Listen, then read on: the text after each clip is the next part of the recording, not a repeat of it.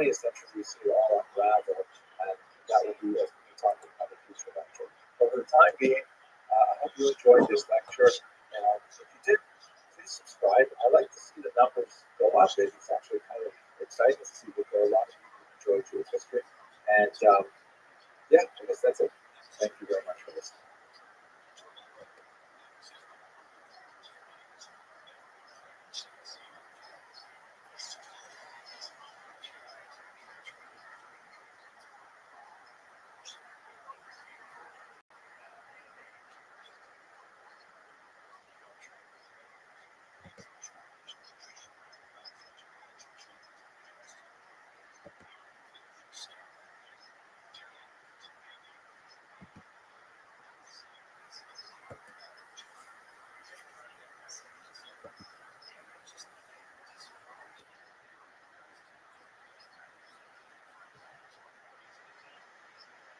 Hello and welcome to Jewish History Lab.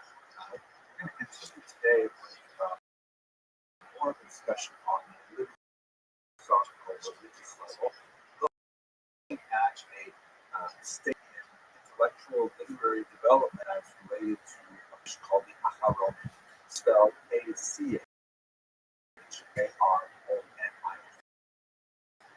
Literally, that term means the latter one, or authorities, and it's a contrast to their predecessors known as the Rishonim, or called the first ones, that we spoke about in the previous class. So let's go in and try to understand who exactly are the Acharonim and what are they all about. So let me remind you of a discussion we had in the previous lecture about this notion of the decline of the generations. In Hebrew, Yeridat Hadorot, the decline of the generations. There's this idea, which is religious, philosophical, that the closer a population was to the moment of revelation at Sinai, shown here, by the way, this great picture of Charlton Heston as Moses in the great Cecil B. DeMille classic, which had a big influence on me, really. I was overwhelmed when I first saw this movie.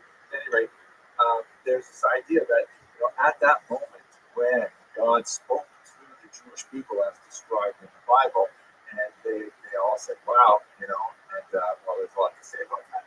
That was like the greatest sort of spiritual sensitivity on a large population that ever occurred in human history. And it's all been downhill since then. As we go further and further away in time from that revelation at Sinai, according to Jewish theology, people get less and less spiritually sensitive. Now, this does not mean that you become less intelligent. In fact, there's a very basic principle that goes along with the decline of the generations, that later generations are considered more authoritative for a host of reasons that will not concern us here, but basically much more familiarity with social innovations, technological innovations that are big, more on the grasp of material that might not have been available to earlier generations. Just on a simple technical level, like my phone has the entire Talmud and all of its commentaries that have ever been digitized on it right here in the palm of my hand. So in many ways, I here living in the 21st century have at my moment's reach, books that 500 years ago most scholars would never have been able to see because they were just in manuscript and so on.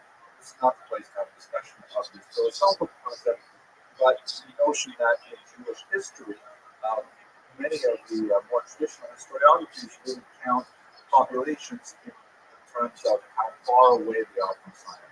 So we have, for example, the generation of Sinai, which is called the Dor Dea, the generation of knowledge, because they fulfilled, quote Isaiah, with the knowledge of God, despite the behavior that's described in the Bible. Then you have, I'm just going to summarize some of the major levels. The post-Babylonian exile, which represents a big step down, but nevertheless still living in the Temple era, Second Temple era, of course.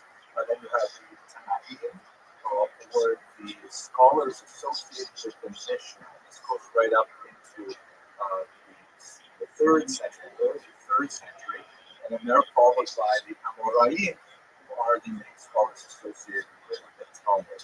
And as I mentioned, I'm I'm skipping over kind of like subdivisions within these generations. Sometime after the Amoraim, then you have the so-called Rishon, first ones, and they represent such a significant shift in the type of thinking and the types of things that they did for research that we have a whole lecture alone on the Rishonim. I encourage you to go back in the series and listen to that if you want to know more about the Acharonim.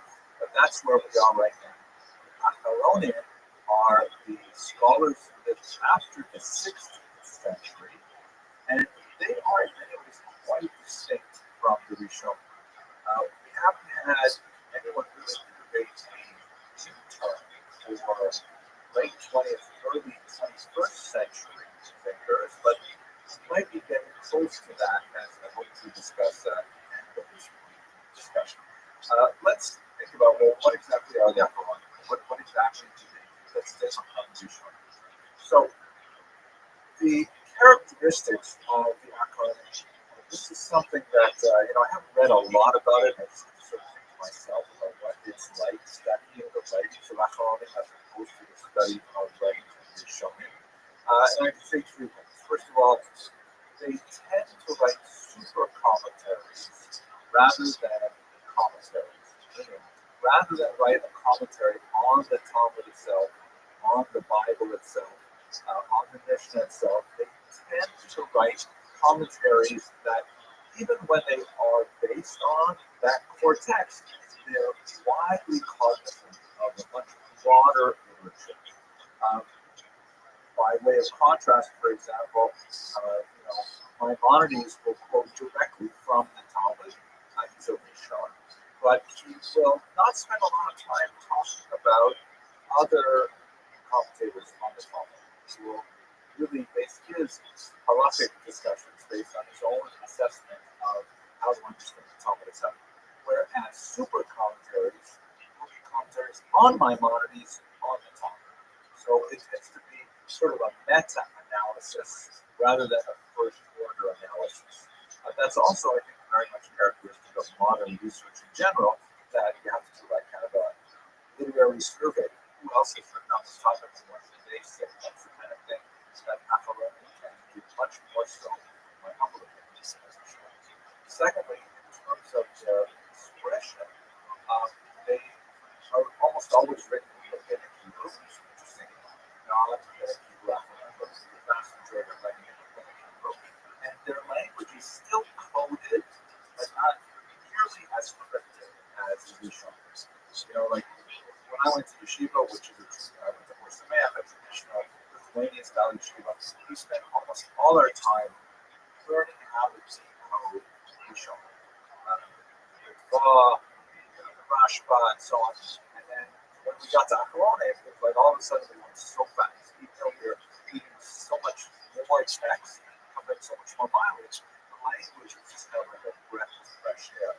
But Rishonim, every single syllable, every single little jot and tittle in the text, so much, and you have to pause and contemplate what it means and possible ambiguities.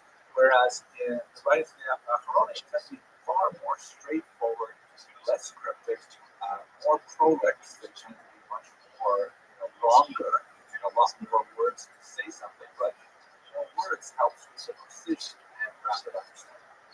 And third, in general, they tend to lean towards the pragmatic. They still deal with theoretical questions, but those theoretical questions are not pure theory. They tend to be linked to an actual situation. They tend to be linked to a specific question that was raised about a real life case, and they would result in some embodied information that they've accumulated in order to bring it to bear on that particular issue. Those are three characteristics that, in my humble opinion, are associated with Acharonim. It may be helpful in this context to look at the first author who is widely considered as the initiator of this era, a liminal character whose writings really straddle the period of Rishonim and the period of Acharonim. And this is, of course, none other than Rabbi by Yosef Karo, the author of the Shulchan Aruch, as this book and subtitle explains now. who was this individual? He's a fantastic scholar, remarkable legal scholar, also a Kabbalist, as we shall see in the next lecture, God willing. And he is the author of the most widely used code of Jewish law, the Shulchan Aruch, the set table. However, why don't we call him Maran, which is the title of respect, like our rabbi? Why don't we call him Maran Shulchan Aruch? Why do we call him Maran Beit Yosef, also by the way known as Hamechaber, the author, as we say. This is really the model of all of them. So the reason is because his magnum opus is not the Shulchan Aruch. In fact, he places much less emphasis on the importance of the Shulchan Aruch. His greatest work of scholarship is undoubtedly this incredible work called the Beit Yosef, which is a Rishon-style commentary on an earlier code called the Torah. And what he does with the Torah is he begins this kind of meta-analysis, and he really goes deeply into the sources, once again using the kind of pragmatic tools to draw out the theoretical foundations of the decisions as laid down in the Torah. Now, amazingly, he went and he wrote commentaries on other great codes, such as Maimonides' Mishnah Torah, and when he had finished all of these, only then did he go on to write the Shulchan Aruch, which he clearly intended, actually, not as the primary text to be studied. He hoped that people would study his Beit Yosef and his Kesef Mishnah, other works like that, on other great commentaries. The Shulchan Aruch was intended to be kind of like a short form of all of the decisions that were reached after having discussed all of the previous codes. And he actually intended for people to review it every 30 days. Can you imagine studying the entire Shulchan Aruch every month? But that's really what he was kind of like a short form. It was a concise version of the much longer Rishon style, but in terms of thinking that he put into his earlier context. So the Beit Yosef is considered widely the last work of the Rishon era, and the Shulchan Aruch by the same authors, considered the initial book of the period of the Acharonim. He also had a fantastic and amazing life, which also straddled the great Iberian Jewish population, who was among the exiles from the Spanish expulsion. As a child, he wandered throughout Europe and Constantinople and ended up in Sfat, which, again, I hope to speak about in our next lecture. Fascinating. So that's sort of like what the Acharonim are all about. Let me just ask one last question. What about the period we're in right now? It's been a long time, 5 centuries that we have been thinking about Acharonim and writing on Acharonim. Is there something new? Are we in a post-Acharonim period? So there are definitely Acharonim who are still alive and well and working as Rabbi Kamenetsky is one of the greatest rabbis, very widely respected in Israel, whose work clearly belongs in the genre of the Acharonim. But there's an interesting kind of development that, and I'm kind of going on a limb here, this is not really my area of expertise. They say that historians shouldn't talk too much about our own times because we like pressing our windows up against the glass. But when I look at like new books on Jewish thought, particularly in Halakha, which is the Jewish law, where the Acharonim tend to be concentrated the most, I see an interesting phenomenon of hyper-specialization, partially assisted by technology, because now, if you want to find everything that's ever been written on even the most arcane subject, it's simply a Google search away. Obviously, there's some specialized databases and so on, but it's accessible. And so all of a sudden, a person can accumulate an incredibly broad grasp of what has ever, anywhere been written about a specific issue and write a book about how these things come to pass. I'll give you one example, which is kind of amazing. I'm sure many of you who are watching this are familiar with the custom that on the holiday of Hanukkah, one should eat foods associated with oil, right? The oil is put in the Hanukkah, the candelabra, and so on. So one of the most common foods is latkes, and also donuts, which are known as sufganiyot. So in Israel and in Jewish neighborhoods all over the world, there's lots and lots of sufganiyot that are baked and available for this holiday. They tend not to be, at least in recent times, they tend not to be what most Americans think of as donuts. They don't have a hole in them, but they are hollow and they're typically filled with jelly or custard or something like that. I know you don't really want to hear about this, but there's a reason for this. And just a couple of years ago, this remarkable, perhaps post-Aharonic work came out, so-called Sefer Emek HaSufganim, the Book of the Valley of the Donuts. And the subtitle reads that it's all about the custom of eating donuts on the holiday of Hanukkah. And it's a massive tome, actually, hundreds of pages, all about eating donuts on Hanukkah. So part of me wants to think that this is clearly post-Aharonic, that we've gotten to such a level of specificity and detail that we can produce these massive works on Jewish law and thought related to something as prosaic as eating donuts. And it remains to be seen what's next. What are the post-Aharonics like? I don't know how long this can last. I have a feeling there's some great thing on the horizon, but we'll just have to wait and see. Anyway, I hope you found this brief lecture useful. If you did, please consider subscribing and getting involved in the channel. It's really nice to see so many people really interested in Jewish history. Thank you very much for watching.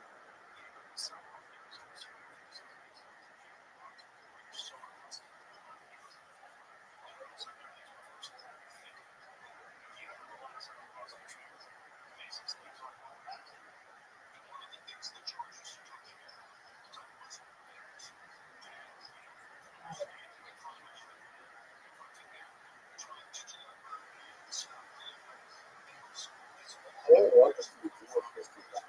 I'd like to take a few minutes following up on the discussion on the Aharonic to look at a period of Jewish history that I find like most periods of Jewish history absolutely fascinating. And that is the global explosion of spiritual, literary, religious activity that occurred in the northern Israel city of Safed, This is a remarkable period of spiritual effervescence that emerged in the 1500s in Spanish expulsion. In fact, in many ways, was related directly to the Spanish expulsion. So let's have a look at it, something introspective there, why this was so interesting. As we have seen on many different occasions, the Rothschild occurred in Jewish history as a result of Spanish expulsion.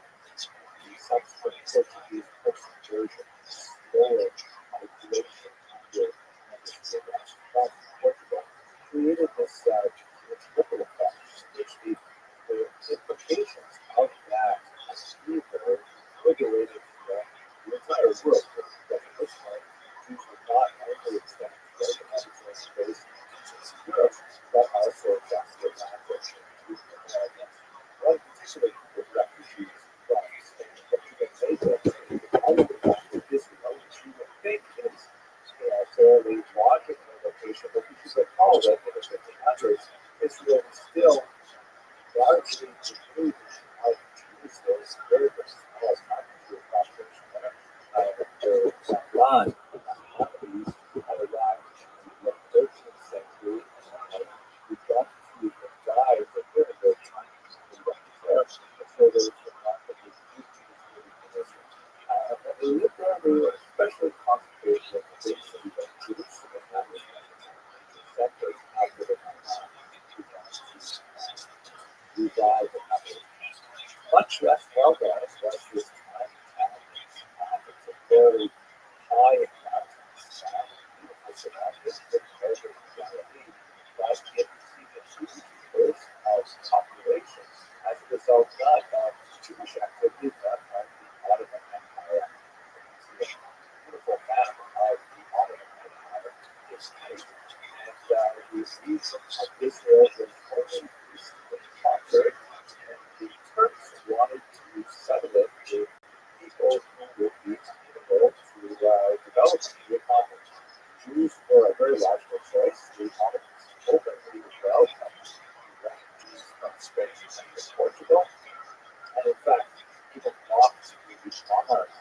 idea of sort of, moving out directly, but the audience felt such a valuable resource.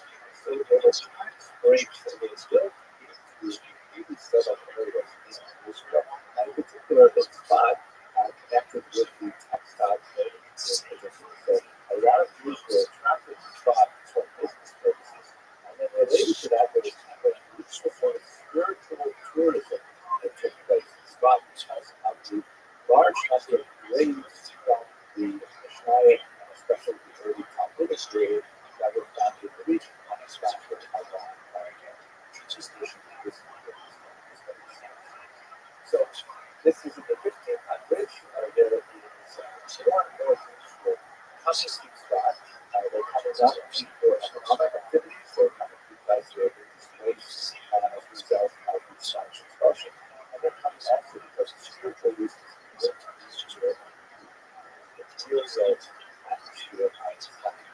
It is a huge just take just a few minutes of what is the knowledge.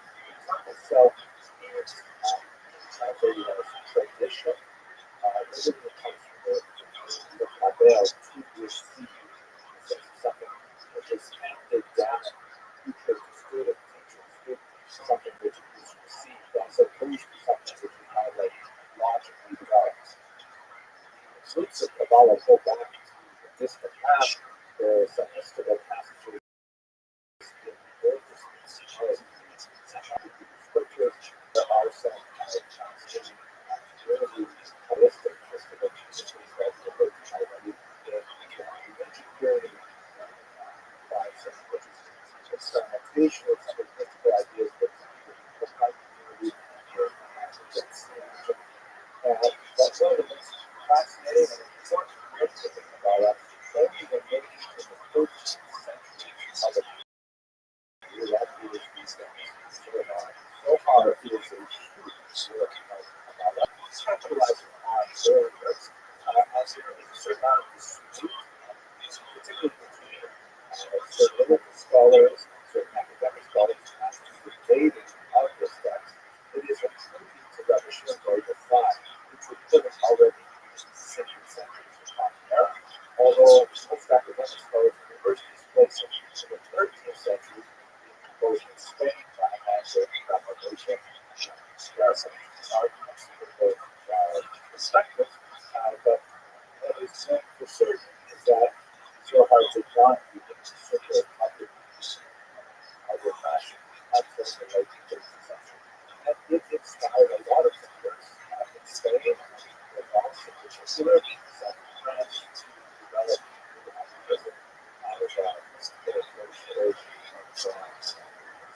And one of the elements that derives from it perhaps most systematically is the tree of life, or eight sky, with the diagram shown here, inspired by the model that described by Soha, which essentially describes seers as 10 CEOs. Spira is tried to translate it with the word sapphire, sapphire. It was written somehow the word sphere, but basically what it refers to is some emanations of godliness descending as it were from the insect God into the finite world. I have to discuss the different ways of this approach, but basically this is sort of like the architecture of the universe as it is understood as the illumination of God's infinity to finite world. The terms all have various characteristics, and it's not their judgment around supplementing of wisdom, understanding, ways, but basically, Calvinist Unitarians here thousands of years of structure. The impact this had on the human soul, but the human soul was opened up, and to a certain degree, Calvinists would also be interested in what's like merger provide us that is once we have this knowledge, such can do so. For example, I used to have to twist or can we accelerate the period of time in which the real remains repeated. There were also some popular magic associations with robotic spells. Spells, amulets, and such like that. Now, the Tree of Life is not the only representation of this kind of architecture and equations. You see here, for example, classic era, Rabbi, all the first years are kind of like nestled one with the other. If you look carefully, you see the feature is the colors and symbols represent different aspects of that. That is represents the intensity of what I say so long. But we're not going to get into the essence of all of this short concept. What is the great concept? So, in spot, we have remarkable depth. In a very short period of time, the people were deeply involved about. Here, for example, the way we have the stellar outline, located in spot, you see at the top here, architects, the author and narrators of the factor being focused. It has some Friday night synagogue, is one of the earliest of the populist of the future. And what you have is son-in-law and his greatest people. They were up, whether the ship from the airboat, or the metals, details, Portuguese refugees, Scott, that they are not students. The space how we use that. Such as the Buddha, Ashkenazi, who came from Egypt, over to study under Egypt, a very brief time together, and when the man passed away, the Rabbi would pass away later after that, the tragic aspects by the communist side very young. But anyway, so many of them were concentrated within this short period of time. Really got half a century in the middle of the 1500s in this region and a tremendous amount of activity. So, one of the distinctions that I will mention is Kabbalah and the time, Kabbalah and the Rabbi, is that the teacher, Rabbi Rothschild, the student, Rabbi Aslan, had a different selection as to how to teach the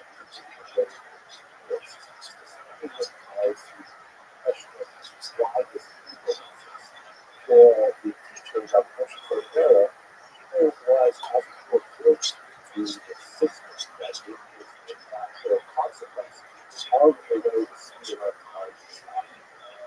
Yes, the idea people just created as a result of science and the early capitalism, which we accomplished without taking wisdom of the vessels. But particularly when the universe was created and the ones who came provide or due to the medical whose place containers of the rock and the not handle the overwhelming secret of happiness and just the earth as a whole absorbed the combination of godliness and actually play that healthy outside of the vessel. I know this sounds confusing, but basically that's the material world comes from that everything that we have, like home, this book, they all have a mixture of godliness, which is somehow very the physicality of it and allowing it to exist. But at the same time, there is the shell, kippah, that is formed from the original vessels that were being contain darkness. And the nature of ideas that emerges from the age of all of the idea energized, not just the way that you see them, we borrowed everything from the ideas and teachers of it. So there was the idea that humans have extremely important roles in marriage and the rest of it, they start to holiness that are buried within the physical universe. That is the goal of Jews in particular, but humanity as a whole, is to raise up the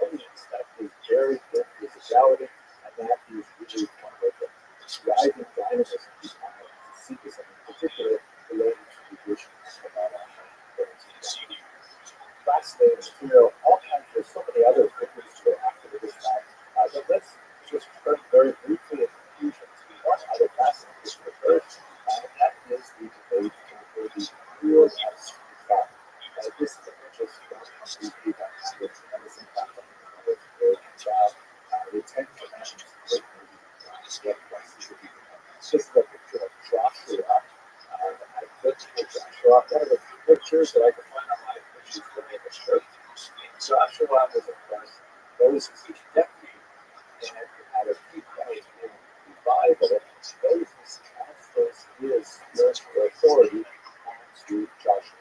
To a process of Peter as the thought or ordination for his transfer. This literally means the laying on the hands. So the hands are just the head and put your weight on it. You answer your authority. There's a lot of interesting discussions of this in the conference. Now, in ancient times, the spiritual leadership took Moses to Joshua, always the prophet himself is something that was preserved for the time. But it was lost as a result of the deprivations of exile from the ancient period until the 1500s, where we were Jews. But the thing is that Yaakov Beirab said, wait a second, we have the greatest minds of all concentrated years in this world of Israel. By the way, the great elder sage Rabbi Joseph Caro discussed in the last video the author of the Shulchan the author of the great Joseph. He was in stuff as well. So that they said, you know what? We should all get together. We should all agree that, for example, Rabbi Joseph Caro is the great sage of the Jewish people. And then there's very good arguments made for that. And we will collectively portray Rabbi, not in the sense of just a throwaway title, but an actual rabbi like Joshua was a rabbi that Moses gave. And then once he has that authority, then he will give others, including Rabbi including Julia,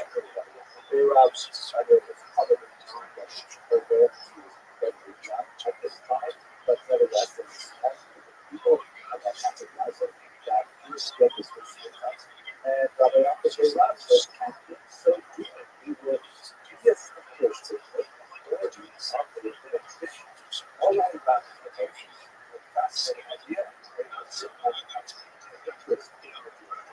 But there are many rabbis outside of Israel, particularly the great spectrum. And unfortunately, as a result of much controversy, this is nevertheless, broad excitement around Torah and Kabbalah just happened. Okay, I hope you enjoyed this very brief discussion. I have lots more videos online that deal in particular with the neural studying this work. But if you like this video, please subscribe. It is really nice to see the numbers increasing. I love what some people enjoy studying because I don't have the full speaker here.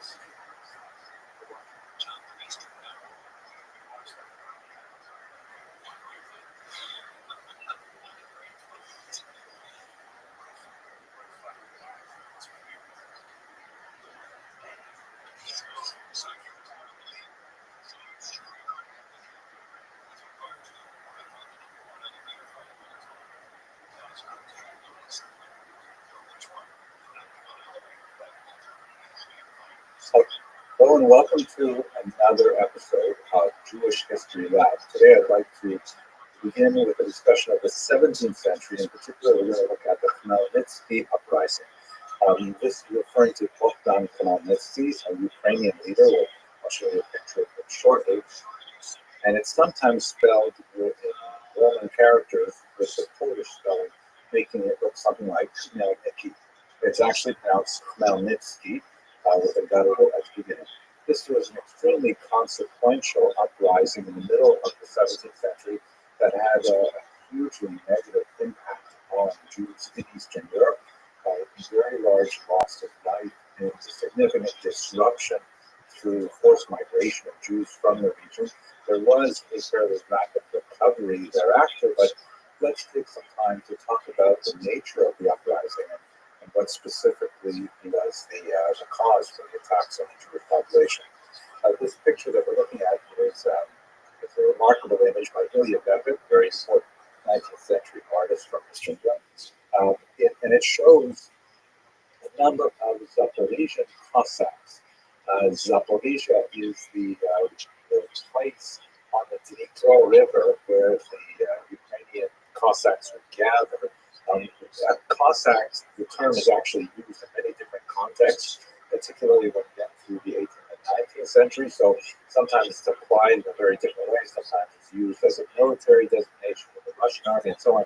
But the original Cossacks, or Kozake, were these kind of freebooters, these cowboy types who fled typically from their owners where they were serfs and created these pretty much all male settlements in fairly remote places such as the rapids on the Dnipro River. And there they engaged in, some kind of I'm not sure what the right word for it is, sort of like nationalistic piracy, where they would raid enemies of the Ukrainian people, which was still kind of like in formation. This is before the great national awakening of the 19th century, but definitely there was an ethnic group that had a very common language and were overwhelmingly Orthodox, that is, worshiping Christian Orthodoxy, as opposed to Catholicism. We'll get to that in just a second.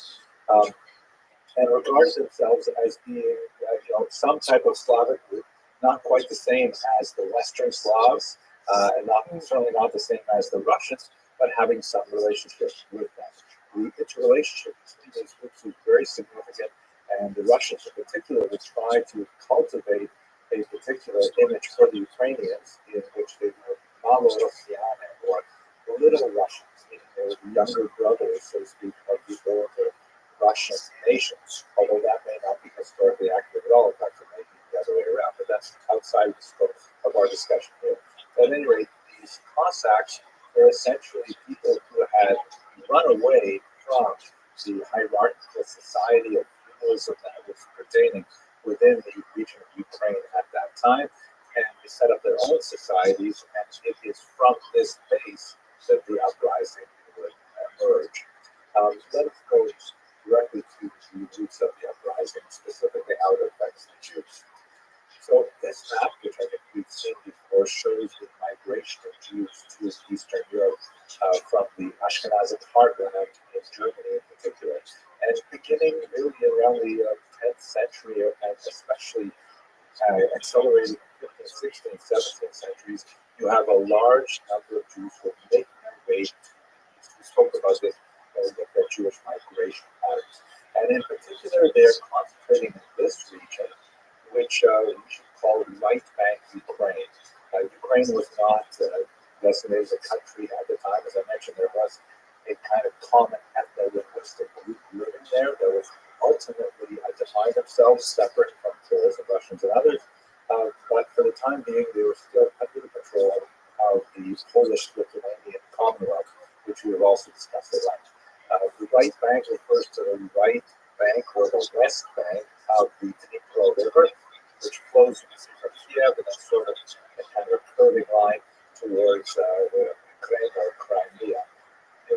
Along this river, then you have Zaporizhia, where the Cossacks are housed, and a large number of Jews are settling in this region. What are they doing there? Well, economically, the most important thing that they are doing is they are acting as middlemen between the Polish nobility and the Ukrainian peasants.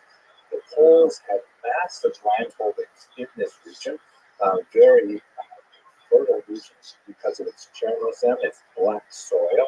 This is the region called the breadbasket of Europe for good reason. And the Polish landlords were, very keen on hiring the Jews to manage these massive estates while they lived in the Polish heartland to the north and to the west. And so the Jews, in accordance with more of the medieval pattern, would undertake to be arrendators. The arenda is essentially a type of tax farm, and we've seen that before in the medieval period, where the nobility, which would actually own not only the land, but own the town, own, the bread center, own the bridges, own the orchards and the forests and all kinds of things, they would the entire territory to the Jews and demand a certain amount of payment on a yearly basis. And they authorized the Jews to act as a community to essentially tax the local peasants in whatever way would be effective at raising the amount of money that was contracted. This type of tax farming is, perfectly acceptable way of running a kind of rental relationship, but it can become exploitative very easily, particularly if the Polish noblemen say, you know what, we're doing well, we're collecting 1,000 zloty from our territory this year, let's up it to 1,100 or 1,200 the next year. Those who are entrusted with collecting those taxes, of course, let us not recall that the Jews have to collect more than that tax, and the difference between what they have to pay to Polish noblemen and what they charge the Ukrainian peasants is what they get to keep. So it is an inherently exploitative system, particularly if the noblemen get greedy and demand more and more. The Jews have to go back and try and find new ways to get that tax out of the peasants. So that tax could have been developed in a whole variety of ways. So it could be taxes on produce, it could be a work tax type of Rabbi, which is called Rothschild at that time, or it could be a tax on using services like bridges or hunting in a particular forest, or even, as was alleged by many folktales, use of the church. For example, if a Ukrainian peasant had a child and wanted to baptize the child, according to widely perceived beliefs, Jews would charge to use the keys to get into the church. This has been widely disputed because it is kind of an inherently offensive thing, but there have been some researchers that have argued that in fact this did happen from time to time. At any rate, it is the kind of situation where the Ukrainian peasants would certainly resent the Jews as the leading edge of Polish authority and Polish demands on their autonomy. Now, the Jewish Arrestator was the backbone of the economy, but it was not obviously the only thing that Jews were doing. Jews were involved in all kinds of other small crafts and small time commerce and things like that. But perhaps the most significant related to the latifonia was the fact that Jews were frequently involved in innkeeping, as you can see in this remarkable 1928 image by Gustav Gorati. The so-called Kretschmann, or the inn, which was typically manned by a Jewish family, was not because the Jews were specifically interested in the hotel hospitality business, but because the noblemen often gave the Jews a monopoly on the production, distillation, and sale of alcohol. This was something called propinatia. And so the Jews could control this entire industry and tax it and then pass along the profits to the Polish government. And this was one of those awkward moments where the Jews occupied a particular position in society where they were providing a service which was obviously part of the population, especially if they're operating on credit. But it's the kind of thing that can build resentment as well. Alcohol is certainly not something that is, conducive always to the maintenance of a healthy society, particularly in excess, and also the credit for the consumption of alcohol is something that we certainly wouldn't want to encourage on the domain. And so you can see why resentment could easily build up against Jews because of their roles in the entire economic structure. Note also in this image there is a Jewish klezmer artist. This is something that was especially associated with Eastern Europe. Jews' idea in more like considered to be much more urbanized, living in small villages and towns as opposed to the spread out countryside are much more likely to form bands and to develop professions such as music at this time. At any rate, it was an environment that was ripe for an eventual confrontation, and this happened in 1648. But this man shown here, Wodan Kramnitsky, capitalized on this event that was right. These Cossacks who had fled society because of their unhappiness with their serf owners and so on, and he gathered together and in a proto-nationalist movement led them in massive attacks against Catholic Polish landowners and their Jewish agents, their leaseholders.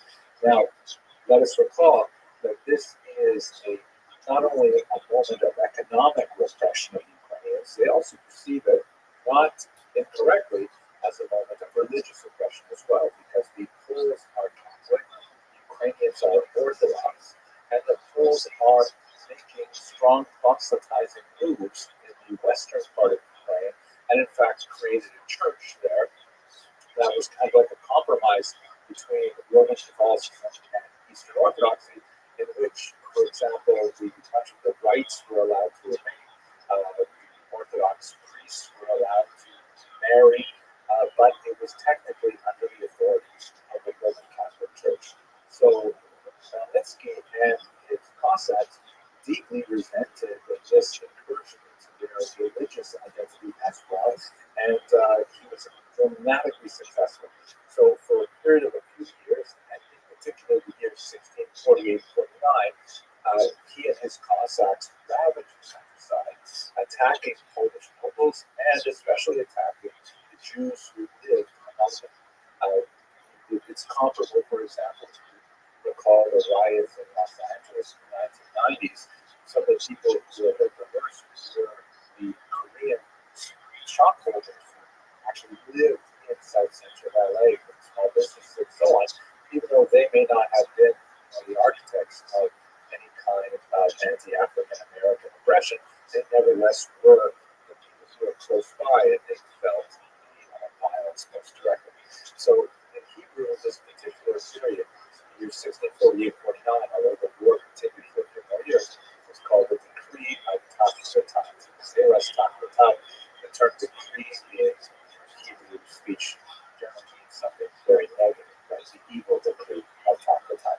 And it lives on in Jewish liturgy as a period of phenomenal violence and pogroms. Really like kind of archetypical pogroms of Eastern Europe for their horrific attacks to non-Jewish populations. These are recorded in several chronicles. Perhaps the most powerful is one by Nathan of Hanover, which is in Hebrew, Yeved Sula, a quote from the book of Psalms, translated as the abyss of despair. This is available in English translation. And it's actually quite a powerful piece of historiography as well. The demography of the attacks is probably grossly inflated in Hanover's account. We have no good way of calculating the size of the impact.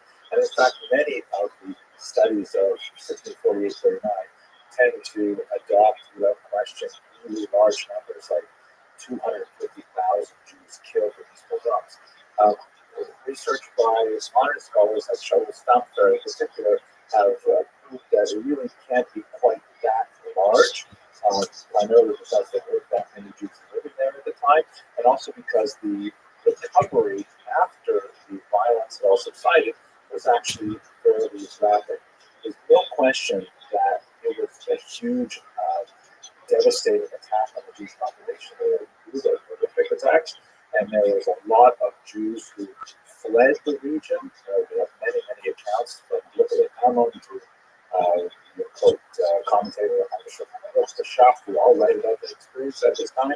But the numbers that are commonly about are probably large. It's probably in the tens of thousands, a horrific number, but certainly not in hundreds of thousands.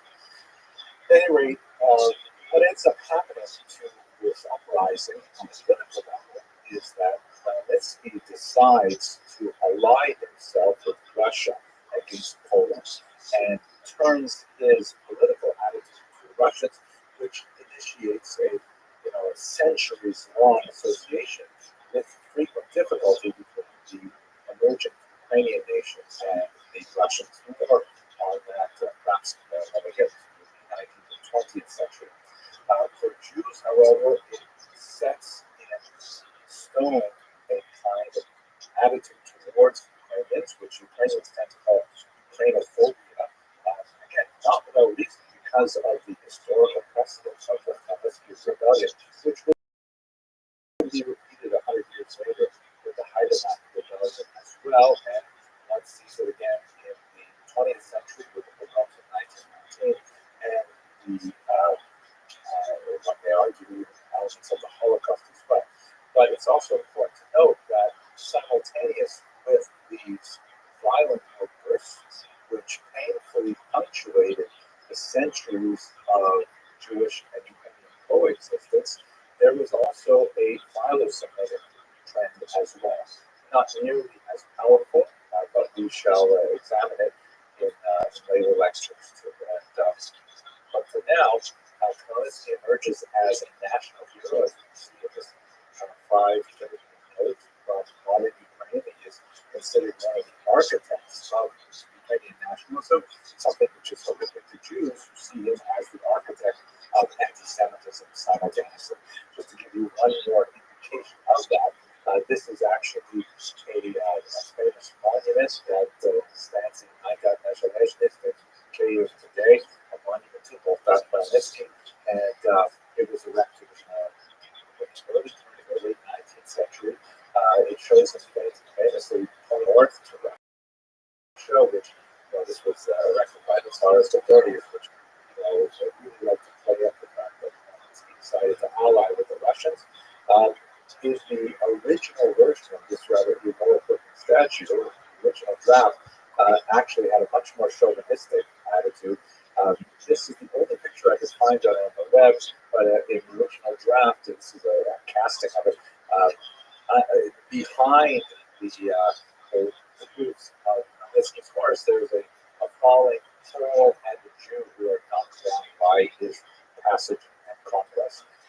Which explicitly stated if this draft were to have been accepted for the final version, that Khmelnytsky succeeded by beating the Poles and the Jews, which is a metaphor that many Ukrainian nationalists might wish to absorb even today. At any rate, this sort of moment in time encapsulated for both Jews and Ukrainians a vision of each other that was not conducive to a rapprochement. In fact, really only comes to the early 20th century, which we'll have to speak about in another lecture.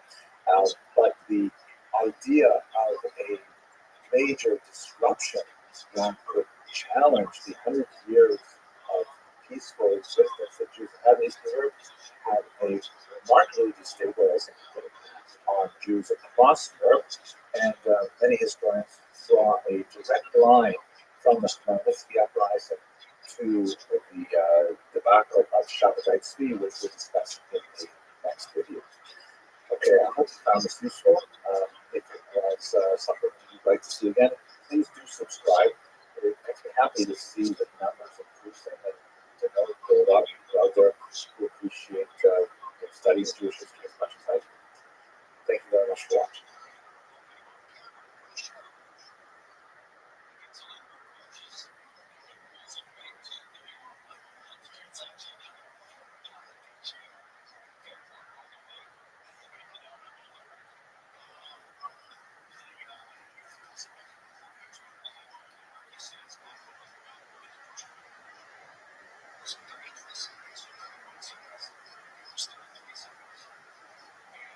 Hello and welcome to another video of Jewish History Classes.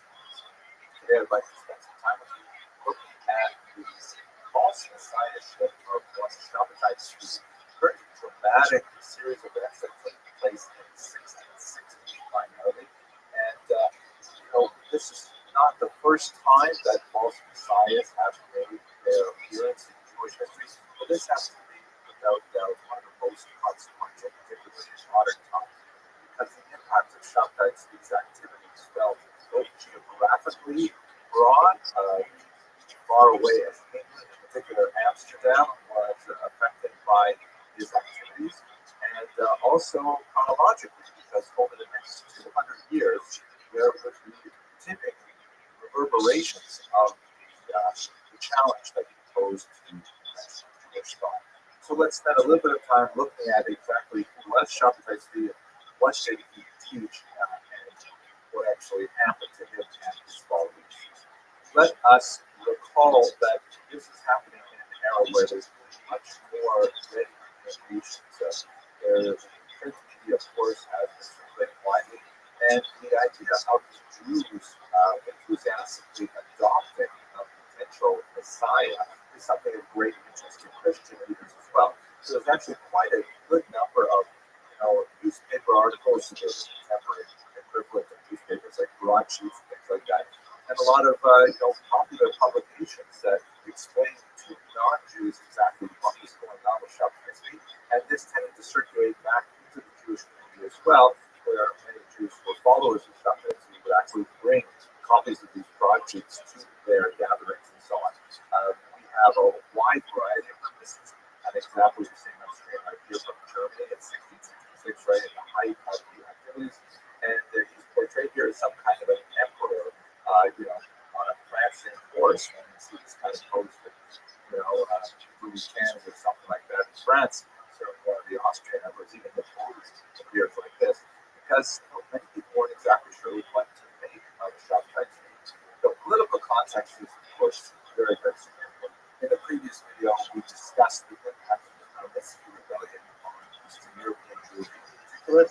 There was a follow-up conflict between the Russians and the Swedes that had a similar kind of repercussions among the northern communities in Eastern Europe, and it resulted in a huge demographic of people, as were a lot of migrant Jewish populations who ran away to flee violence. We see an example of it in journalist of Nicholas Hamel, a woman who lived in German territories, who writes about the displaced population. It reminds me as well of the post-Holocaust era, in the sense that my own grandparents took orphans from the Holocaust, displaced people, and they wanted to was raised alongside his father, his like their brother.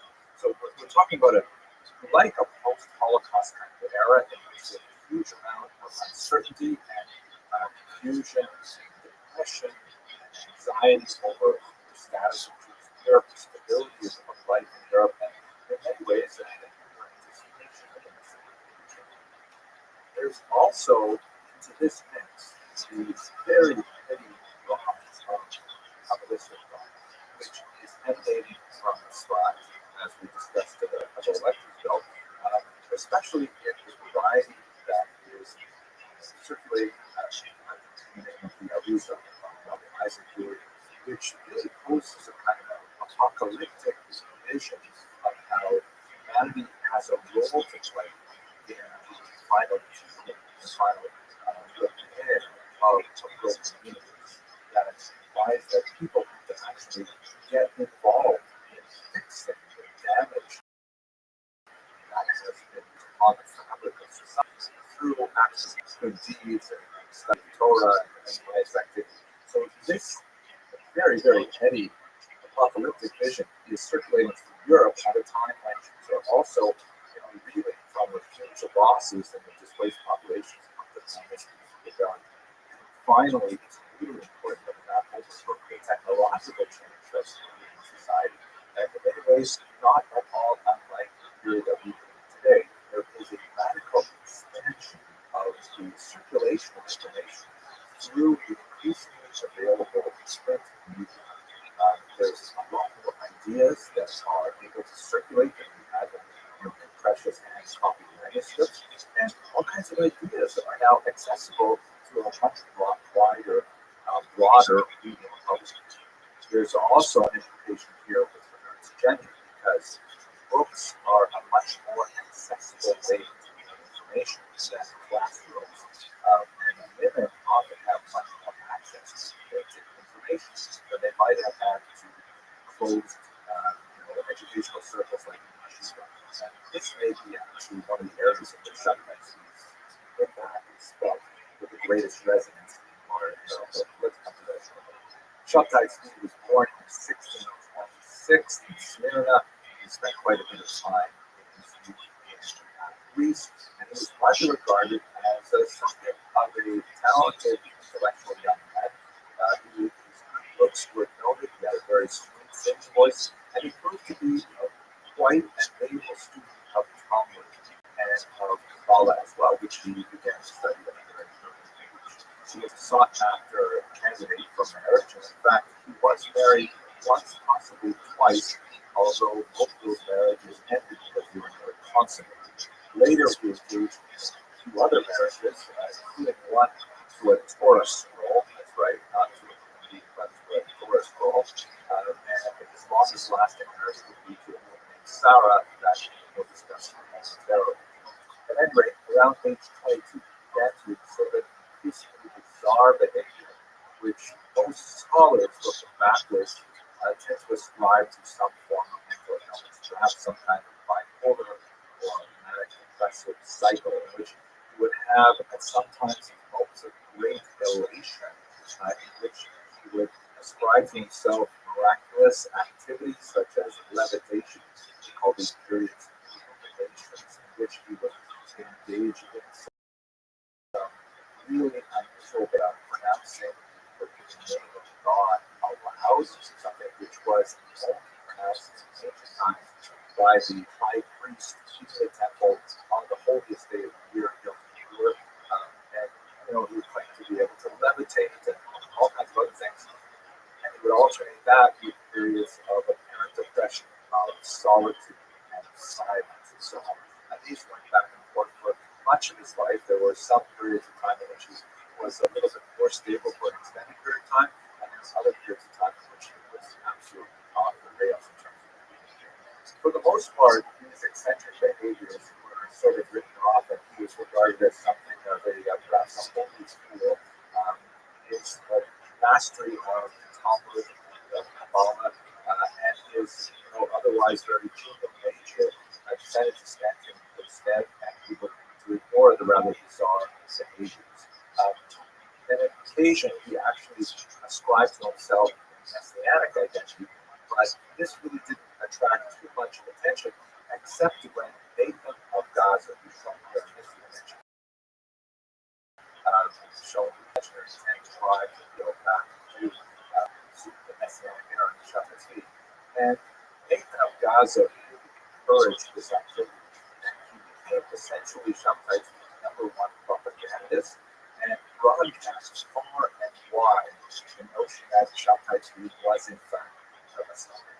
This was something which was certainly not good for Shabbat's mental health, tended to enable the worst aspects of his mental illness, and encouraged him to explore further his delusions of grandeur. So, what were the characteristics of the things that Shabbat was? First of all, as I mentioned, at the peak of his mania, he proclaimed himself the Messiah. He would regularly hand out various titles, the King of Europe, things like that, to his friends and associates. He would demand of them various acts of obeisance, which typically involve antinomian behavior. Antinomianism, we should really define it here. This is perhaps one of the most characteristic elements of his activity, and the one that garnered both the most enthusiasm among his followers and the most criticism from his detractors. Antinomianism means basically anti-law behavior, almost anti-law injury. And he would take the strictures of Judaism and the calendar of Judaism, and he would simply turn them on its head. He would proclaim fast days, now feast days. He totally disrupted the calendar. He once celebrated the three pilgrimage holidays of Passover and Sukkot and Shavuot all in 1 week. That's spread out throughout the year. He regularly, as I mentioned, pronounced the name of God aloud. He would transgress the Sabbath in various ways, and these were quite alarming to traditionalists. But people who saw him as the Messiah would read into these behaviors a type of new evaluation of the laws, in particular things like taking the fast day of Tisha B'Av, the 9th day of the month of Av, which is regarded as the national day of Jewish mourning for the destruction of the temple. But the prophetic teachings to say that that particular day will become a feast day because it will herald the birth of the Messiah. Shabbat Tzvi also, by the way, claimed to have been born on Tisha B'Av, which was very convenient, perhaps intentionally so. So by making that into a feast day, that was something that really appealed to a lot of people and was in line with his claim to be the Messiah. perhaps the most tempting and certainly salacious aspect of his antinomian behavior was his argument that traditional rules of sexuality no longer apply in the Messianic era. And there's quite a bit of free love happening in Shabbat's community with the exchange of spouses, and he himself, as I mentioned, he actually married a woman named Sarah, who was of questionable reputation. She was apparently an orphan from the massacres that we discussed last week, and she had quite a broad kind of range of experience. But Shabtai Tzvi saw in Sarah his opportunity to fulfill yet another type of messianic prophecy, just like the prophet Joshua married the woman of the so he would marry Sarah. She actually would remain by his side right through their end. So this, kind of licentious behavior and challenge to traditional norms was something that was really very controversial.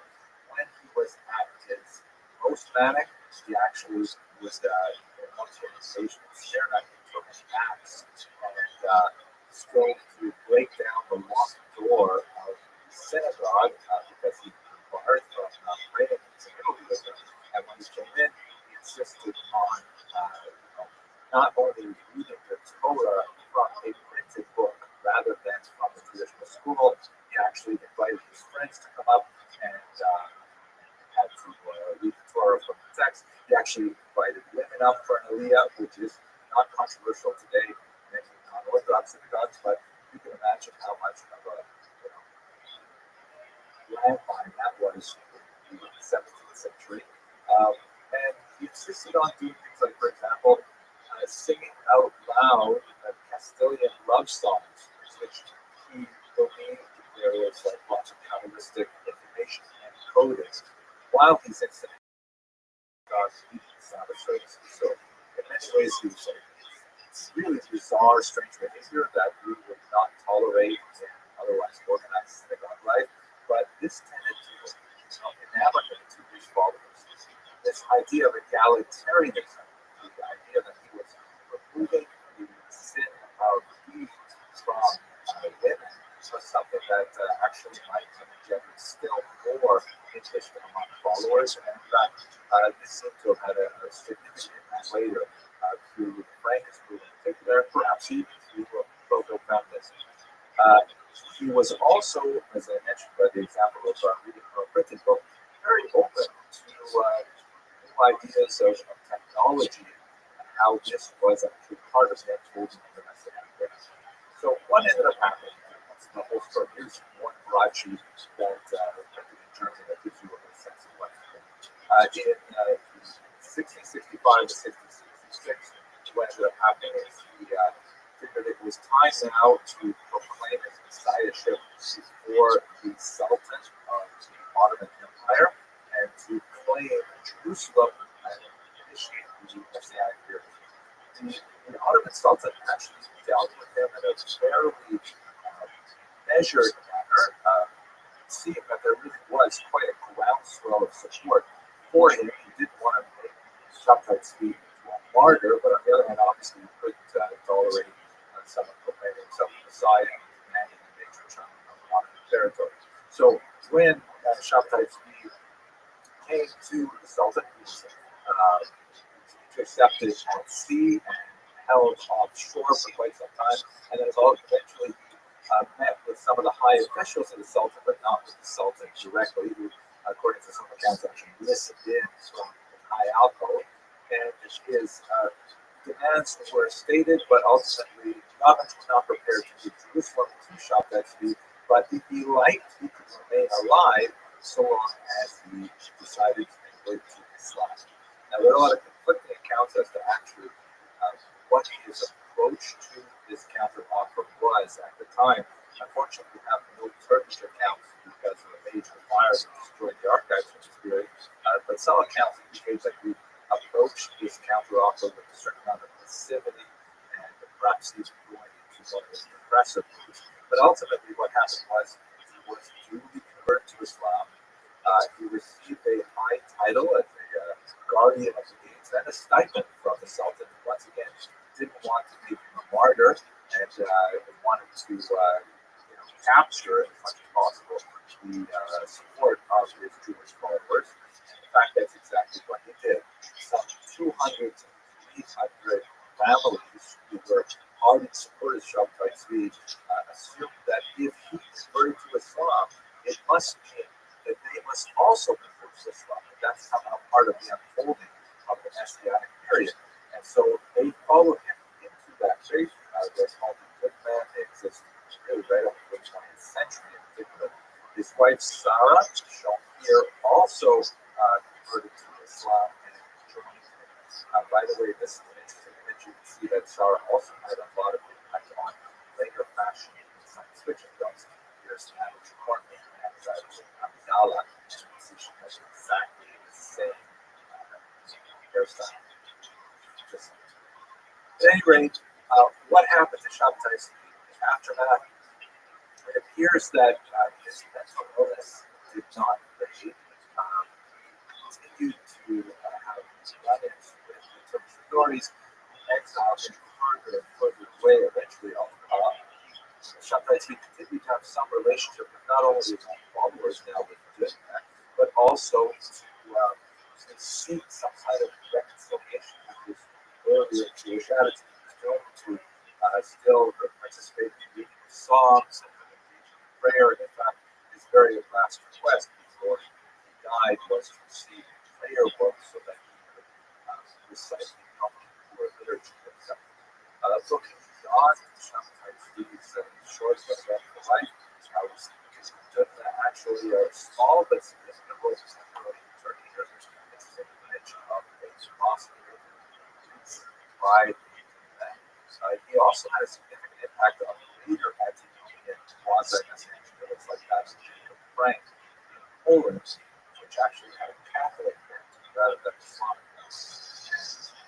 Perhaps the most significant for our purposes, looking at Jewish history more narrowly, the charge of Sabbath Judaism continued to proliferate throughout Europe for the next 200 years. Major figures, including Joseph Irish is shown here, the great Rabbi, the Rothschild author of the Silk Time, were accused of harboring Sabbathean beliefs. They were definitely Sabbathean circles, sometimes openly admiring Shabtai Tzvi, much more commonly, however, kind of secretly purporting to circulate his doctrines and anticipating even his resurrection as the Messiah, which is his Christian idea that nevertheless found expression in so that's a quick look at Shabtai Tzvi's career. I do have a few other longer lectures on this, which is more. But for the time being, I want to thank you for watching. Please do subscribe. It is nice to see that the number of viewers is significant. And thank you very much for watching.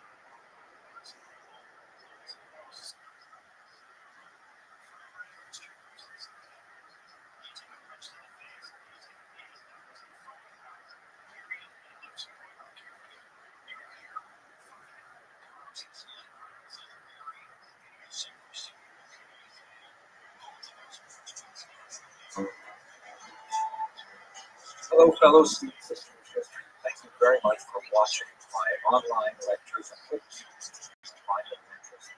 Today, I'd like to announce something really exciting. As many of you know, I've been working on a 3-volume history of the Jewish people for foreign publishers and universities. And as far as the online lectures go, I'm about 2/3 through the material, specifically in the Jewish History Lab series. Now I'm working hard on getting the text version just right. And so to that end, I created an online course that's going to be massively open to anyone who would like to join, specifically to allow you to interact with the videos that are already available online, but also with some self-guided quizzes that are automatically graded, so you can get a sense of how well you absorb the material, some more interactive opportunities with myself and other members of the class, and most excitingly, you're going to get a good look at the draft text of each chapter as they are prepared for the next few months. able to actually comment on the text in this course, which will give me a chance to really improve it. So when we finally go to print, it's going to be something that is literally crowdsourced with your input. So it's really great. I'm very excited for the prospect of learning what lacunae you observe in the work that maybe I should add in some more details. What areas may be perfectly clear to me, but perhaps I'm not explaining very well. It's going to give me a sense of how I can change perhaps the presentation material. I think it's going to be absolutely fantastic. The course material for this first course is going to cover the first volume. That is biblical Jewish history. We're going to go from the pre-Abrahamite era of Israel before the arrival of the early Hebrews. We're going to go through a discussion of how to approach the Bible as a historical text, archaeological record. We're going to look at the Assyrian exile and the 10 lost tribes. We're going to look at Babylonian exile and the return. We're going to try to understand something of the world of the sages of that period. We have revolt to the first revolt against the Romans, the birth of Christianity, and the second revolt, of course, was the Rothschild. We also look at topics like women in the ancient period and early diaspora periods. And I think it's really fantastic. If I didn't teach this course, I don't have to take it. So please have a look at the link that's produced below. And I would love to have you in this course. I hope you enjoy the lectures and take care. Thanks so much for listening.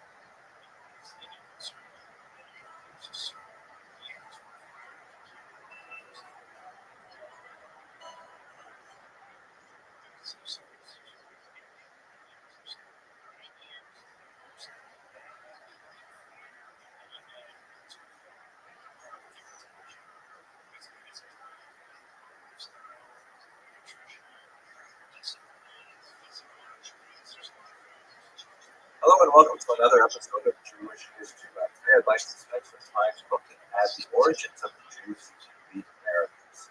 We're all familiar with the famous voyage of Christopher Columbus that, of course, coincided with the expulsion of the Jews from Spain. And one of the most fascinating questions regarding that specific moment in history is the question of Columbus's own identity. He himself liked to kind of cultivate the idea that he might possibly be of Jewish extraction. As the great historian Cecil Roth once put it, the mystery regarding Columbus's origins is largely the outcome of his own mendacity, which he lived in words like mendacity. Anyway, and as a result, it's equally impossible to exclude or to confirm the hypothesis that he was descended from a Jewish or ex-Jewish family. He himself liked to, use Jewish phrases from time to time and to have some kind of very coded, mysterious things in his signature and elsewhere to suggest that perhaps he wasn't Jewish origin. He liked to use Jewish phrases from time to time. He liked to, kind of very coded things in his writings that suggested that perhaps there was a Jewish background. And he famously, for example, pushed off the actual date of departure in order that it should not fall within the inauspicious time of the Jewish calendar, the 9 days that begin at the beginning of the month of Av and end at the 9th of Av. He actually pushed off the departure so that it would not fall within those inauspicious calendar days. But without doubt, Columbus certainly cultivated relationships with many Spanish Jews and conversos. A case in point that well illustrates his relationships with these Spanish Jewish and crypto-Jewish backers was the fact that after he embarked on this great voyage, one of the first letters he sent back were to two Jewish sponsors, Luis de Santangel and Gabriel Sanchez. Furthermore, he certainly included at least one Jewish member on his group, one Luis de Torres, who was an interpreter, who was baptized just before departure, enabling him to actually take part in this great mission. When Columbus landed at Cuba, de Torres was actually the very first people to actually set foot on the soil of the New World, Europeans that were setting foot in the soil of the New World, and he was dispatched by Columbus to the interior of the island to search for gold. Now, it happens that he did not find gold, but he did establish very good relations with the and he brought back something which would prove to be very profitable indeed. He brought back accounts of how the natives in Cuba like to roll tobacco leaves and then smoke them. So, ironically and unfortunately, it was this Jewish individual who played a key role in actually bringing the habit of smoking back to Europe. Anyway, he ended up settling in Cuba, one of the first Jews on the soil of the world. Perhaps the greatest historian of the Jews of America is Jonathan Sarna, and he points out in one of his works that, quote, the seeds of Judaism sown in mid-17th century colonial Africa fell from plants nurtured in the soil of the Iberian Peninsula. This is an especially important observation because the earliest Jews to arrive in the Americas were essentially refugees from the prolific Spanish and Portuguese inquisitions. Please have a look at this map, which shows the Spanish holdings in blue shades and the Portuguese holdings in green shades. Now, it's important to note that one other place is especially significant for the eventual settlement of Jews in the Americas, that is independent Calvinist Amsterdam. Amsterdam, of course, was not a Catholic country, it was a Protestant country, and it had a deeply mercantile approach to the entire endeavor of settling the Americas, which actually favored the Jews because, of course, they had a long association with commerce. Furthermore, the Protestant ethic extended not only to work values, but also to a certain degree of toleration of difference, which also was extremely helpful for the Jews. So Jews are settling in Amsterdam. They have a somewhat tenuous situation there, but in general, they have tremendous freedoms associated with the expansion of the Dutch West Indies Corporation. If we look here at the Portuguese holdings in what would later become Brazil, the region of Pernambuco is especially important because in 1630, Holland conquered these territories from the Portuguese, and that allowed Jews to openly establish their presence there as believing Jews, and not simply as crypto Jews pretending to be Christian living in the region. So we actually have an explosion of Jewish activities in Pernambuco, in particular in the city of Recife, which was home to about 1,200 Jews in the early 17th century. It's a huge number. Of the European population living in that city, Jews constitute 1/3, which is rather remarkable. And they actually established quite a communal settlement there. They had rabbis there, they had a synagogue, and they had 2 schools. I wonder why they had 2 schools. Perhaps one was Hasidish, one was a little more modern. I don't know.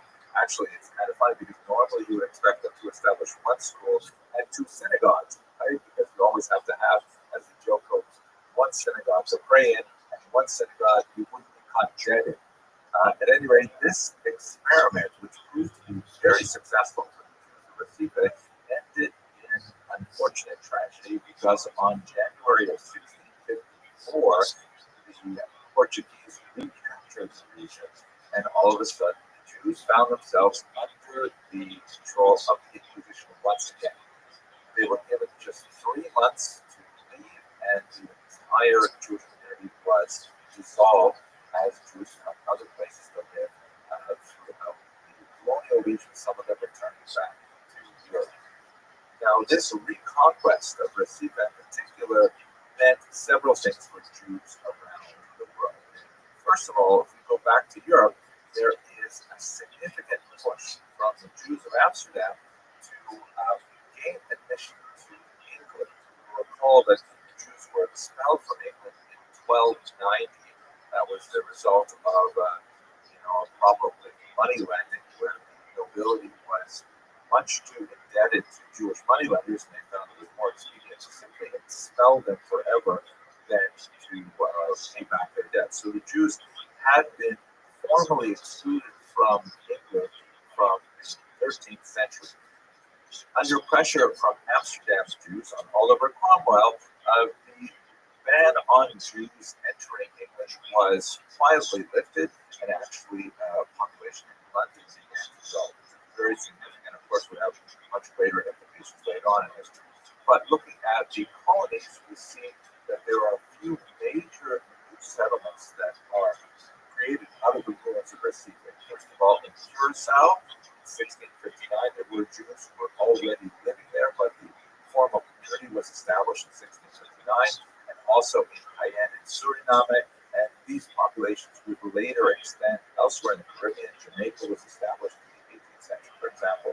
But most significantly, I think, on a demographic level, is the implications of the Jews who made it from Recife to a place called New Amsterdam in 1654. New Amsterdam, of course, is New York, which would be one of the greatest centers of the Jewish population throughout the rest of the Roman era. Now, there were Jews already living in North America prior to his arrival in 1654, but they were, isolated individuals that, came and went without leaving a lasting impact. For example, one Joachim Gauss, who was a metallurgist and an engineer, was living in Roanoke in 1585. He was actually arrested and accused of blasphemy in 1589, and he didn't have much of an impression in Roanoke. Another Jew was Solomon Franco, who arrived in Boston in 1649, but he ended up leaving because he could not post bond for himself as a new arrival in the country. So we have just a couple of scattered individual Jewish explorers, no real community developed until September of 1654, a few months after Recife is dissolved by the Portuguese, where you have 23 impoverished Jewish refugees on a boat called the St. Catherine landing in New York City Harbor in New Amsterdam. 18 of them, according to one account, were women and children. So a small group of bedraggled, penniless refugees arriving in New York ended up becoming the nucleus of the mighty Jewish population. Now, they were met by this man, Peter Stuyvesant, who, I know what you're thinking. You're looking at him and you're saying, wait a minute, are you sure he's not Jewish? I mean, look at that massive, healthy yarmulke that the guy is wearing, right? I have to say, it kind of looks good on him, but he certainly was not Jewish. And I think perhaps the reason why he wore it, perhaps there were faith-based or some even fashion statements. But speaking for myself and personally, I have to say that the men of a certain age and a certain receding hairline find that a large black yarmulke covers a multitude of sins. At any rate, Stuyvesant was himself a deeply religious member of the Dutch Reformed Church. The son of a minister, and he himself was an elder in the church, and he was aghast at the idea of admitting Jews to this new calling, which only had 750 people living there at the time. This was not out of character for Stuyvesant. He was intolerant of many other groups. If they weren't Dutch Reformed, then he was not interested in promoting their settlement. He was especially irritated and energized over the Lutherans and would not allow this Christian group to establish a congregation in New York at the time. So when these Jews arrived from Recife, he wrote to his bosses in Amsterdam and said, listen, can we please expel these refugees? They are, to quote from his letters, deceitful, repugnant, hateful enemies, blasphemers, and he basically wanted to have nothing to do with it. But ultimately, Stuyvesant lost to market forces. Jews in Amsterdam put a lot of pressure on the Dutch West India Company to allow the Jews to remain there. They had suffered tremendous losses with their bank. It should be noted that the Dutch West India Company also included Jews among its shareholders. And so Stuyvesant received a reply that conceded that Jews may not be the most ideal residents, but nevertheless, he was to permit them to live there on the condition that they would take care of their own poor. And that's actually a fascinating kind of point, because this is something that certainly has medieval origins. So the Jews were very focused on building a social support network to make sure that all of the Jewish poor were cared for. They developed a significantly sophisticated level of charitable giving and distribution of alms that prevented Jews from becoming utterly impoverished. But it was underlined in their very first settlement in America that they had to take care of their own poor. And I believe we'll see this repeating itself generationally as new waves of Jewish refugees make their way to American shores, and prior generations of migrants feel the responsibility to make sure that they are cared for. So Stuyvesant was forced to allow the Jews, and lucky for other groups, because Stuyvesant was ultimately forced to grant similar concessions to Quakers and even allow the hated Lutherans to establish a church.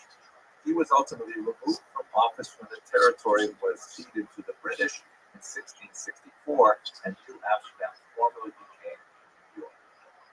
Okay, that's a very quick look at the origins. In the next lecture, we're going to look at some of the major generations of migrations to the Americas.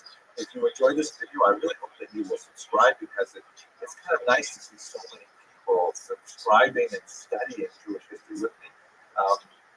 And I guess that's about it. Thank you very much for watching.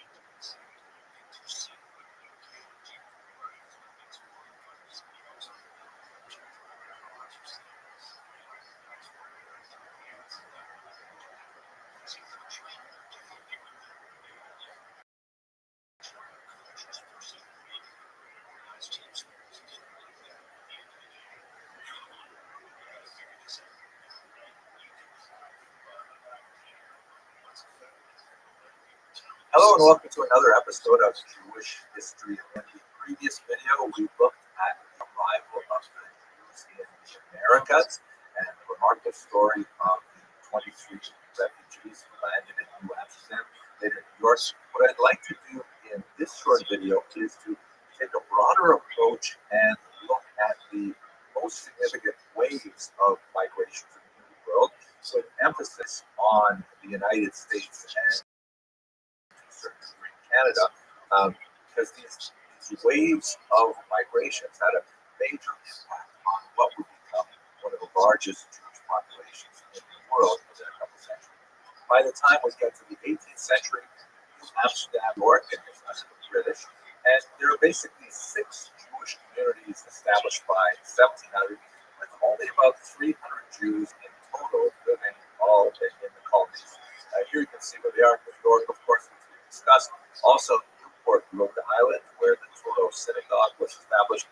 Philadelphia, in the South Charleston, and Savannah. And in Canada, Montreal is a very important place. Well, yeah, there's also significant later on.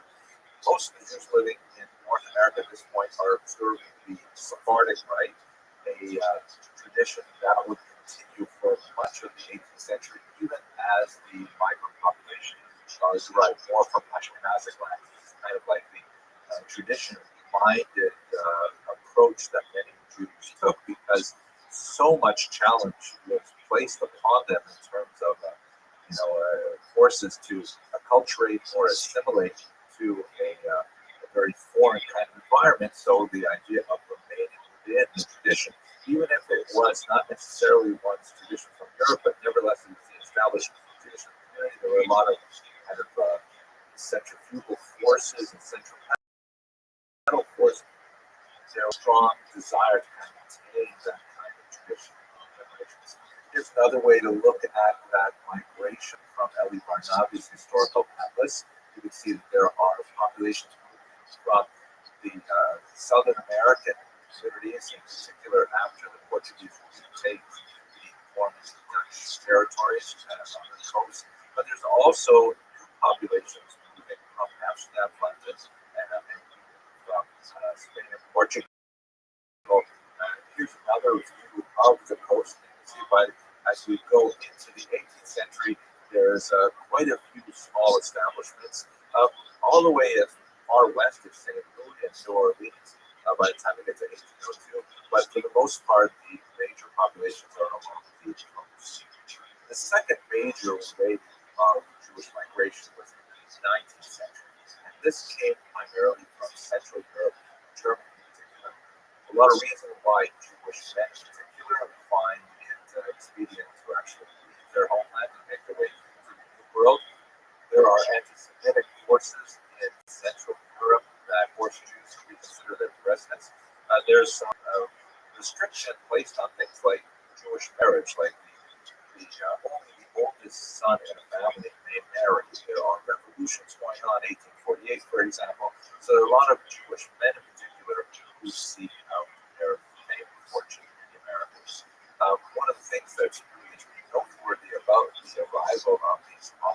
penniless young men on American shores is that the prior generation of migrants, many of them have established themselves very well in America, like Rebecca Gratz, for example, here.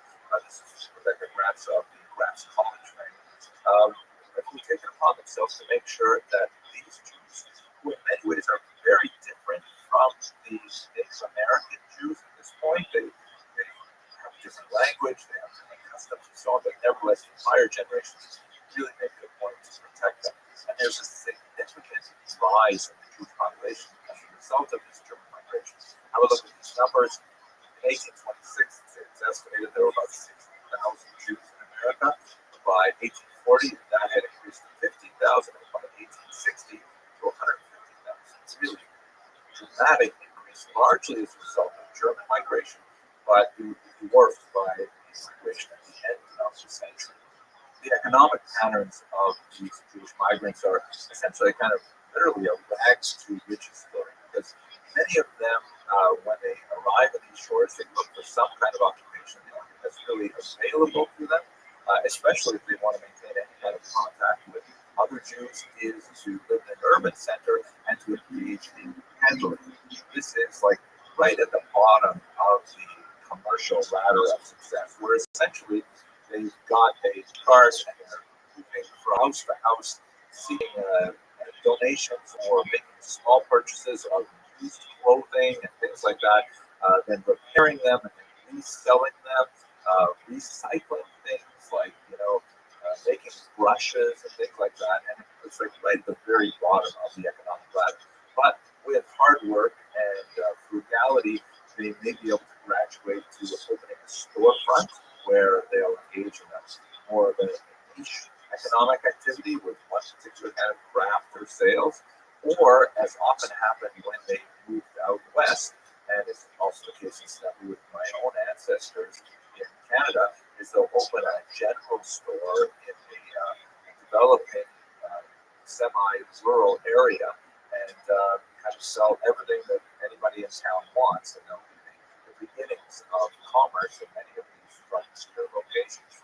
And then, if they're really successful, they may graduate to a phenomenon that has developed in the 19th century, the department store, like Macy's and things like that, where they will carry all kinds of things in a large one-stop shopping place that ultimately results in significant wealth. So the German Jews actually enjoyed a trajectory of significant economic development over the 19th century. In terms of their religious orientation, they were very much unlike the earlier Sephardic Jews and very much unlike the later Eastern European Jews, in that coming from Central Europe, they brought with them ideas associated with liberal Judaism, which in America was known as Reform Judaism, a much more relaxed attitude towards the strictures of Jewish law, the observance of the Sabbath and kosher and things like that, and they had a significant impact on the development of the American mindset at that time. Among their greatest achievements, when they eventually achieved greater wealth, was the erection of massive structures that were testament to their success, like the major synagogues in New York and elsewhere, as we shall see.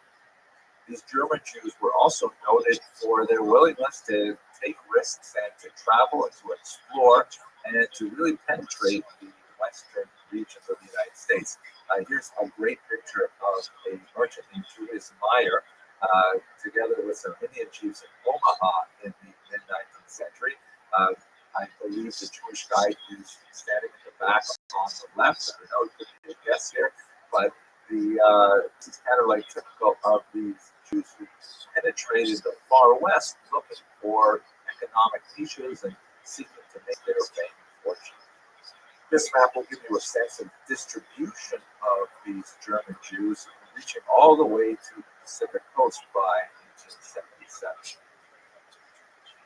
The next major and the single largest migration of Jews, of course, occurs at the end of the 19th century and into the 20th century.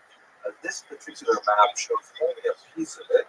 It shows only Jews migrating from the Pale of Settlement, that is the region where Jews were allowed to live in Tsarist Russia, and it only calculates the numbers from the beginning of a pogrom wave in 1881 until the dissolution of the Tsar's Empire in 1917. But it gives you a sense of some of the proportions of this major migration. About 1.75 million Jews seek to make their lives in the United States.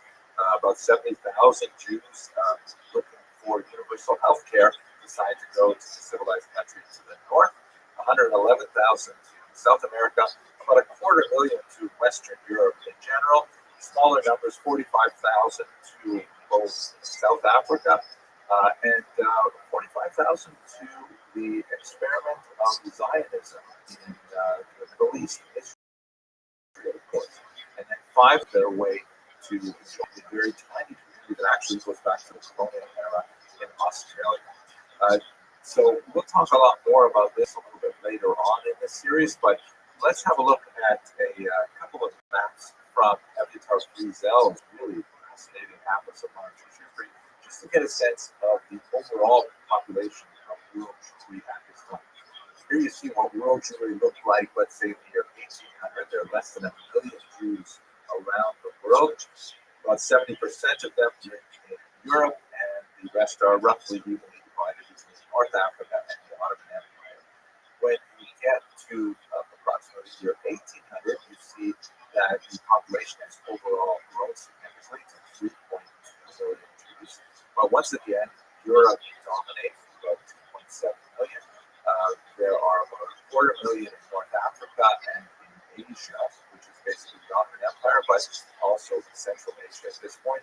The Americas is to about 10,000 by the time you get to the year 1800. And that's all the Americas, South America, Canada as well. Oceania, very small number still, 500. By the time you get to the end of the 19th century, let's say the year of 1900, now you've got about 10.3 million Jews worldwide, a significant population increase. And much of it has shifted to Eastern Europe. Poland and European Russia has the largest population, the largest increase as well. But there's also a dramatic expansion of the Jews living in the US and Canada, with over 1 million by the time we get to the year 1900. The rest of America is about 35,000. So this gives you a sense of how the overall proportions are changing. Okay, we will spend much more time later on talking about that last migration. But for now, I want to thank you for watching. I hope you enjoyed this short video. I do enjoy when you subscribe, because seeing those numbers go up makes me feel like, wow, there's so many more people who are enjoying Jewish history as I do. So please do subscribe. And otherwise, hope you have a great day. Thank you very much for watching.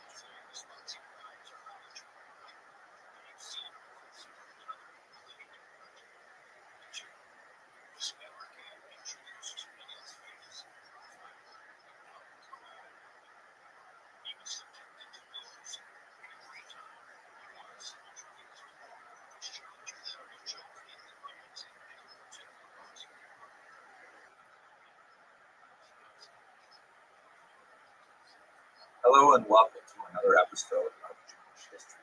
Today I'd like to begin speaking about the birth of Hasidism, which is an extremely important movement and tremendous impact on religious history and social history over the next couple of centuries.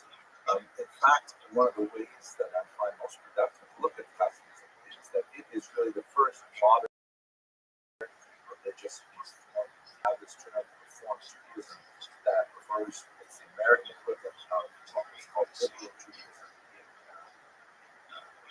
Western Europe, but it's predated by the Hasidic Revolution, which, although it seems to be a very highly traditionalist kind of movement, especially when compared to the liberal approaches to Judaism, it definitely was quite challenging for the 18th century when it first appeared. So the historiography of Hasidism has evolved significantly since the 19th century. Hyman Retz, who we've spoken about many times, he took a very different view of Hasidism. He understood it to be some kind of like obscurantist and credulous, even possibly Sabbatean, Kabbalistic movement that was associated with the early period of Eastern Europe. Shimon Tuzno great encyclopedic historian of the late 90s, argued that no, it's not the outgrowth of ignoramuses. It represents the actual flourishings of the dominant spirit of Eastern European Germany. And I think Martin Buber, in many ways, although not a historian in this regard, really did a lot to kind of transform the popular Western European customs to observe the brilliant religious insights that are associated with the Hasidic masters. And there are many other approaches. Dino, for example, took a much more economic approach to the development of Hasidism. But I just want to give you the sense that the views of what is Hasidism, what is its significance, what is its etiology, have changed over time historically. To look at the history itself, it's very important to understand it within the context of its evolution. Its earliest development takes place within the Polish-Lithuanian Commonwealth and the chaotic political context of that time, which you recall the region was devastated by the Communist uprising, and then there is an attempt to reconstruct the political status quo, but ultimately it's doomed to failure. As in 1772, the Polish-Lithuanian Commonwealth is disbanded by its neighbors, and in fact, a large chunk of Jews living in this area is swallowed up by Tsarina Catherine II, also known as Catherine the Great, who suddenly finds herself the owner of the largest Jewish population in the world. Russia, prior to her acquisitions in the West, was actually because they had been banned since 1479, and all of a sudden Catherine II said, "Oh my gosh, I have all these tens of perhaps hundreds of thousands of Jews living in Russia." One of the ways she dealt with this was by establishing something called the Vale of Settlement, which is kind of a strange English term, but it basically means the region of settlement where Jews were allowed to live. Had some changes to the borderlands. Certain areas like Kiev were actually off limits for some time, even though they were in the interior of the Vale of Settlement. And exceptional Jews, like really talented medical doctors or very, very successful businessmen, could get permission to live in St. Petersburg or in Moscow, but this Vale of Settlement is where the vast majority of Jews live. A lot more to say about this in future lectures. But anyway, this is the region, particularly in the southern area of Mongolia, Bohemia, Galicia, where the Hasidism especially grew, with the exception of the Chabad movement, which grew in Lithuania. This is also the era following Catherine II of the terrible repression under Nicholas I.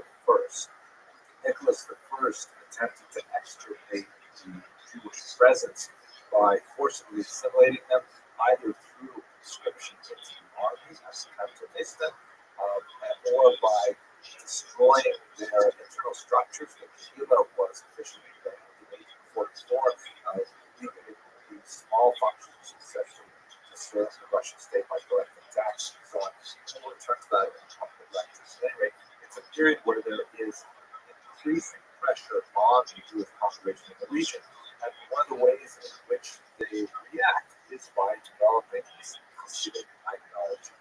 So what exactly is the definition of Hasidism?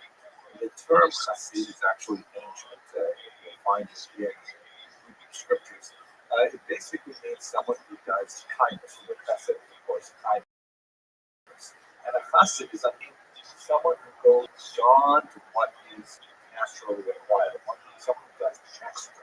And we see that in all kinds of Hasidic activities, not only in the externalities like the fashion and the beards and the tails and things like that, but those are kind of like, revolution or clothing, the things that are on the outside. What's on the inside of Hasidism are emphasis on the Beikut, which is a kind of mystical cleaving to God through not just traditional study, which is something that was more associated with the Hasidic groups, who later become known as the Misnagdim or the opponents. We'll talk about that in a second. But attachment to God through maybe less intuitive means, such as prayer or song or connection with others, fellowship. They also believe in a much wider dissemination of Kabbalistic doctrine and Kabbalistic teachings, which had previously been the refuge of great scholars. The idea that ordinary people studying Kabbalah was really anathema, but the Hasidim began to develop this as something that was actually a desiderata. The Hasidim also valorized the common Jew, that often the uneducated Jew, the Jew who is a Tehillim record, someone who just recites songs, people reading the words as opposed to having deep insights into their meaning and so on. And this is something that really appealed to the Jews, particularly in the southern region, where they were bereft of much of the traditional educational centers that were associated with the north. They also favored charismatic dynasties of leaders, which made appointed course rabbis who were often given those positions because they essentially buy them from the noblemen. This was part of the last decayed elements of the Jewish community under the course of Mamma that thoroughly corrupted the rabbinate in certain areas. Local Hasidic leaders did not necessarily have any official claim to authority, but nevertheless, garnered the confidence of the population as being truly interested in their spiritual welfare and gathered around themselves kind of like disciple circles of followers who are not necessarily, heavily learned and so on, but nevertheless were deeply sincere, and they infused the idea of Judaism with much more passion and much more enthusiasm than it had seen with the somewhat desiccated version that focused on the arcane study of the Talmud, more associated with the northern regions. One of the most important leaders of that time was Israel ben Eliezer, who's known as the Baal Shem Tov. So a couple of words about him. We only know about him from works that were written simply after his lifetime, but we know something of the context in which he was active. Specifically, there were people who were wandering around the southern part, particularly who were known as Baalei Shem, which means literally masters of the name. The name, of course, refers to the name of God. And this was kind of like a popular term that was associated with people who literally made amulets. One of the great scholars of this period, incidentally, is my friend and colleague, Professor Yochanan Stern of Northwestern, shown here in his uniform, first met in Kiev, looking at some of the remarkable finds in the Vernetsky Library there of 18th century Picasso or record books from the time. He's done research on people like Hillel Baal Shem, who were like, these early proto-Hasidic local populations and creating amulets for them. That's where they got that specific name. Now, not all of these amulet makers were especially reputable. Some of them were, and Israel ben Eliezer soon gathered a reputation for being exceptional, for being a miracle worker, but also a very insightful teacher of Judaism, one who connected with regular people and so on, and so he was associated with the name Baal Shem Tov, the good Baal Shem, to distinguish it from some of the other Baal Shem who were not necessarily so good. The fact that we only have sources about him that were written quite a bit later does not diminish the fact that he was an actual person and has been researched and identified exhaustively by my colleague, my senior colleague, Professor Moshe Rothschild at Bar-Ilan University, who wrote an amazing book on the early biography of Baal Shem based on secular sources, published sources we found in the tax records that specifically referred to the Baal Shem Tov living in Nechit, which gives a lot more of a concrete notion to this teacher, who, among other things, is reputed to have done this well and still provides clear, clean water to this day. So, you get this idea from writings of his followers and from the biographic picture we get from the tax records afterward, that he was a person who lived in southern Poland, western Ukraine, catered to the spiritual requests of his followers, and actually began this really important movement that we'll discuss a little further in the next lecture. Thank you very much for watching. If you are so moved, please subscribe, because I love seeing numbers of students in Jewish history increase, and it's nice to know that we'll have at least some kind of an internet-based literature. Have an excellent day. Thanks for listening.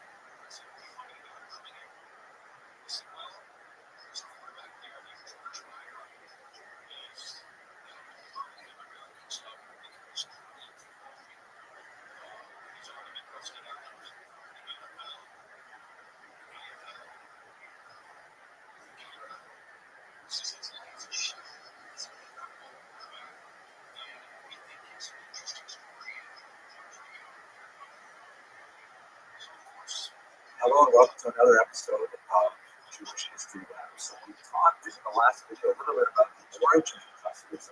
One of the most interesting ways I think to try to understand what Hasidism is by looking at the counter reaction. And this is a movement which coalesced around the group of the rabbis, particularly in the northern part of the region in Lithuania. These people ultimately became known as the Misnagdim, but they literally means opponents because they opposed Hasidism. Now, they were actually the traditionalists. They were really the inheritors of the mode of Talmudic study and the Jewish culture that predated the Hasidic revolution. And in their reaction to Hasidism, they would further define themselves. But what's fascinating is they will also be defined by the Hasidism as well. So let's just try to understand what are the main differences between Hasidism and study.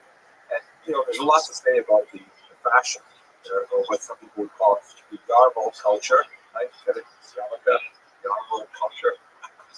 But 95% of the issues, Hasidim and Misnagdim are exactly the same.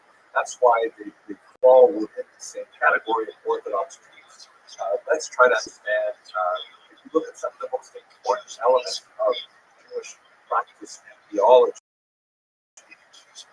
practice is placed first, but in many ways, practice is far more significant for Jewish culture than theology. There are, let's say, really big things we have to know. First of all, 613, or that refers to the number of commandments as traditionally counted. When I say 613 in this context, I mean, do you believe that God gave Torah to the Jews at Mount Sinai, and that rabbis in the Mishnah and the Talmud, the authorities, are interpreting the 613 commandments of the Torah? So that's on between Orthodox Jews who call themselves Orthodox and Jews who don't call themselves Orthodox. Jews who don't call themselves Orthodox might want to argue that the commandments evolved over time. They weren't necessarily given a Sinai. These are things which are anathema to Orthodox Jews. So he's asked the question, did you look at 613? The Misnagdim and the Hasidim both agree. Unequivocally, yes. And to drill down a little deeper into the three areas of Jewish life, which are perhaps the most impactful in terms of the daily experience of Judaism, do you observe the Shabbat as understood by the rabbis? They both say yes. Do you keep kosher? They're kidding. And do you practice the laws of family purity, which has to do with intimate relations? They say for sure. This regards to the use of the mikvah, ritual bath, not really for our discussion. At any rate, in these main areas of Judaism, there is total agreement. They may disagree about details. For example, with keeping kosher, how exactly water an animal to make it kosher, or with Shabbat, when exactly does Shabbat end? They don't disagree about the nature of kashrut in general, that one has to do kashrut. They don't disagree about the fact that there is a Shabbat that has part of it, work on it, and so on. But they may disagree about things that are very fringes, but 95% of it's there in total agreement. So what is it that they really disagree about? So let's understand this in the context of development of Hasidism. Again, in its earliest origins, it was not in any way a rebellion against the traditionalists. It was considered kind of like a development of a style, a development of a different approach to the same ideas, the same practices, and so on. In terms of actual books,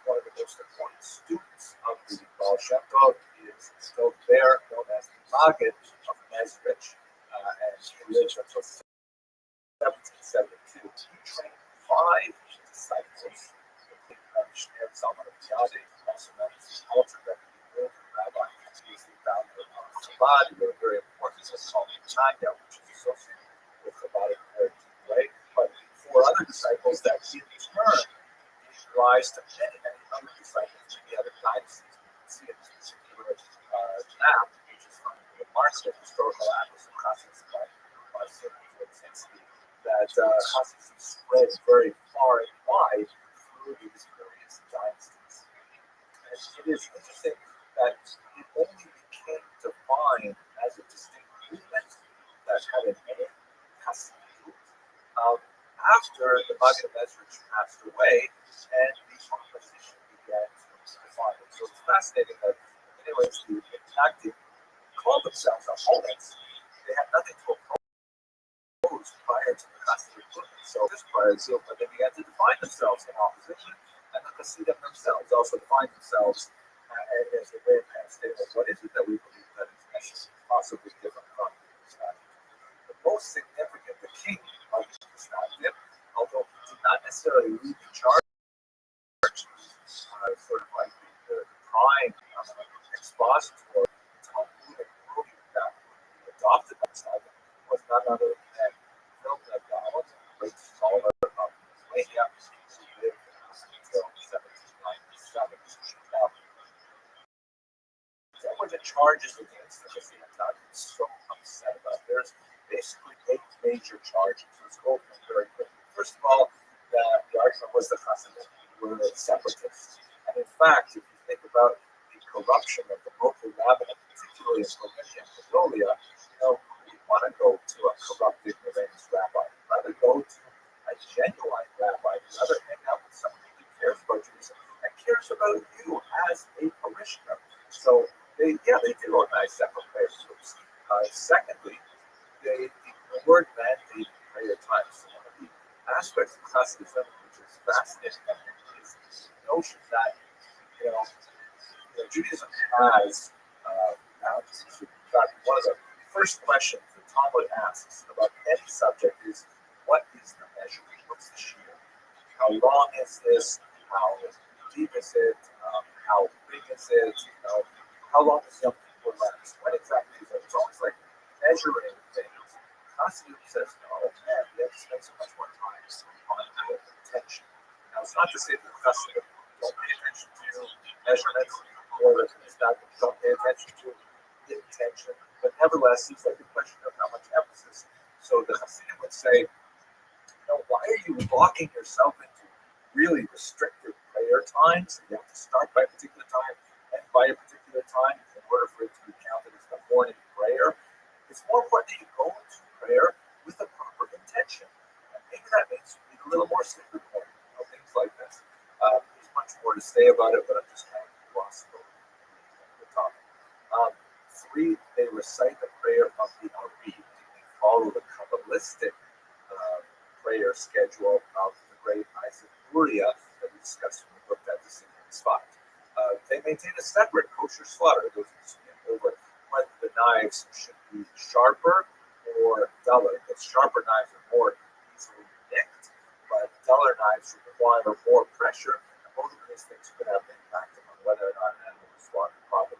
All of these things, by the way, clearly indicate the sociological separation of the community, which had economic implications. This is Ben Sion Dino's primary contribution to the historiography, saying, hey, the debate between the Mistag and the Hasidim really had an economic aspect to it as well, especially when it comes to the collection of taxes associated with Jewish life, like taxes on cocaine, taxes on candles, things like that, create a different revenue stream, you really upset the status quo.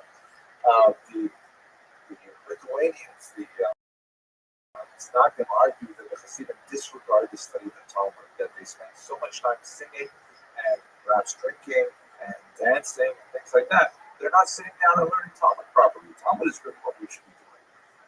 And more than, oh my gosh, they're spending time studying the Kabbalah. Kabbalah should only be for people who have learned for, decades decades and have already completed the entire Talmud. They've already done Yomi and things like that. What are you talking about?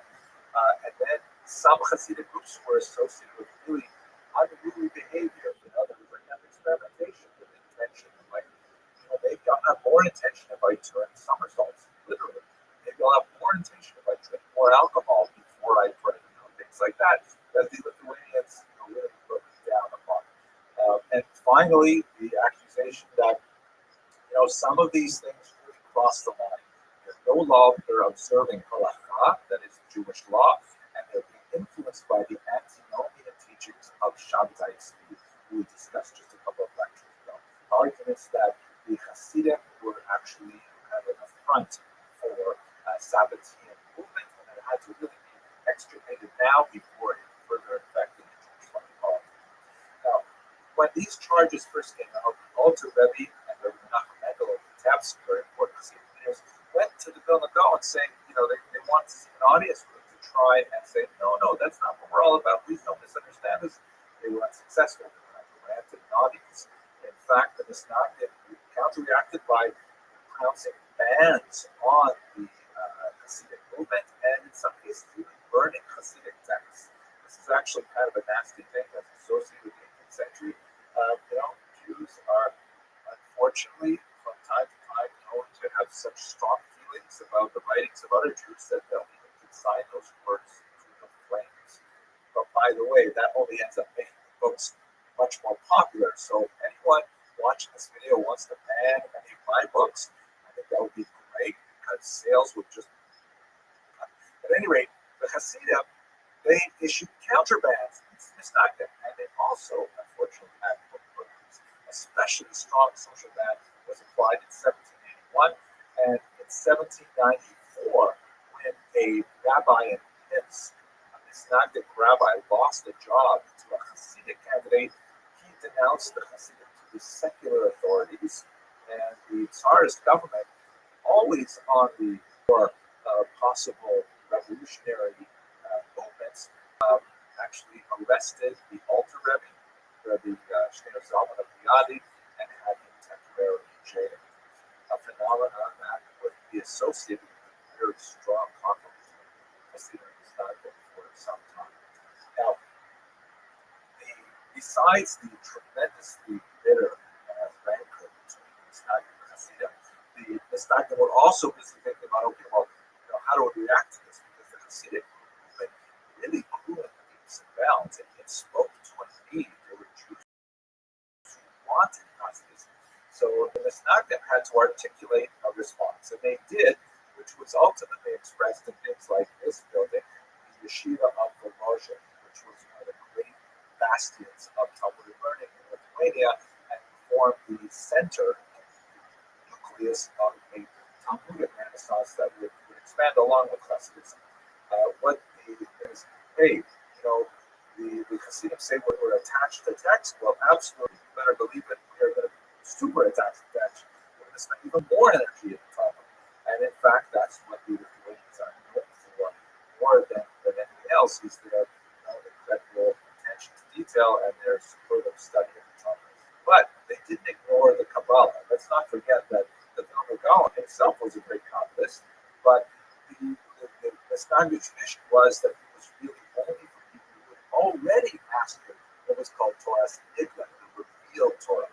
Before you study Torah Nister, the hidden Torah, even in kind of like watered down versions of the Hasidim were circulating, they weren't studying necessarily the Zohar itself, they were studying kind of like digests of the Zohar or reworked versions of the Zohar. The Lithuanians were already studying the core text, but they did not believe in necessarily disseminating these ideas widely. But one of the key disciples of the Vilna Gaon, the great Rabbi Chaim of Volozhin, associated with Yeshiva, he wrote essentially a response to the Tanya, which was called Nefesh HaChaim, the soul of life. And this is essentially a Kabbalah form is not. It is, by the way, an overwhelming book. I remember personally when I was studying in Yeshiva in Jerusalem, I spoke to my colleague and friend, Rabbi Mordechai Becker, who was a guide for me in those early years of my Yeshiva study. And he said, "How's it going?" I said, "Well, it's going okay. I'm enjoying Yeshiva yeshiva, I go to yeshiva in the morning, we look at a Tosfos, has a problem in it, figure out the problem, and then I come home. But I said to Rabbi, I had to admit that, sometimes it felt sort of kind of dry, sort of like, doing crossword puzzles every day because I would find intellectual problems and solve them, and then going home for dinner. Right? So he said, okay, this is what you got to do. Read Nefesh Chaim, but only read it for 15 minutes a day. And so I said, okay, I'll do it. So I picked up a copy of Nefesh Chaim, and I used to get on the bus and read it on the bus. And many, many times I simply I couldn't put it down. And I looked up, and I'd already got way past my yeshiva stop. And I was like way in some Arab neighborhood north of Jerusalem somewhere, because I had just gotten so lost in tremendous writings about Rabbi Chaim. And it really changed the way that I went back and studied these Tosfos as well.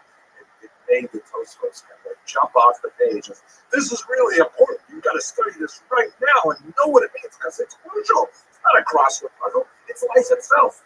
Wow. So if you're having that problem, read Nefesh Chaim. Sorry for that discourse.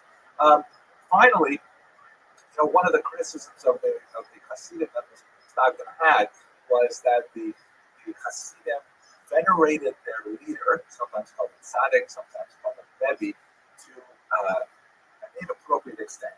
That in some cases they even regarded the Rebbe as sort of like an intermediary before God, which is really, very much contrary to traditional Jewish theology. So the Snagdim certainly criticized this idea of like having an intermediary and refused to regard very learned, holy people as being those intermediaries, but they nevertheless elevated their leaders, especially the Rosh Yeshiva, head of yeshiva, as being someone with tremendous insight and power, associated later with the term Das Torah, the mind of the Torah itself. And so that was kind of like a nostalgic reflection of Hasidism in reaction, but also in admiration of what the Hasidim stood for. Okay, while the Hasidim and the Snagdim are fighting bitterly at the end of the 18th, the beginning of the 19th century, there will be a major challenge to them, which we'll discuss in the next video. I'd just like to conclude by saying thank you very much for watching. If you're so moved, hit the subscribe button, because I'm just getting so much pleasure seeing how many people love Jewish history like I do. I'd love to include you in that group. And let's return and look at the challenge that both the Hasidim and the Snagdim faced in the Haskalah. Thank you very much for watching.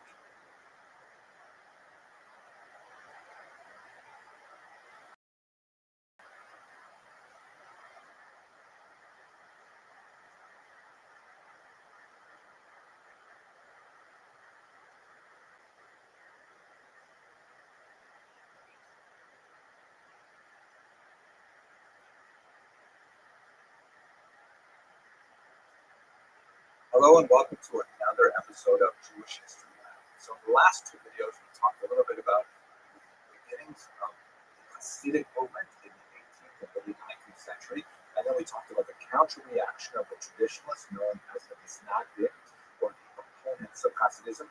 But there's a new movement that is more associated with Western Europe, in particular with Berlin, that is beginning to make an impact in the eastern heartland of the Hasidic and Misnagdim territory, and that is the Haskalah, an extremely important movement that, like the Hasidic and the Misnagdim movement, would endure to our contemporary days and would have a phenomenal impact on the development of modern Jewish identity. So let's look at this institution of the Haskalah. First of all, the term Haskalah means enlightenment, and it is just the Hebrew translation of the German term Aufklärung that was widely used in the 18th century to refer to this new movement of rationalism and humanism that swept across much of Western Europe. There are Jewish roots to it for sure.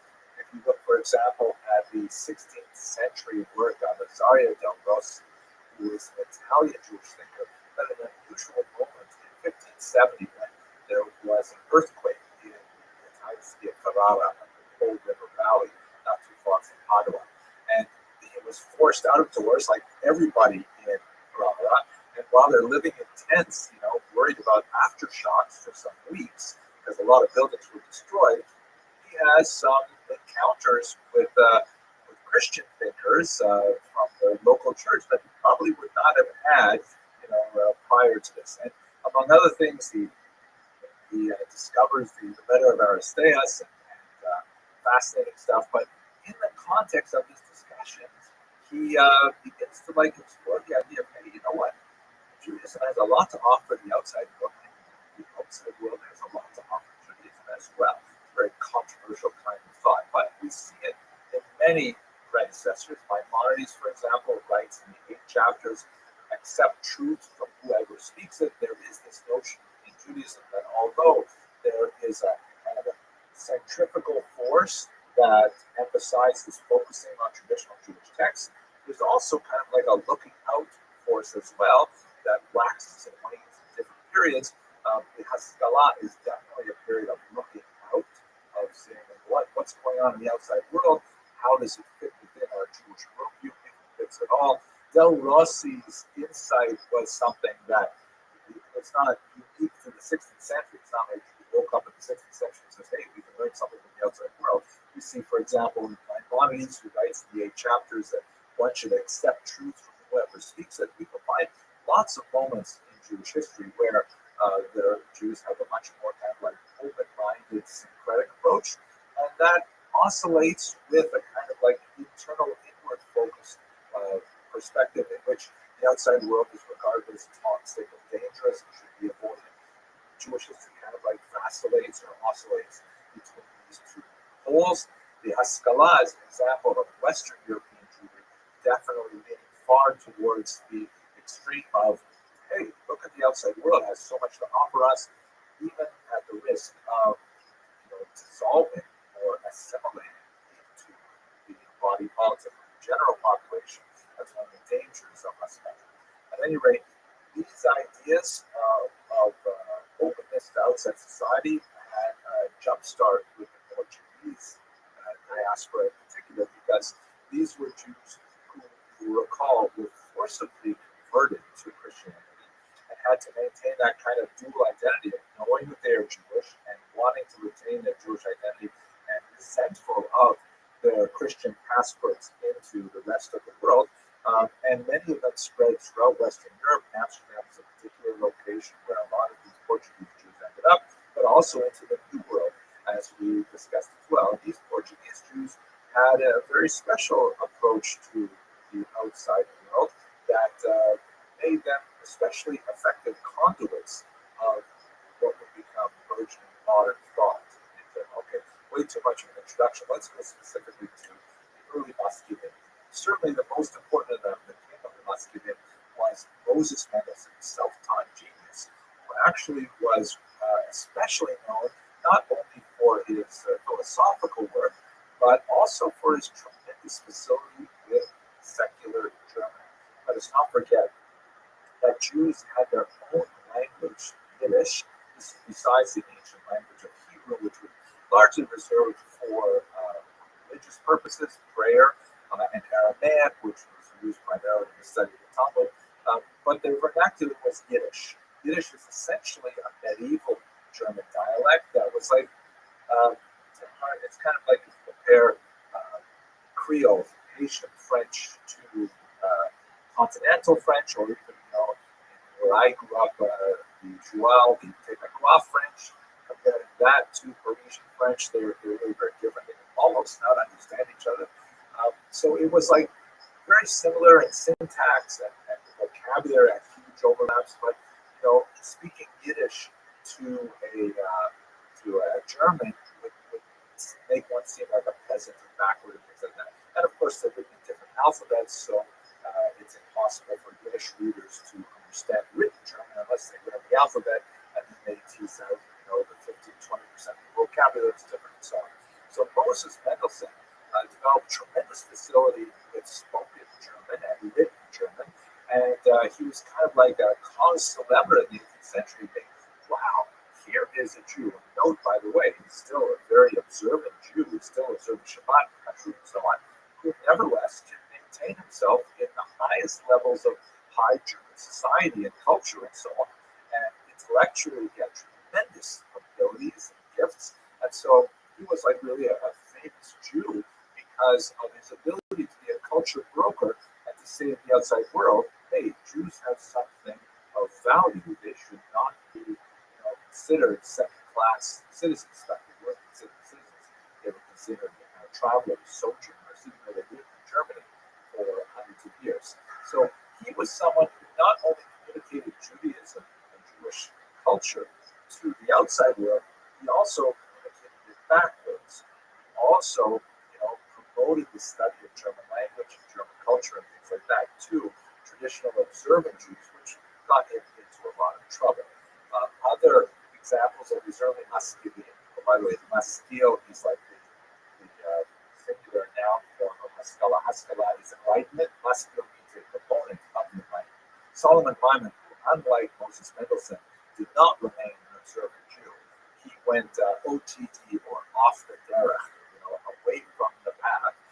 He wrote a biting, acerbic, sometimes hilarious memoir, or an autobiography, which is widely studied today, in which he describes his upbringing as a young, talented Jewish man who kind of like has this intellectual journey. In fact, he even visited the court of the Maggid of Masoret, describes his experience there. But when he comes to Western Europe, to Berlin in particular, and he encounters German culture, he eventually jettisons his Jewish identity and seems to become much more involved in German philosophy, German thought, things like that. So, whereas Moses Mendelssohn articulated a kind of haskalah that kept a place for Judaism, others like Solomon Maimon said, no, let's completely get rid of it and push it to the mainstream. You can imagine how this was absorbed by Hasidim and Misnagdim, that while they are at each other's throats over tiny things like how sharp a knife should be in kosher slaughter, or what time you show up for a minyan, when they are facing Haskalah, that is saying, why keep kosher? Or go to minyan? Why don't we just move the Sabbath to Sunday? Which is, by the way, proposals that Hasidim actually made. But it's the real growth of the Haskalah happened actually in the context of a controversy over the false burial decree of 1772. It seems that in the 18th century, there was a rash of people being declared dead and actually buried, only to be discovered that actually they were alive or they lived for some time afterwards. This is a pretty terrifying thing. So among the ways in which the people compensated is they had all kinds of interesting designs, like this one you see here, of these coffins where if you happen to wake up and you were not in fact dead, then you could squeeze a bulb and that would lift up a flag or ring a bell. If you walk by the cemetery, you hear a bell ringing, that means something is very, very wrong. And so the Duke of Mecklenburg-Schwerin made a rule that nobody could be buried until they had waited 3 days after declaration of death. And this was contrary to Jewish practice, which emphasizes the importance of early burial and, in fact, accelerated decomposition of the flesh as a way of achieving atonement. So, this was created a whole hullabaloo because it, really, this particular secular decree stepped on Jewish values. And on the one hand, there were traditionalists who said, hey, we can't stand for this. This is not okay. We have to protest. We have people who are able to bury our dead right away. It's considered a great sacrilege to leave a dead body around. And on the other hand, there were Jews who said, well, my gosh, this is horrible if there is such a thing as people being buried prematurely. Maybe we should adopt this new rule. And so many Jews turned to Moses Mendelssohn to try and, articulate a statement that would be acceptable to everybody. This is just the opening wedge of many, many issues where issues of science and Torah and the tradition, and also the relationship of Jews to civic society had to be negotiated. By the way, don't forget that this is happening in a political environment in which the question of Jewish emancipation, that is, the conferring of equal rights upon Jews would also find its expression. We'll discuss that a little bit later in this course. But the idea that Jews might actually gain citizenship, that had a lot to do with how Jews behaved in general society and how they were perceived to behave within general society. So some Maskilim, like David Friedlander, who was a student of Moses Mendelssohn, he said the only way we can really deal with this is by simply converting to Christianity. And not that he believed in Christianity and he felt that this was valuable on a religious level, but he says we should just adopt it to go along so that we can get our place in German society. Essentially capitulating Jewish religious values to the desires of emancipation. He proposed this as a so-called dry baptism, meaning that no water is involved. It's not a real baptism. It's just a pro forma thing, And in fact, many Jews, although it was not accepted communally at all, and although Friedlander's suggestion was considered a Scheindown or just like outrageous, and Jews did not accept it on a communal level, many Jews did accept it on an individual level. And you see people choosing to baptize themselves, like Heinrich Heine, for example, the great poet, or the parents of Karl Marx who have they would have the children baptized. This was actually very common in the 19th century, and it really dates back to Friedlander's suggestion. Others, like Rabbi or Hirsch, argue that modernity has to be engaged, but not by completely abandoning the Jewish identity.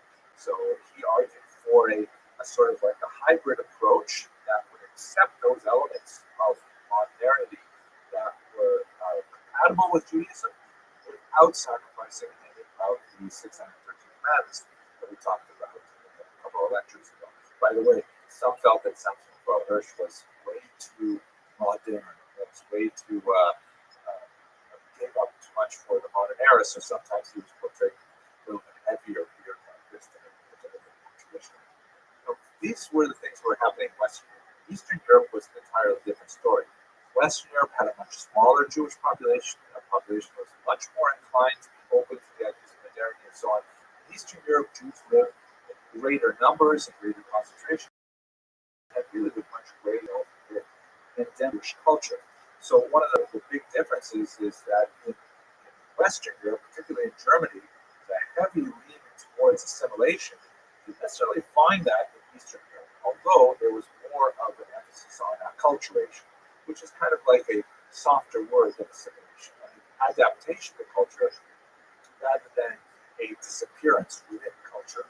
And some of the ways in which the Haskalah was expressed in the Eastern European context was, let's do different Jewish studies rather than simply adopt the norms of the larger population.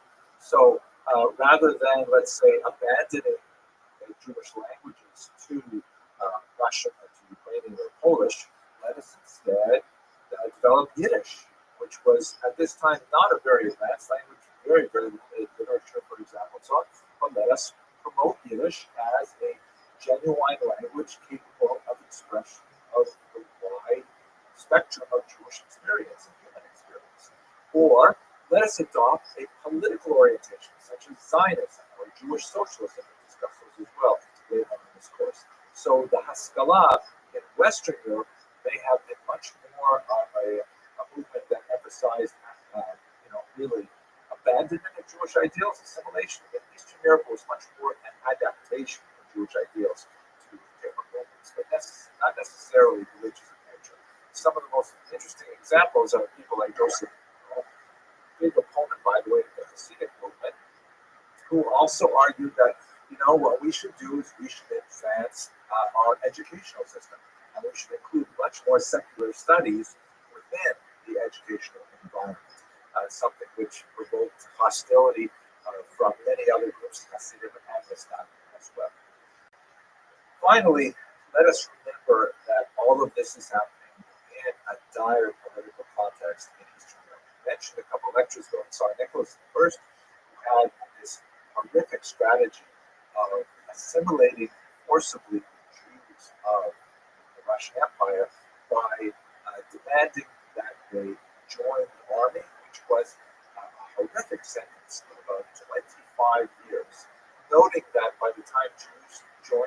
army at age 18. They had already been well indoctrinated into the values of Judaism.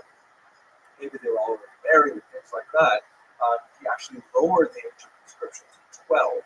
This was the notorious Cantonist movement that it sent Jewish boys, sometimes much younger than 12, illegally, but nevertheless it happened, to these reform schools called Canton schools, where they would be trained in military values and also trained in Russian Orthodox Christianity. And many times they would never return to their families. They would end up, assimilating into the Russian society. Very, very terrible thing.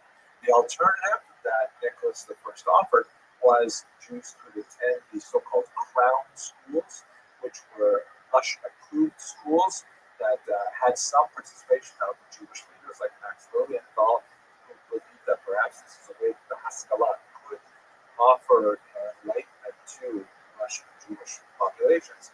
But in reality, they ended up being fronts for conversionist efforts, and even Lilienthal left in disgust the here in the United States. So it was in this context that the fight of the Hasidim and the Mastagim had to be viewed.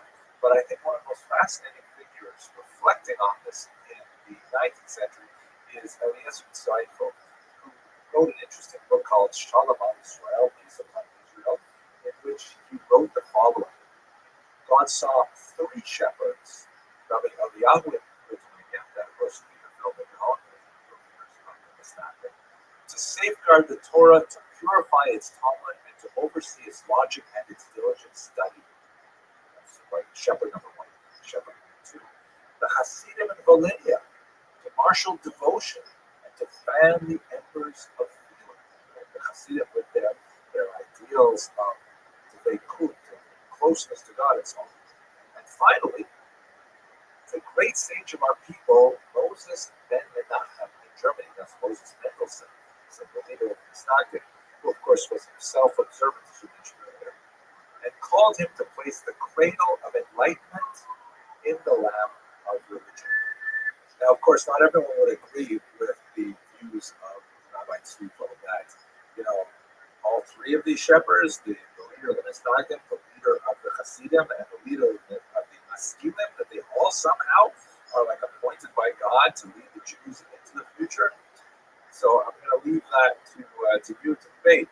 But it is worthy of note that today, a couple of centuries later, all three of these movements, the Hasidim, the Mastagim, and the Maskilim, continue to exert tremendous influence on the development of Jewish identity and continue to exist with each other in kind of a dynamic tension to tease out what it means to be a Jew in the modern world.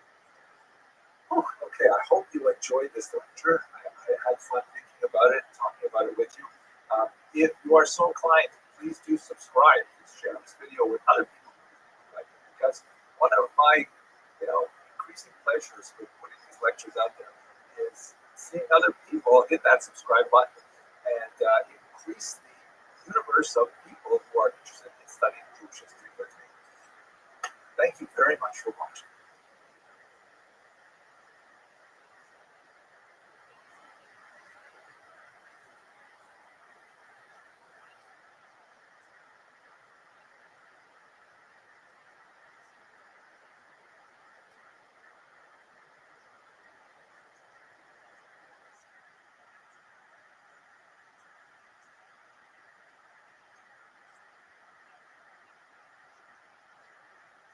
Hello and welcome to Jewish History Lab.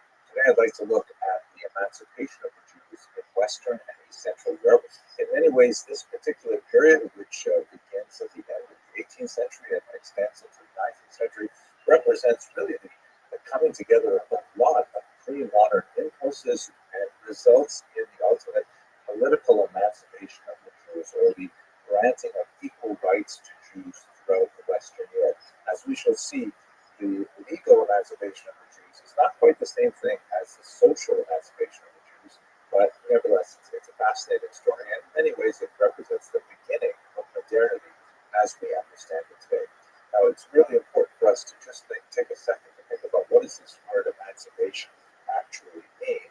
It's a word that Jewish historiography has seized upon, although it clearly is borrowed from the experience of African Americans and a much more dramatic emancipation that occurred with the context of the American Civil War in the 1860s.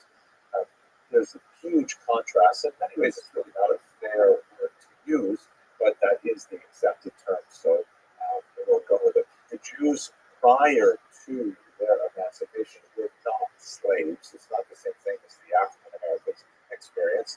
They were largely, living with a series of disabilities, residence restrictions, the hated Jewish oath, and so on. They were not directly enslaved to owners. They had a certain degree of freedom of movement. They had a limited degree of freedom to choose different occupations, very isolated and narrow opportunities for higher education, but it's not at all comparable to being a slave on a plantation. But nevertheless, we use this term to try to find a word to express the release of all of these disabilities in the late 18th and 19th century. So, by way of background, it's very important for us to understand that if we're using this term emancipation, what do we exactly mean by it?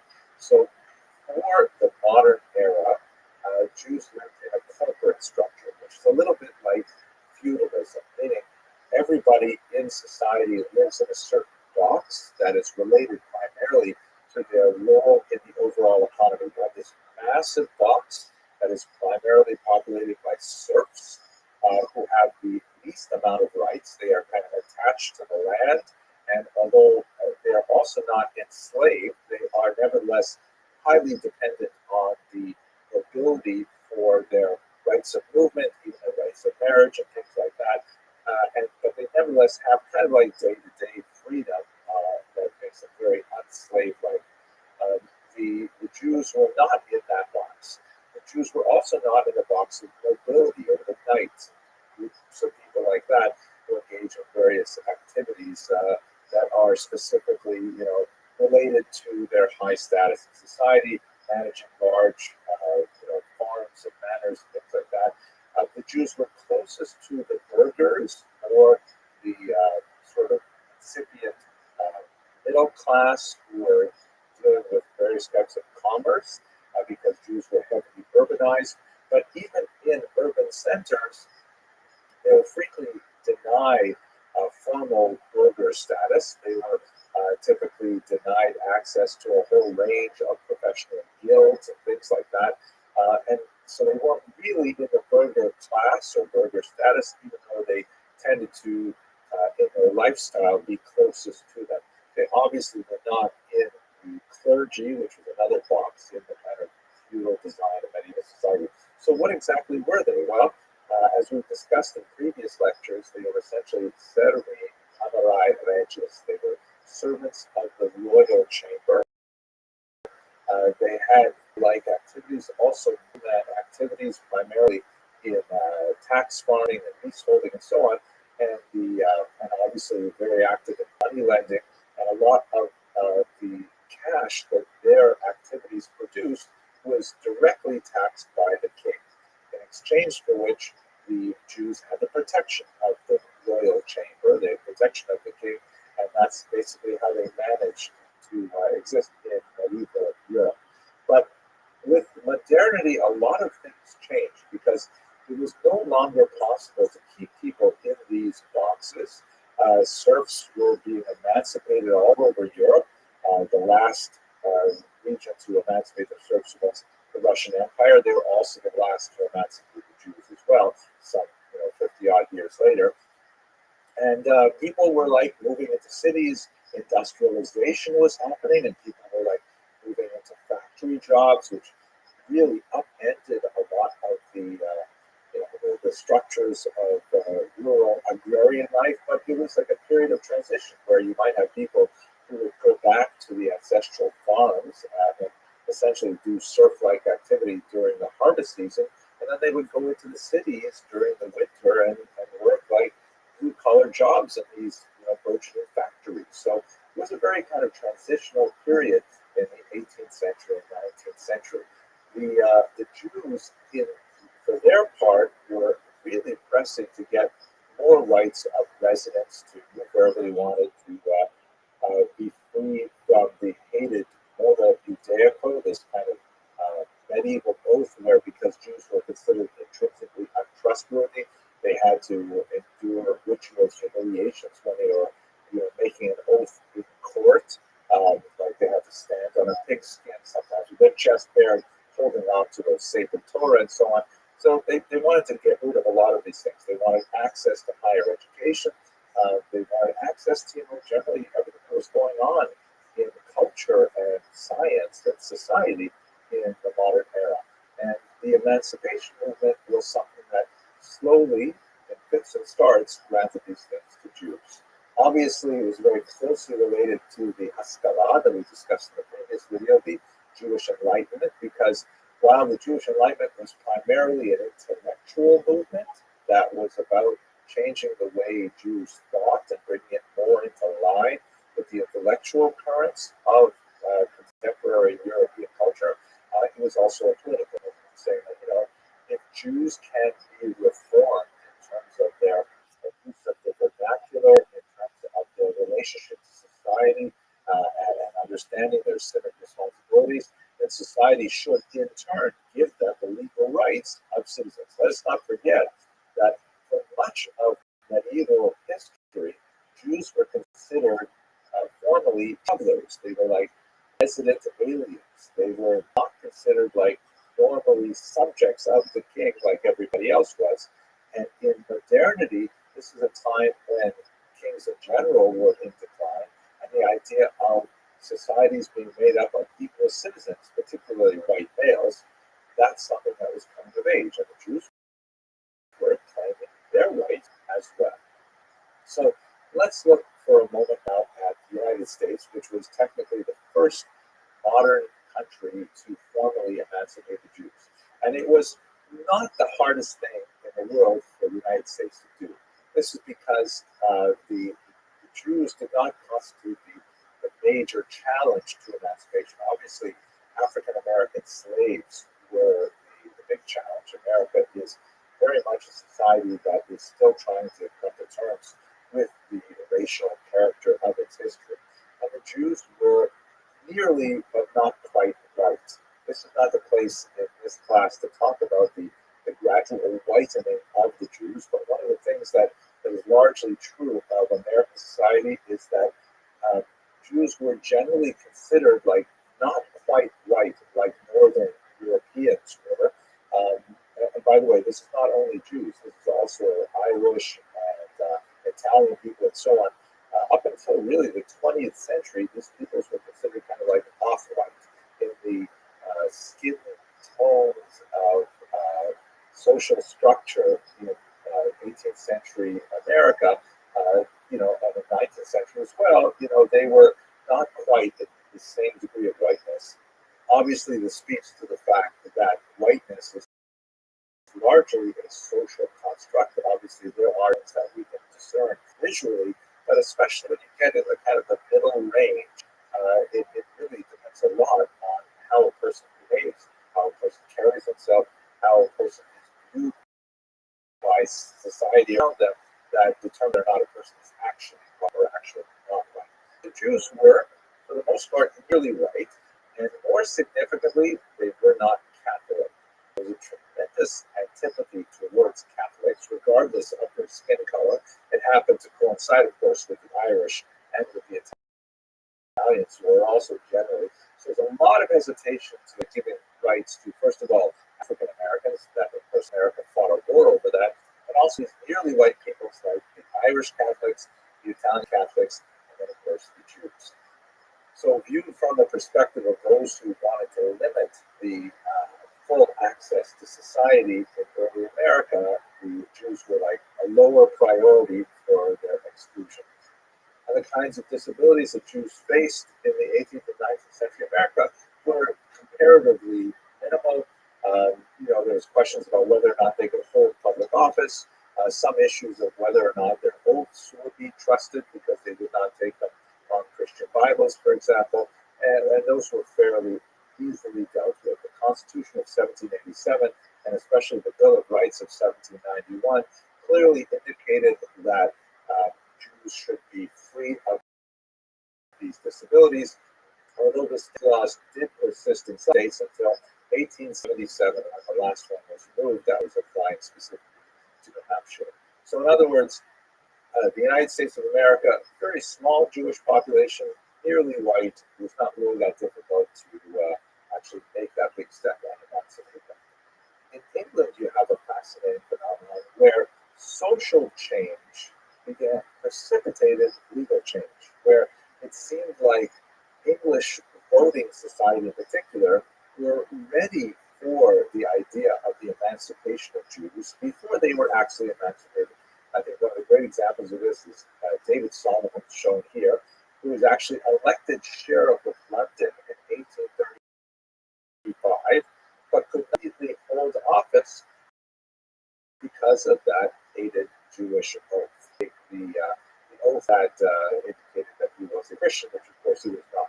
So in other words, we have a situation where, and this happened, by the way, to many elected officials in England until the process was eventually solved.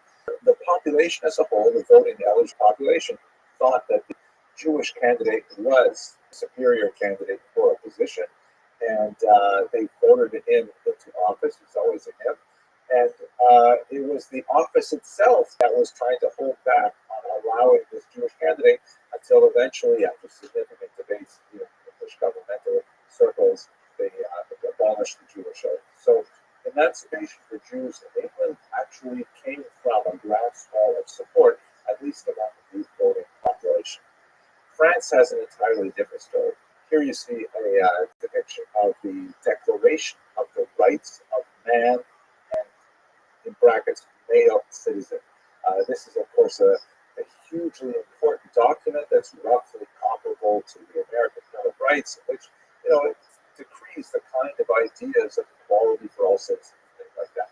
It's interesting to note, by the way, that there are limitations even to these very beautiful documents. In the case of the United States of America, the Declaration of All was not interpreted to mean really all men, because it did not include African Americans, for example.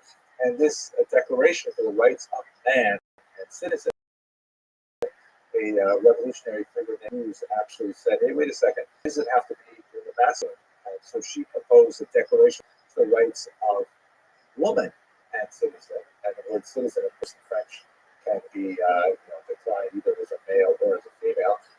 But the French government at the time was not willing to accept that. They were really only thinking about man. Honestly, it says man and they meant man. But that's beyond the scope of our discussion today. In the case of France, unlike England, where social change precipitated legal change, in France, it was legal change that precipitated social change, almost. In other words, the laws were put on the books before society was totally ready for them. So what happened in France is you have the revolution in 1789, and then almost immediately the Jews start saying, hey, what about us? We're included too, right? We're also part of this revolution. And philosophically, it was really hard to say no, because so much of the grounding of the French Revolution, like the American Revolution, was based on this flowery and soaring rhetoric of the equality of all people and so on. So that includes Jews too, right? So there was a big distinction between the smaller, much more acculturated Sephardic population of Jews that lived in the west and south of France, in Bordeaux and Bayonne, and the much more highly dense and concentrated and less acculturated Jews living on the eastern border in the region of Alsace-Lorraine, the Ashkenazi Jews. The Sephardi Jews largely spoke French, largely had a much more French lifestyle in terms of their dress and their economic profile and things like that. But the Jews in Alsace, on the other hand, spoke Yiddish as their first tongue, were much more sort of Germano-tropic in their cultures, tend to be far more observant of Jewish law, both at home and more significantly in the street. So what happened in France is, in 1790, the emancipation was extended to the Sephardic Jews, and Bordeaux and Bayonne was much easier to accept them. And after a certain amount of hemming and hawing, in 1791, The same was granted to the Jews of Alsace-Lorraine. Now, that wasn't the end of the story by any means. There was a significant outcry because with emancipation, all of the restrictions on Jewish economic activity were lifted, and Jews were allowed to engage in whatever kind of occupation they wanted. And they rushed to all kinds of occupations where they had, a significant advantage because they were overwhelmingly literate, numerate. They were well connected with Jews living in other countries, so import, export, all kinds of commerce and so on. And large populations of Christians in Alsace began to complain that, hey, our entire business environment is changing as a result of these Jews rushing into fields and, undercutting us with prices and all kinds of things. And so a lot of complaints went to the Emperor Napoleon, who, in his typically grand kind of way of thinking about things, said, well, obviously we've got to talk to these Jews.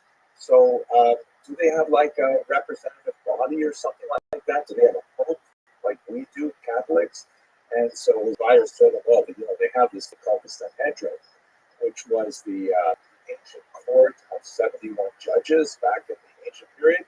But they haven't met in 1900 years since they were exiled from Israel. Actually, not quite since they were exiled, but shortly thereafter.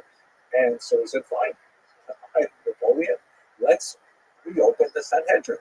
And so messages were sent out all over Europe that Napoleon was going to gather the Sanhedrin.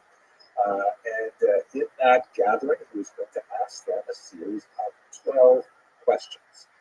This was actually the Assembly of Jewish Notables that was prior to the convening of the formal Sanhedrin.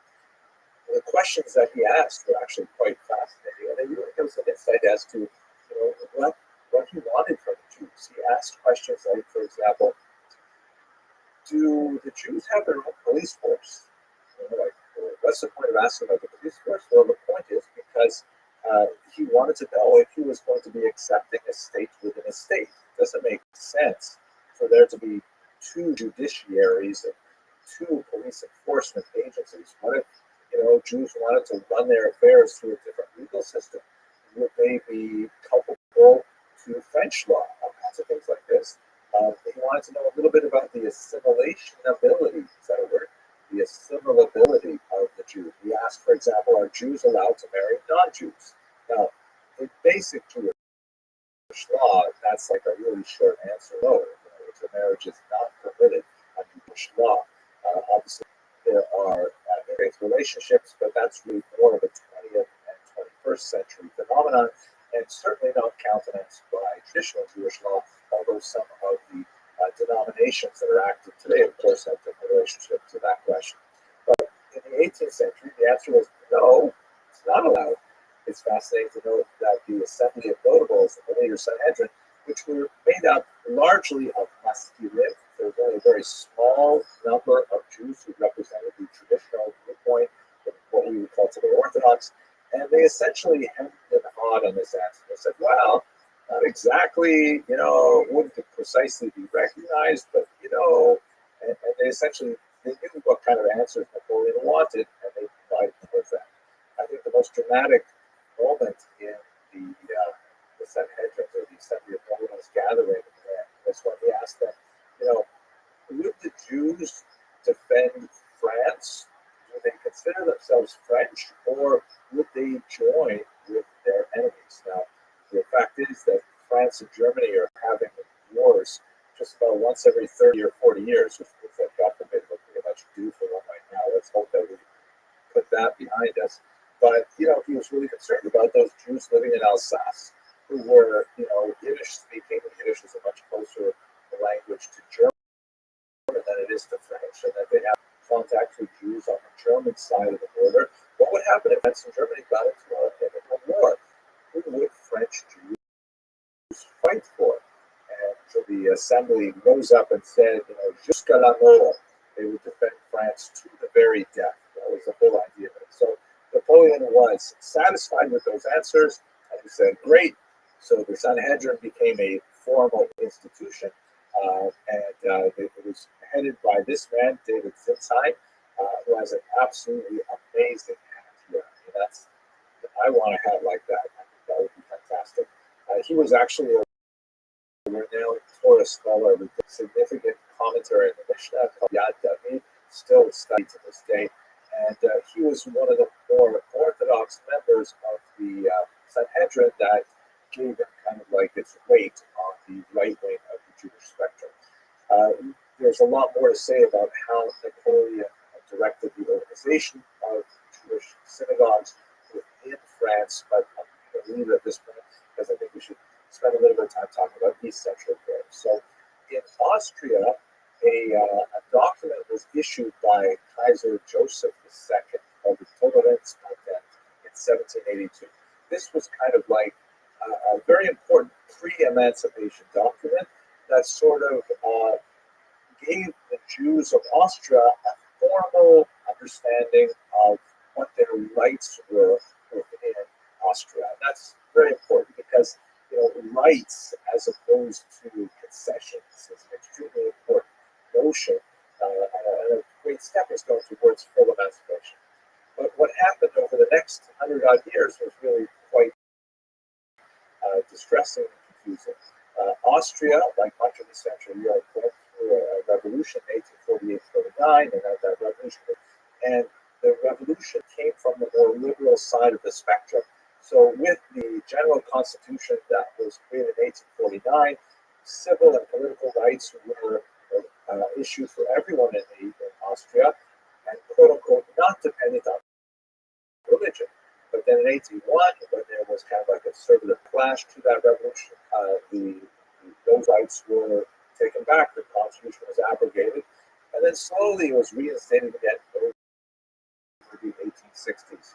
What was happening in Hungary, although you also had very significant opposition to emancipation from Jews themselves in Hungary, led by the Chassam Sofer, a very important Rabbi Moshe Sofer, who essentially said that emancipation is going to result in assimilation. He was not at all wrong. Emancipation and assimilation seem to go hand in hand, and he said we should not accept emancipation. We should demand to have unequal rights because that's really a very important tool that the Jews use to maintain group integrity. Nevertheless, this was the zeitgeist, the trend of the times, and with the formal uniting of Austria and Hungary, the Austro-Hungarian Empire, then there was formal emancipation granted to Jews as well. This is also a period of tremendous social change in urban areas, in particular in Budapest.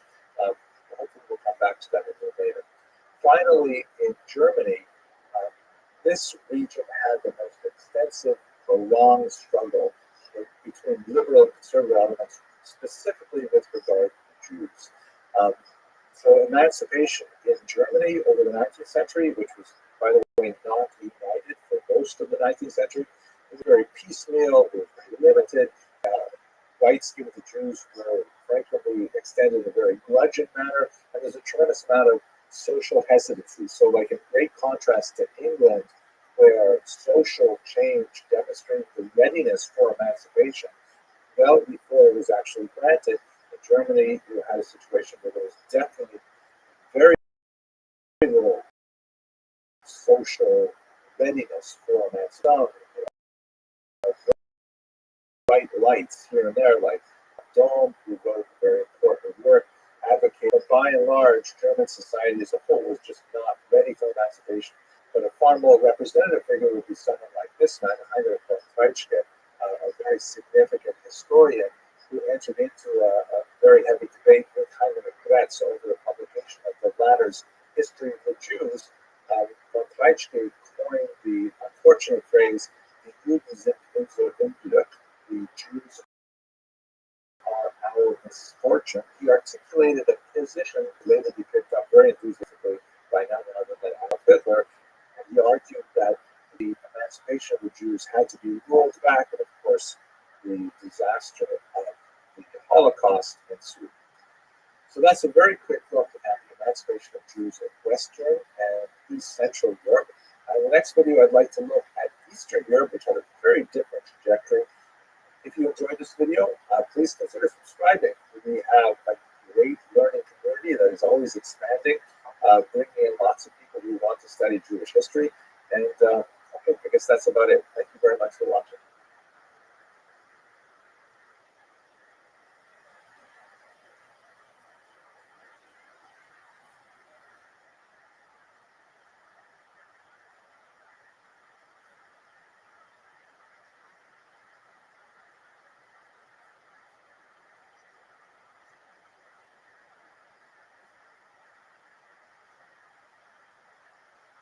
Hello and welcome to another episode of Jewish History Lab. Today I'd like to spend some time talking about the birth of modern Jewish politics, which is really a phenomenon that was seen in the late 19th century.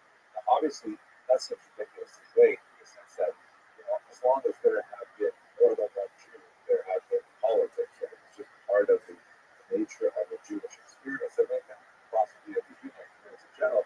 But what I'm going to be focusing in on in this context is the idea of the birth of mass movements with political ideologies that are adopted by Jews, particularly in the modern era, especially because this is a time when democracy begins to make its impact on the Jewish community, and in particular the great mass of population that resides in Eastern Europe, where there's so many more Jews to breed that critical mass to move political agendas around. Prior to the 1880s, by and large, Jews were quiescent when it comes to political activity. They largely trusted their leadership to have any kind of interface with the secular authorities. They considered really it was a matter of more kind of like feudal relationships where the Stadtrat, the intercessor that would be hired by the head of the Mila, would be the one that would be interacting with the nobleman or the king or whatever on behalf of the entire community. And the idea of a group of Jews breaking away from central authorities was really quite unusual and doesn't have a long tradition before the modern era. In the modern era, however, for a variety of reasons, Jews began to look more contemporary ways of organizing themselves and not necessarily interfering with the will of the rabbinic communal leadership. And that's where we get these modern Jewish politics. So let's have a look at that specifically. I think we can date the major important turning point in the global modern Jewish politics to 1881. That is the date on which Tsar Alexander II was assassinated, shown here with his son and with his wife. He was a very popular Tsar in Eastern Europe. He was the great Tsar liberator because it was on his watch that the serfs were liberated. It was definitely not a complete solution, like the emancipation of the Africans in America. It was not a funded emancipation, like they went from one set of difficulties to another set of difficulties. But nevertheless, the Russian populace as a whole tended to regard him favorably. The ones who did not, in particular, were the revolutionaries, the early socialist movements that were emerging in the 1870s. And in 1881, a group of them, organized under the name of Rothschild, the People's Will, tossed a bomb at his carriage and killed him. Contemporary newspaper accounts of that act of violence. The rumor went out throughout the empire that the new emperor, his son, Alexander III, gave the populace permission to beat the Jews for 3 days. For a long time, Jewish historiography basically took this as some kind of face value, and you see the figure on the roof. There's a scene where Tabby is approached by Mr. some kind of heads out there, the drum's coming. But it seems like this is not an accurate depiction of what happened in Russia. In reality, the pogroms went way out of control. The Russian Empire and the government was certainly not the architects of the violence. They had a great difficulty trying to control the entire administration. The police force was exposed as being inept, bureaucratic, too slow to respond to this rapid movement of violence that essentially followed the newly laid rail lines that were connecting many communities. And the pogroms went on not for 3 days, but for 3 years, till 1884. And it really understood the fact that Russia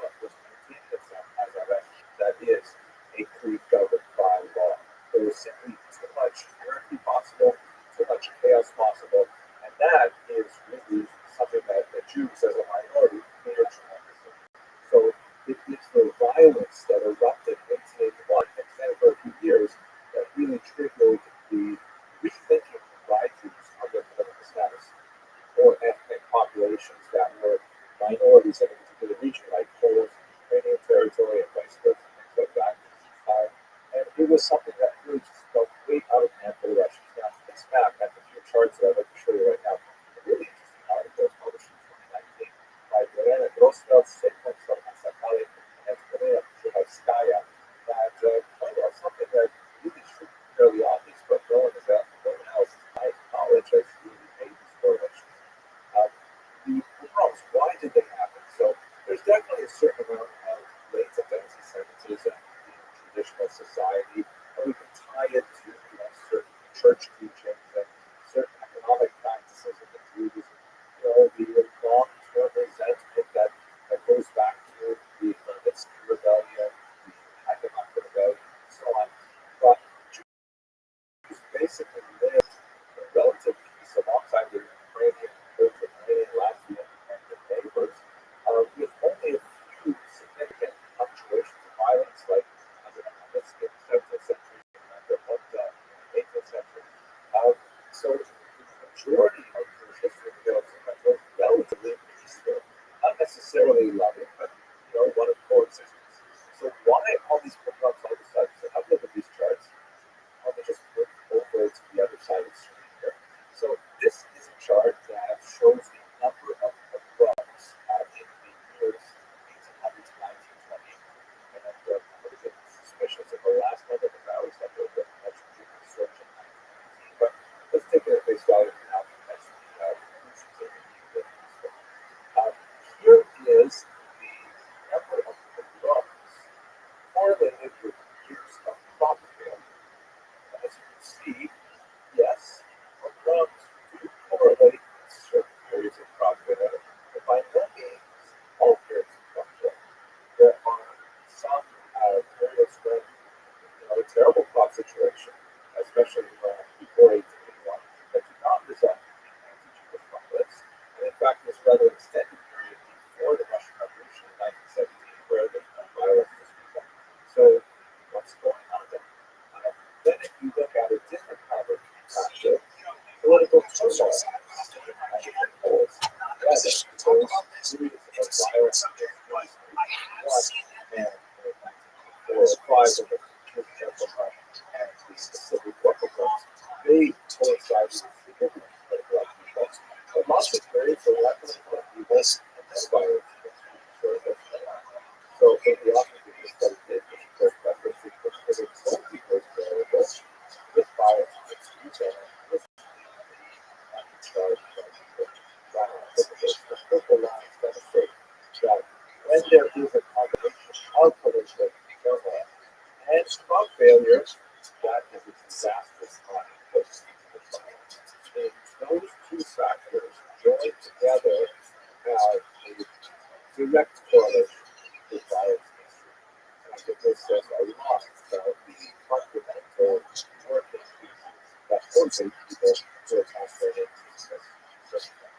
Okay, let's go to the principle. So under these circumstances, like 3 years of chaos before the Russian Empire, and students are basically saying, nothing's working here. We've been relying on our traditional leadership for a long time. We're very disappointed with how they handled one other things, the constant crises that we discussed previously. They have to do something different. And so basically, Jews decided en masse that they were going to have 5 distinct strategies. Here they are.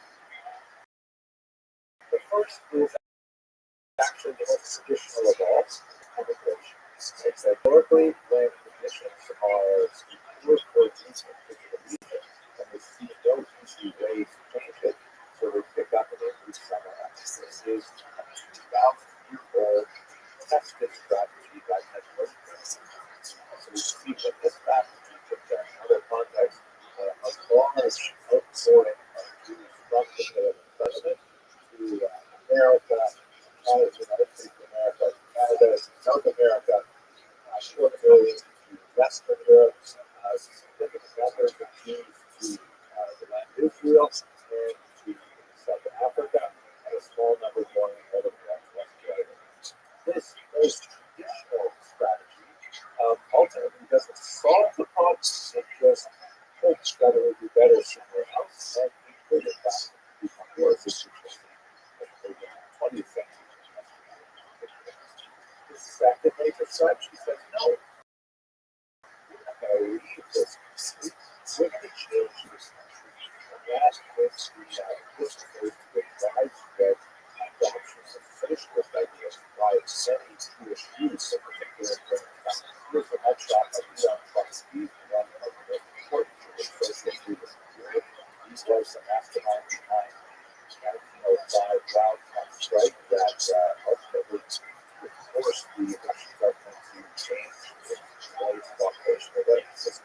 about the evolution, but really what solid for the power and to seek more authority to the guys part of it.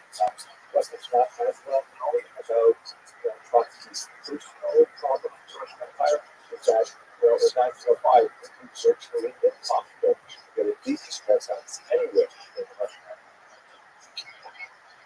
Anyways, Jewish socialism. This was something that was antithetical to traditional Jewish values, primarily because socialism following the ideas of Marx was himself more Jewish and baptized as a child by his parents, was rather interested in himself as self-seeking and the Marx and terrible things to say about Jews in particular, and Jews as well. So socialists tend to have very anti-religious, anti-clerical position. So it did not represent the mass of the Jewish population, but there was definitely a segment of the younger population who felt like socialism, although it represented a radical break from culture and thought and so on, nevertheless represented a big forward for the society to continue with this several next thing. Thirdly, rather than saying let's emigrate and hope it gets better than ourselves, rather than saying let's not emigrate, let's try and change it here, the strategy is kind of saying let's emigrate, but let's emigrate for the last time. We'll emigrate back to our national homeland, and we will there re-establish a Jewish polity, a state, the Jewish army, flag, passports, and so on. This would be representative of some kind of secular messianic ideal for a Jew representative. No longer wanted to have space for the privilege and image of the ministers or government beyond with the large picture of their children, with the background proclaiming the independence of Israel. This was also further under option that raised up to a particular gravity. Even though, like socialism, most of the traditional rabbinate leadership opposed it, saying that it was kind of like a insolence towards God, in the sense that returning to Israel is part of the messianic future, and by forcing God's hand, by moving to Israel and trying to establish a state where the Messiah arrived, that was considered almost heretical to some rabbis, and therefore this also represented a great subdivision. The fourth option was the least popular, but nevertheless had a significant impact ideologically. This is the notion of diaspora nationalism. They said essentially, okay, we're not going to keep politics. We're not going to change the society of socialists. That's a radical change. We are also not going to pursue Israel, which actually, according to diaspora nationalists, sort of represented a step backward in terms of the evolution of the Jewish people. Because as the founding ideologue of diaspora nationalists argued, Jews have sort of advanced beyond the stage of being a political state to constitute their own identity. Jews were capable of perpetuating their culture and its thought as a minority scattered throughout the world. So to go and say, oh, we want to create a state somewhere, whether it's in Israel or Israel or Israel, that represents us looking backwards for the diaspora. And where they had a limited amount of impact against Europe, their ideas were actually implemented very cheaply in Ukraine and a slightly longer period in the states of Poland, Lithuania, Latvia, Estonia, and this came to a fashion called the World War II. A version of diaspora nationalism, however, survives in this study, which is kind of like this loose agglomeration of Jewish groups around the country to collectively engage in charities that represent the interests for democratic government and so on. There are huge differences in the ways that diaspora nationalists envision their thought of how to deal with their the way the Jewish Federation works. Is that the Jewish Federation is entirely voluntary. A person can choose to identify as a Jew, affiliate with a religion, or not. The government doesn't limit the demand that you have to treat them to the diaspora nationalists have a vision where Jews would actually be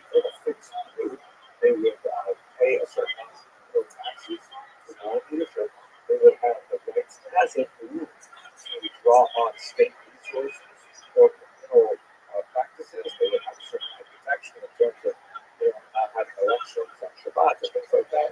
But it was a much more kind of like a structured organization for the Jewish Federation, which is essentially a volunteer organization. However powerful and effective it is, it ultimately demands that people wanting to belong to it, which is one of these guys.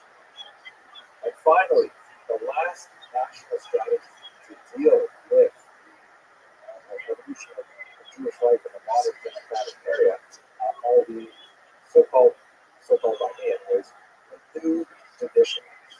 These are Jews who really are still, in many ways, thinking to the pre-modern era of traditional Torah leadership, definitely very much orthodox kind of way of thinking. And they're saying, wait a minute, why are Jews organizing politically? We should be investing much more energy in our religious activities. We should be focusing on things we need as religious people. However, given the rapid advance of democratizing business in Europe and the promise of a democratic Russian Empire, which turned out not to work out that way, but at least not in the 20th century, at least not in the beginning of the 20th century, but talk about that later, they said, you know what? If we don't organize politically like these other non-religious movements, then we will use an opportunity to express the voice of religious people, which represents a very large proportion of the overall Jewish public. So the new traditionalists, with parties like Agudas Israel, Agudas Canada, and several other groups, they essentially try to promote a religious agenda, that views the land and things specifically for religious observance within this new democratic, much further democratic environment. Okay? Those are the five basic strategies that Jews chose from. There were lots of shadings in between. Let's just kind of look at what they look like on a spectrum. Essentially, that first thing, reviewing material in the last with slides, but we created graphic formats. Here you go. Here's a typical political spectrum that we studied in American political science, things like that. You have a line, on the left you have socialism, and on the right you have capitalism, right? If you think about American politics, in recent years, you could say that Democrats would be just slightly left of center, Republicans would be just slightly right of center, but basically they're really close to the middle. Jewish politics are not like that. They're really wide ranges of districts. But Jewish politics is not so simple that we can all live on just one spectrum. In fact, a second axis has to be added, and this relates to the question of joy.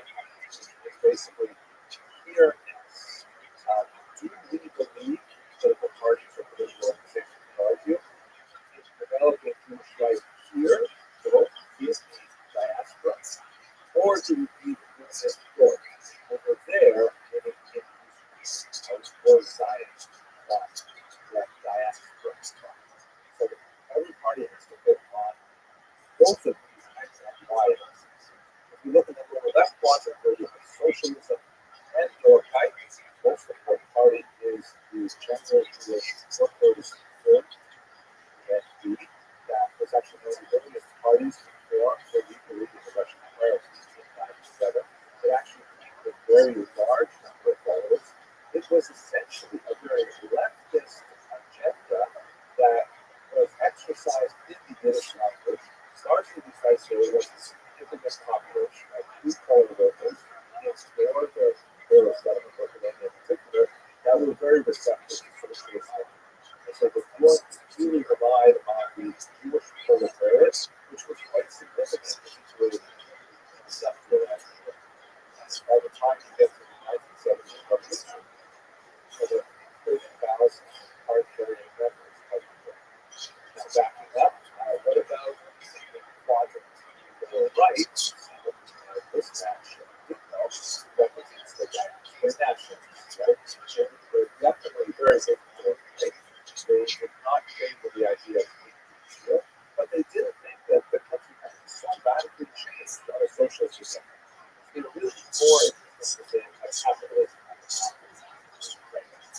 Now, if you go up to the top right quadrant, you have, of course, very much Zionists. And many other shades of Zionist interpretation. But the most significant one was the group that was founded by Theodore Herzl Schonder, the father of political Zionism, who lived in 17 years ago, and the general Zionist conference. And the group that was associated with Al-Qaeda system, general. It was more of a big, large umbrella kind of Zionism, which contrasted from traditionalists, I'm sure, sort of like more Israel, more extreme, not necessarily capitalist, economically, but definitely in a kind of political sense.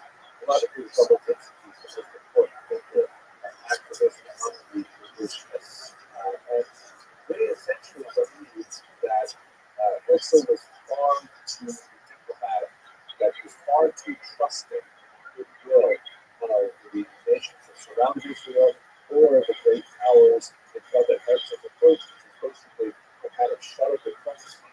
So he didn't talk to this important leader, they didn't talk to that important leader. Eventually, you negotiate within Israel. Jabotinsky and his followers started to go. Jews must be much more offensive than because they must be more militarily trained, which have more of a kind of a right-wing outlook.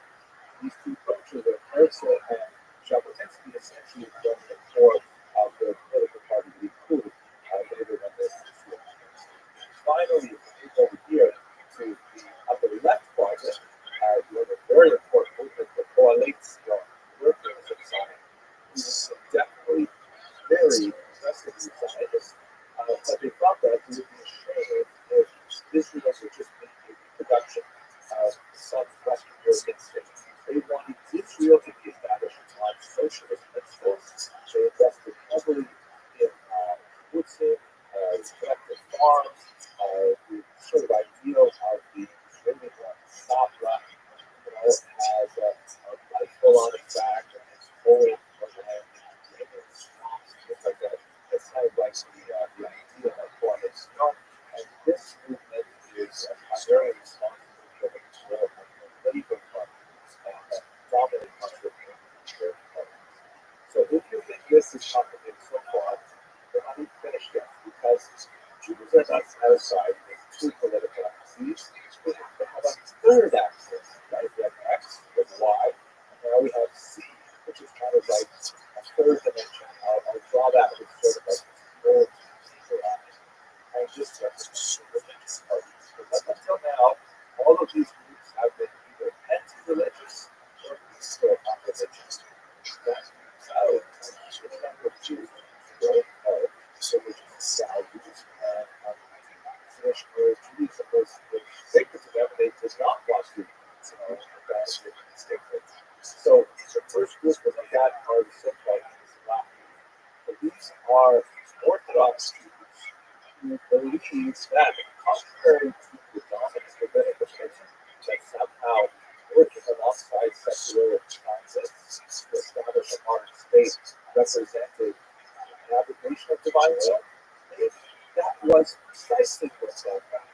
That the comes together from secular Jews for the holy purpose of rebuilding Israel, which represented the gradual unfolding of the Messianic idea. They followed in large part the teachings of Rothschild, Rabbi, brilliant scholar who lived in Israel and was a very profound scientist. Although he was not specifically politically motivated, he didn't lead the party or anything like that, because he was kind of a founder of the ideas that were castrated. And then finally, and I'm actually finally for real right now, we also have those traditionalists, the new traditionalists, who did not agree that Zionism should be embraced by religious groups.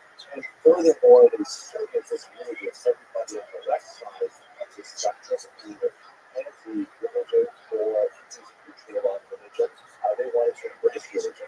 So these were the groups, like the Israel, that basically decided to organize themselves in order to sustain the rights of religion. I'm not going to denigrate each of them. The seal shots, the Scott Service program, which I'm very proud to participate in myself,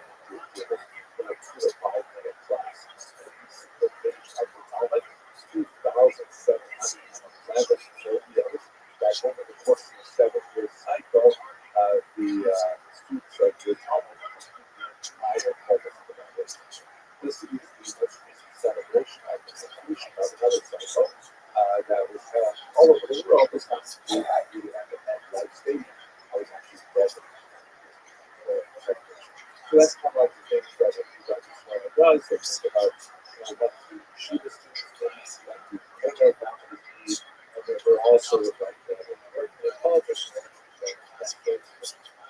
So that's a graphic representation of how these political and government institutions develop and relate to each other. It's complicated, I know, but all that I would shine about it say to me, just that it's enjoyable. But I haven't subscribed yet these days. It's really nice to see that people are if you don't want to miss the lecture, make sure you click on the little bell button on the YouTube so that it gives you a notification. Hey, this video is happening, here is happening, where you can actually answer real time with the chat. And of course, we have other levels of membership, which access to some other sectors and live events. But I'm really happy that you get to this video. Really folks need to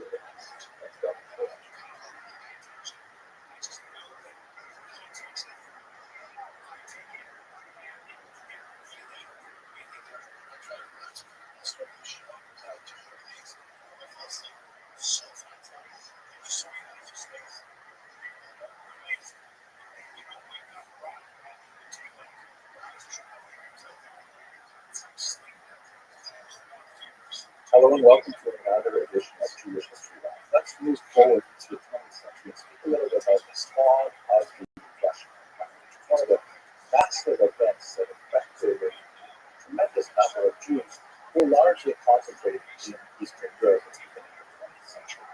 So this map is crucial. We really got to understand this map and we not make any sense out of the first half of the 20th century. On the left side, you see what Europe looked like before World War I. And I can point out in particular that Central Europe was dominated by three large empires, moving from east to west. The Russian Empire, which was made up of many different nationalities, but all under the Tsar Nicholas II. And then Germany, which dominated the Baltic Sea coast, and below it, Austria-Hungary, also a very multi-ethnic state that was actually dual monarchy. These three large empires dominated the region. But after World War I, there were a number of peace treaties that divided these three great empires up to much smaller countries and actually resulted in a tremendous amount of dissatisfaction, primarily located in those peoples who lived in these three regions, the titular nationalities, meaning the Germans in Germany, the Austrians and Hungarians in Austria, Hungary, and so on. There were a lot of winners, on the other hand, in the post-World War I treaties, and you can see they actually got their own countries. For example, most significantly, Poland, which of course was a country prior to the late 18th century, but then it was cynically divided up by its three neighbors and disappeared from the map of Europe.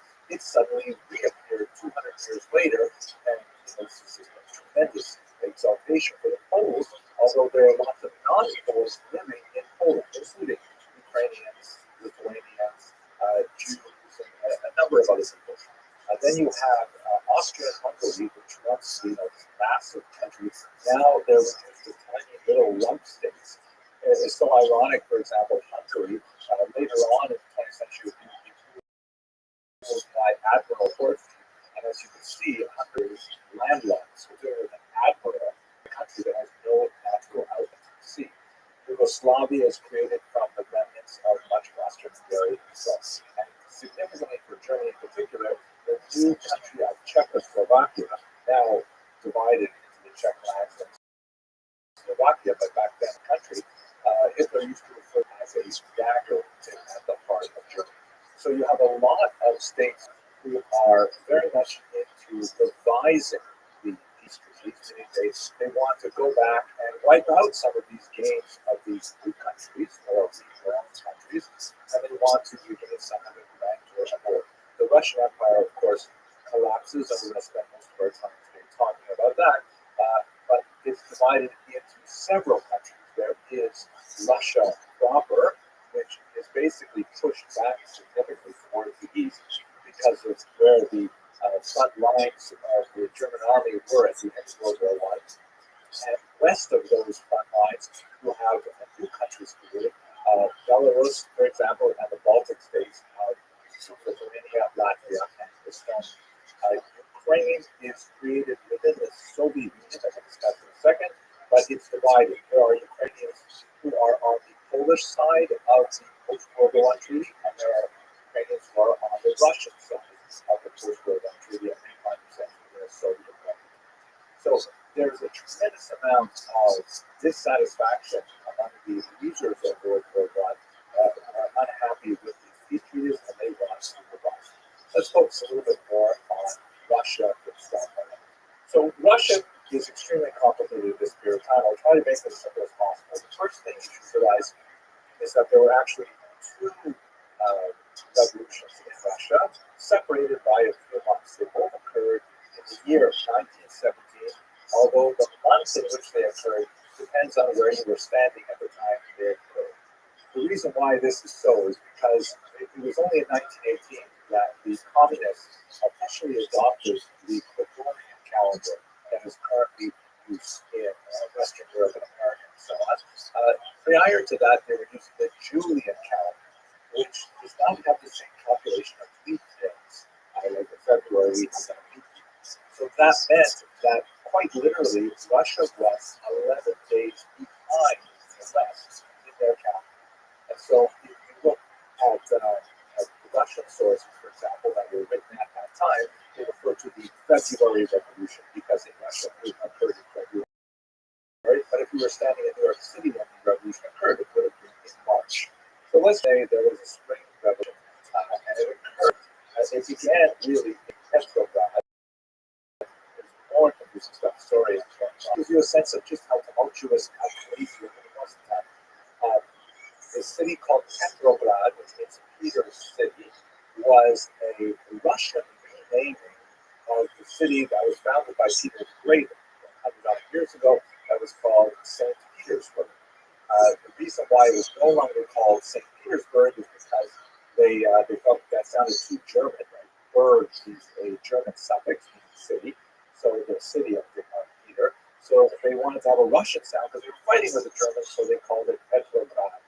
Then, when the communists came to power, they renamed it again because they didn't want to name it after a Tsar. They renamed it Leningrad, right? Lenin City. And then, of course, after the collapse of the Soviet Union at the end of the 20th century, it was renamed back to its original name of St. Petersburg. Okay, this is all very simple, I know. But it happened in Petrograd where there was a significant march. It happened to occur on International Women's Day, which is March 8th in the Western calendar.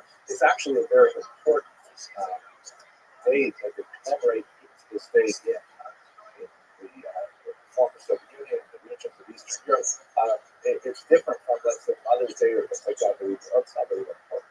What's important for us right now is that there was a huge march and a protest that was specifically clamoring for the government to do something about the tremendous food shortages that were occurring as a result of the war. Don't forget, 1917, so 3 years into World War I, no sign of slowing down. Russia is really hurting badly. They're not able to equip their troops properly.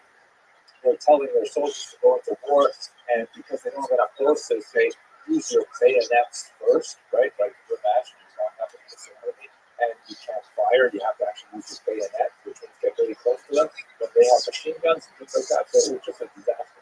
So there's this protest in Petrograd, and according to some news accounts, a woman took a brick and threw it through a bakery window.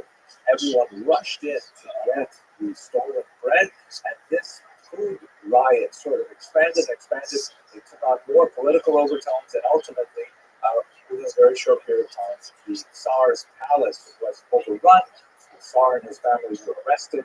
They would be assassinated later, and the Romanov dynasty that has stood for hundreds of years fell in early 1917. What happens immediately after that is it doesn't become communist right away.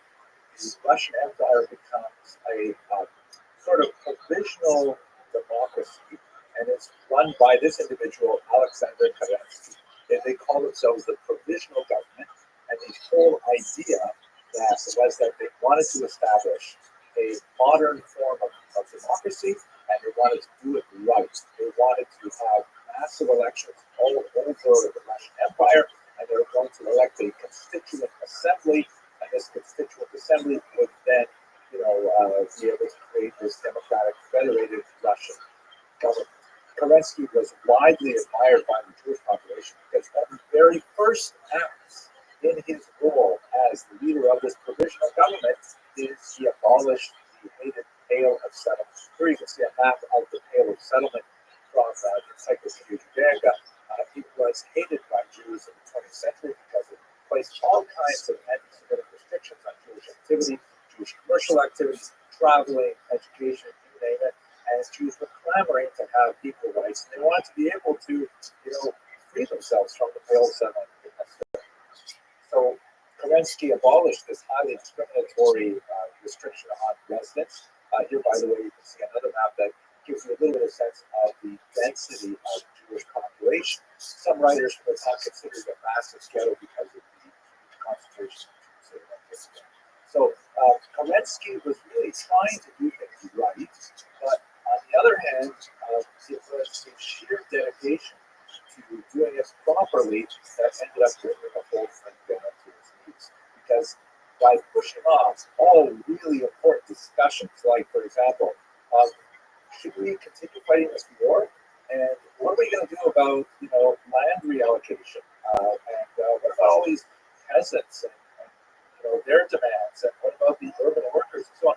And they basically couldn't do anything until they had the Constituent Assembly, and by constantly pushing it off until that time when it could be properly constituted, the communists were able to take advantage and ultimately undermine Kerensky's efforts. The genius behind all of it was Vladimir Ilyich Lenin, shown here, who was really quite a destabilizing force in Russia during those months between the first revolution in February, March, and the second revolution, which is really the communist revolution of October, November of 1917. Here's a piece of propaganda from the era that shows Tavadich Lenin, meaning Comrade Lenin at the top there with his characteristic soft cap, and he's getting rid of all of the negative classes in Russian Empire. You see various nobility, and the Russian Orthodox clergy at the bottom. And you can see also what looks like a monopoly ad. This is sort of the turn of the 20th century caricature of a capitalist. You may recognize the top hat. Typically, there's a waistcoat there, usually a bag with money. And quite often, not this particular example, but quite often, the capitalist is not so thinly veiled that disguised for a Jew. Usually, there's a Jewish capitalist that's portrayed in these images.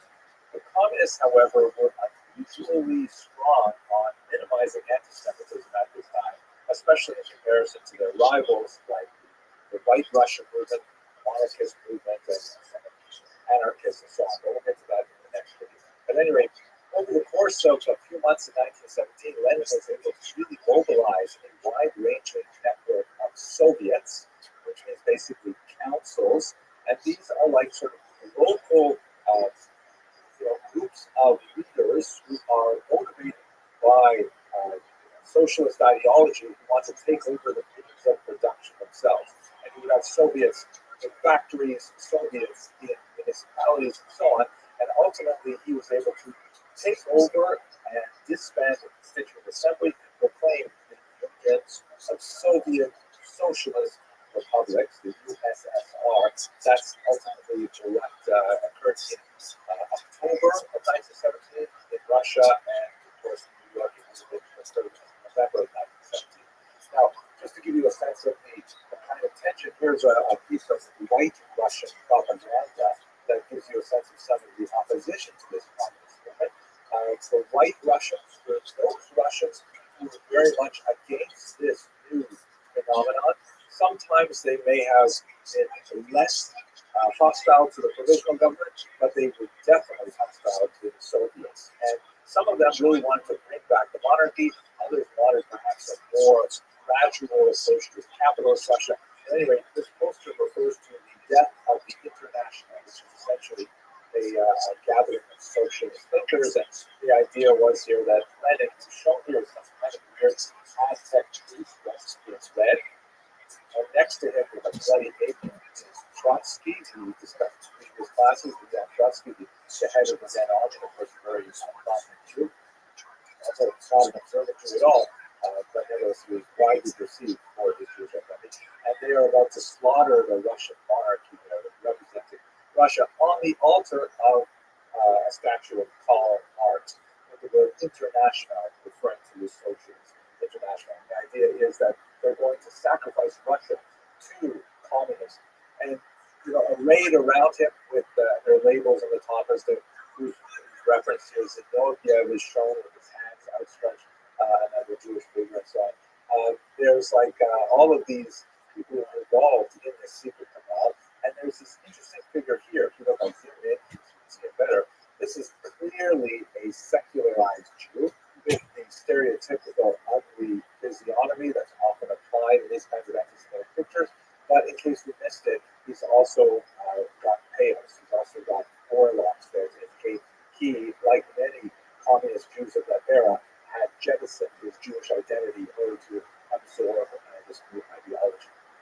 And he was holding onto a bag, which, as you can see, has the number 30 on it. Now, I'm not positive, but I think what this is referring to is the 30 pieces of gold that Judas accepted to betray Jesus. So there's kind of like an overlaying here of the betrayal theme that goes back to really, really old anti-Semitic tropes. Not exactly sure, but I think that's what that strange number 30 is. At any rate, in the fall of 1917, the Russian Empire, at least those regions that are dominated by Russian cities like Moscow and Petrograd, become officially communist, and this will tip the entire region into a massive civil war. That's what we're talking about next. Thank you very much for watching.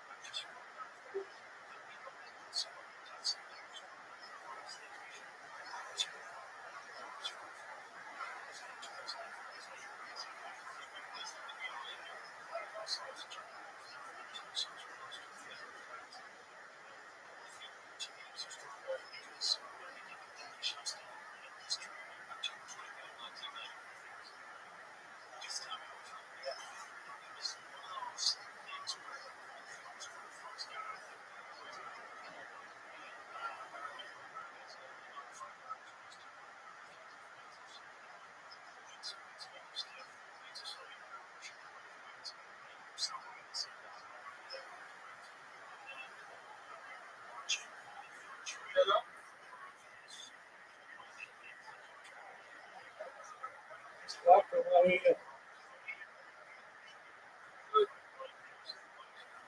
How'd you find out about me?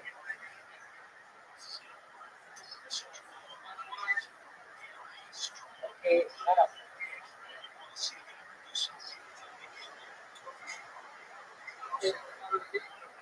okay, from Special Homestead. I think I what?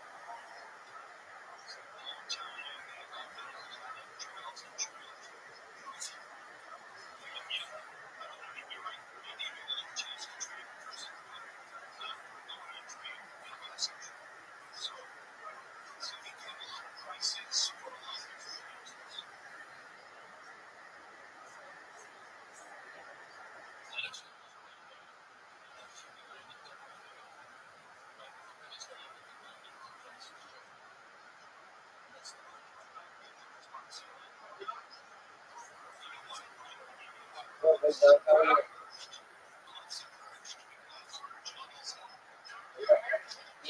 snacking.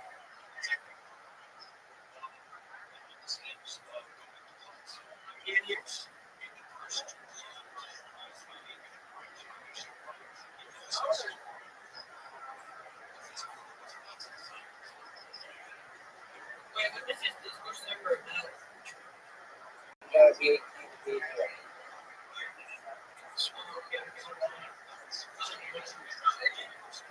Thank you.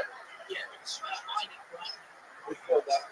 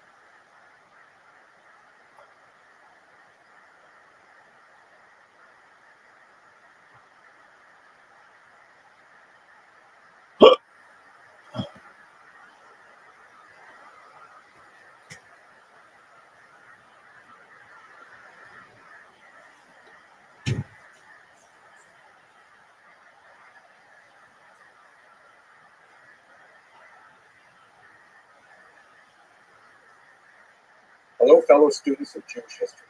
In the last installment of Jewish History Lab, we looked at the terrible pogroms of the Civil War period. As we discussed there, ultimately the Soviet forces, the Red Army, were able to seize control of those areas where Jews primarily lived in the form of Pale of settlement. And once they were able to establish Soviet rule over the entire region, they began to impose the very different philosophy and political system that was associated with early communism. And that's the period that I'd like to look at today. I'd like to look at the period from the end of the Civil War up until really the last couple of years of the Civil War, right up until World War II, because it was a tremendously expansive time in some ways and restrictive in other ways. Now, let us begin with a discussion of the Yevsektsiya. The Soviets are very, very fond of acronyms. It's an abbreviation of the term Yevreysky Sektsiya, the Jewish section of the Communist Party.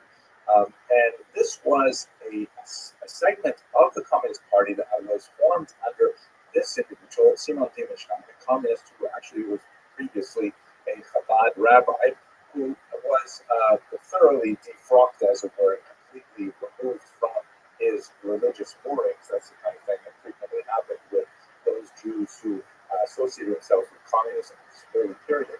Dimenstein was assigned the task of propagandizing this largely very traditional population, and that traditional is specifically you get outside of the large cities where there's much less secularism, much more old traditional observance in Shtetlach, the small villages that dotted the now Soviet countryside, and bringing them into this brand new, radically atheistic, totally different economic system, and divorcing them from their Jewish roots, while at the same time successfully bringing them forward into this new Soviet era. Definitely a great challenge, and they evolved some really interesting strategies to try and do it. The general political environment in the first few years was especially dire. The period 1918 to 1920 is generally called the era of war communism. And during this period of war communism, when the Civil War was still being prosecuted, and there were still, numerous forces, including particularly the Ukrainian Directory and the anarchists and the White Russian forces, that is the Russians who wanted to bring back some form of a monarchy, or at least get rid of the communists and establish some kind of more capitalist society in its place. So the communists were still fighting this war in real time, and war communism as a kind of like a temporary period characterized their attempts to rapidly bring the entire population into the very doctrinaire policies of communism as a whole, including things like confiscation of land and collectivization of farming, bringing individual farmers together into a larger collective. This would ultimately slow down and then speed up dramatically later, about a decade later, under communism. The outlawing of all kinds of forms of commerce and shutting down capitalist enterprises, being very, very aggressively attacking any kind of religious behavior and so on. And this went on for about 2 years. Confiscation of Torah scrolls from synagogues, real persecution, but it was across the board, not just Jews, obviously. Any religious individual in this newly atheistic society felt definitely very out of place. This was followed as the war began to calm down and as the anti-Soviet forces were slowly quelled, and it was replaced by something called NEC, which was another acronym, this time in English, for the New Economic Program. This was what was generally conceded as kind of like a one step backward in order to later take 2 steps forward. And the new regime could not maintain this phenomenal energy of demanding, confiscating, ordering people around for such a long period of time, especially exhausted after these years of war, which will immediately followed after World War I, right? World War I just ended in November 1918. The new economic policy was kind of like just relaxing some of these controls a little bit and allowing the economy to kind of develop again slightly. Ultimately, NEP would be shut down, but for a brief period of time, till about 1924, that began to, sort of take the knee off the neck of the larger population, and the new Soviet Union began to recover. In terms of the leadership, let's just recall that there is a triumvirate that are especially important at this time. There are other figures that are also very important at the time, but if we focus on the triumvirate, there is, of course, Lenin, who is the first leader of the Soviet Union. He has a stroke in 1922, if I remember correctly, that renders him incapacitated. And he lives for a couple more years, but during that time, which was during the period of NEP, there was a big question as to who was going to be his successor. There were some who favored Trotsky, the Jewish leader of the Red Army, who had shown tremendous skill at expanding the control of the Soviet Union. But others favored Stalin, who was a much more brutal individual, coming from Georgia. He was an expert on the nationalities question, which was sort of communist speak for the non-Russians who lived within the Soviet Union. Of course, there's a lot of non-Russians living within the Soviet Union. And he ultimately would end up very cleverly maneuvering himself around Trotsky, around Bukharin after Lenin's death, and ultimately he would become the leader. And the 30s were dominated by Stalin right up to his death in the early 1950s. So back to where we are. Dima Stein was placed in charge of the Jewish section of the Communist Party, and this was initially during the period of war communism, but during the period of NEP, he saw that he had quite a bit more freedom to explore the methodology of bringing the Jewish population into communism. Let us recall that although there was a disproportionate number of Jews in the Communist Party for the population, and this is especially true as you move up towards the leadership of the Soviet Union, where there was sometimes a third of governing bodies were dominated by Jews. There used to be a joke in Yiddish that there was an acronym called SIC, which referred to the All Russian Central Committee, and in Yiddish, they would say that it wasn't a Russian acronym, it was a Yiddish acronym for Prozent Kommandier, where 10 Jews are in charge. That was not a truism. We never had a majority of Jews anywhere in any institution of the Soviet Union, but there were very important influential Jews, and they were out of proportion to their size of the population. That said, the proportion of Jews who became communists was tiny. There was the vast majority of Jews who were hostile to communism, seeing it as a threat to their traditional way of life, especially those who were religiously oriented, who recognized the threat of the anti-clerical nature of the Soviet Union. So there's a great complex of issues involved here. The thing that made the Soviet Union very popular in the Civil War period, as we discussed in the previous lecture, was the fact that Trotsky's Red Army forces were far less likely to make pogroms than the other forces that were ravaging the countryside. That engendered an enthusiastic support for the Red Army that was translated initially in the early 1920s to support for the Soviet Union. But as we shall see, it rapidly declined. The policy that Diemstein seized upon, which was generally issued during the more liberal period of the 1920s for all of the non-Russian nationalities, was a policy that went by the name Korenizatsiya. This is kind of a strange word. It's difficult to translate into English. The word koren can mean like a root.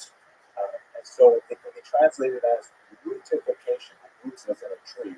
Or I've seen it translated as indigenization, which kind of like was a way of thinking about the general society and identifying those elements of the indigenous culture which were compatible with communism and actively encouraging those factors. The slogan of the era was nationalist in form, but socialist in content, meaning they could wear their national costumes, they could eat their national foods, they could speak their national language, as long as none of the things they did or said challenged the economic and political ideology of communism. Right? nationalist form, okay, but socialist in content. As soon as they got into things like, a level of ethnocentrism, that would be definitely not socialist in content. If they wanted to defend their national religion, definitely not.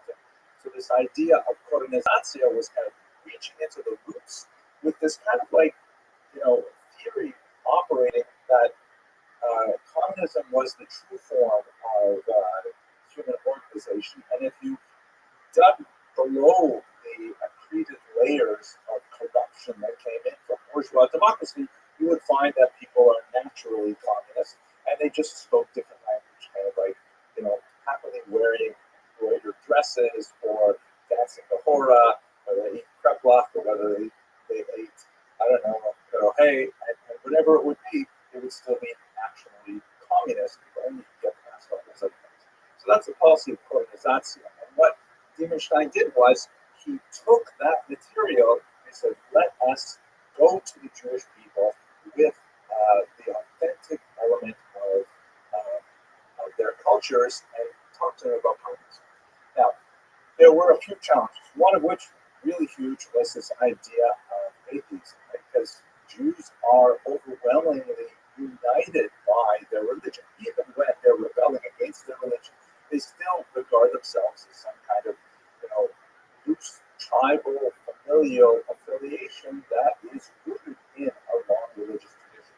And this was anathema to the Soviet cause. So one of the things that the Soviet Union stood up in the 1920s was an institution called the League of Militant Atheists. Sounds almost funny, actually. And this was targeting all religions, of course, not just Judaism. They published this magazine here. This is called Bezbozhnik, which was literally godless.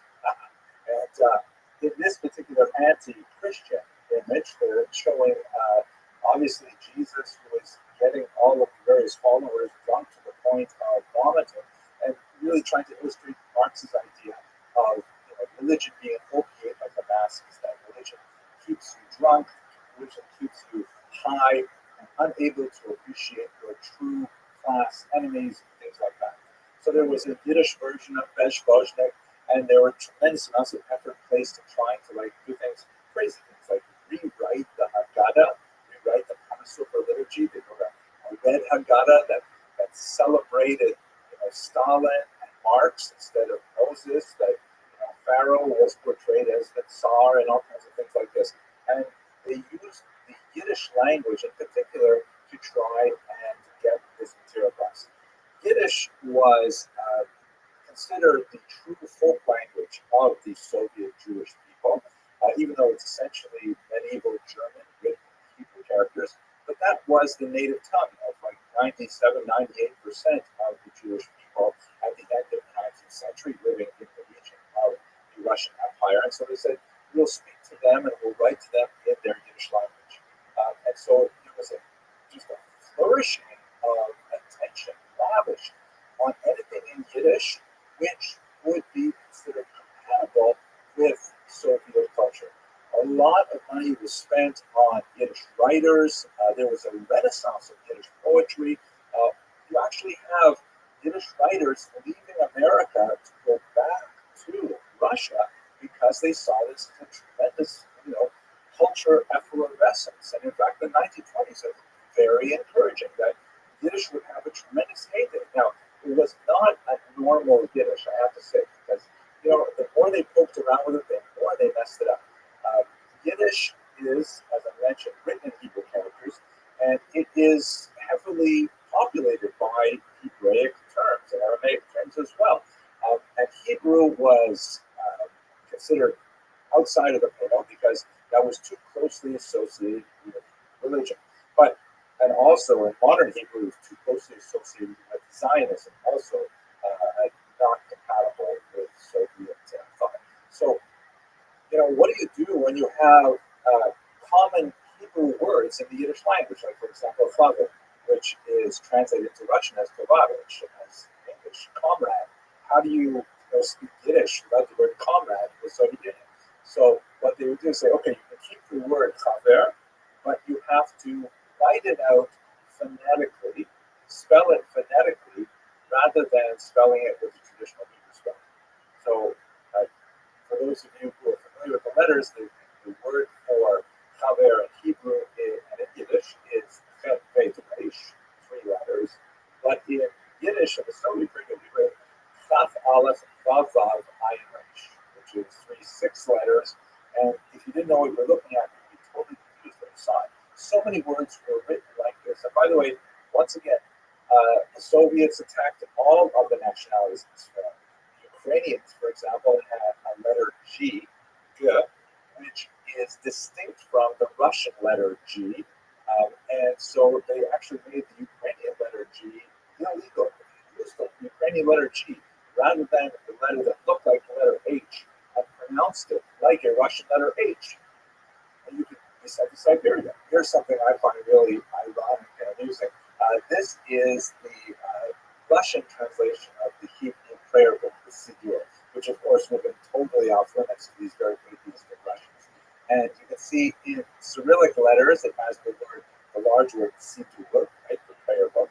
And then underneath, you see it has the words Tehillat Hashem, which means the Psalms of God or the songs of God. The word Hashem, of course, is pronounced with the letter H, but there is no letter H in the Russian alphabet.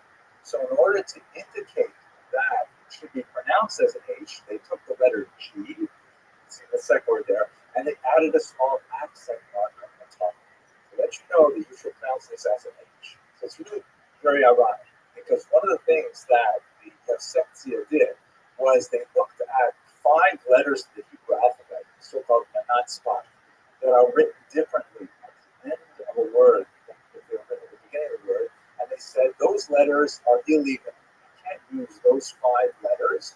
They're essentially like capital letters because it's too hard for people to learn. It's not proletarian. We should have a simple language, a simple alphabet. So they tried to take away these 5 letters from the Yiddish alphabet, like they tried to take away the G from the Ukrainian alphabet, and so in return, we forced a new letter on them, right? You see the word Hashem, that H is actually an imposition into the Russian alphabet in order to accommodate a Hebrew sound. Okay, so back to where we are. So during the 1920s, explosion of Yiddish activity under the Yevsektia, and one last detail, this actually occurred a little bit afterwards, but it's still quite fascinating. At one point, the Soviet Union even experimented with creating a kind of alternative Israel. They created a homeland, a Jewish autonomous oblast called Birobidzhan, which is way out in the border with China. It's 4,000 miles away from where Jews were actually living. And the idea was we're going to make a homeland for Jews. You don't have to think about Israel. You don't have to be constantly pressuring us to go to Israel. You have your own homeland in Birobidzhan. Well, it's kind of an interesting thing. Yiddish was made an official language in Birobidzhan and stuff like that, but they had very few Jews actually live there, primarily because Stalin blocked a lot of immigration there, exactly when the Jews could have used it during the war. At any rate, to sum up, the 1920s period of incredible creativity, although very atheistic, but a huge surge on popularity of Yiddish language culture in particular. This came crashing to a halt in the 1930s under this man, Joseph Stalin. Stalin was able, by the end of the 1920s, to firmly consolidate his control over the entire region, and he had very little patience for all of these kind of national reform and socialist and content experiments. He shut down the Yevsektia. Incidentally, another organization that he also shut down was the women's section of the Communist Party that had exactly the same lifespan as the Jewish section. And Stalin said, we have to focus ourselves on industrialization.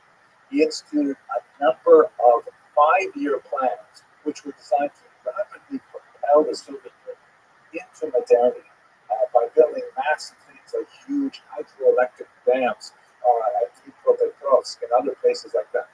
But he created this kind of environment in which people were desperately pressured to report results. And what ended up happening was that people were faking the results rather than tell the truth to power and say, hey, we can't possibly produce this much pig iron we can't possibly harvest that much grain in this much time. One of the most terrifying and awful results of the 5-year plans was the Holodomor, this massive terror famine that in particular affected Ukrainian regions. In 1932-33, a huge number of people, it's very difficult to get a good sense of exactly how many. Reasonable estimates are around 5 or 6 million. It's a huge number of people, and there are larger estimates as well. This colossally awful artificial famine, which killed millions of people, was largely a result of the disastrous economic planning of Stalin and his henchmen. It was actually a terrifically horrible event. And in context with the Holodomor and several other related factors, the purges began in the Soviet Union, especially towards the end of the 1930s. As people began to see that the glorious reports of Soviet productivity were not evident in reality, rather than say, wait a second, maybe people are exaggerating their findings about how much they're able to produce. Instead, they blamed non-existent saboteurs, that they were records, or people who were somehow, deciding to stand in the way of progress for the Soviet Union. And these people were identified, tortured, and forced to divulge names of other saboteurs. This created this ecosystem of purges that was not at all unlike the Spanish Inquisition, in which heresy was hunted out everywhere. People were taken and tortured and asked to betray the names of other heretics and so on. And even if a person wasn't a heretic or didn't even know any heretics, they were nevertheless under the pain of torture, give up all kinds of names. This initiated a horrific cycle of arrest, torture, confession, arrest, torture, confession, that resulted in millions of people, again, the scale is phenomenal, being exiled to Gulag out in Siberia or even executed. And this really consumed the Soviet Union in the later 1930s. And at this point, the Jewish enthusiasm for the Soviet Union collapsed dramatically. Prominent Jews were purged early on in this period of Stalinist cleansing of the party and then later of society. And Jews, with a few significant exceptions, like Kamenevich, who was involved in Ukraine during the years of the Holodomor, with the exception of a few characters, much of the Soviet leadership was purged of its Jewish membership. And the kind of popularity that the Red Army enjoyed in 1919 was nowhere to be seen, as people around the world began to realize what Stalin really stood for. So by the time you get to the late 1930s, what was once a more significant participation of some Jews in the Communist Party was reduced to a tiny, tiny remnant. And this is where we're going to have to pick up the story next when we look at the Holocaust, because the memory of Jewish participation in the communist movement had tremendously disastrous results that we're able to prepare. Thank you very much for watching.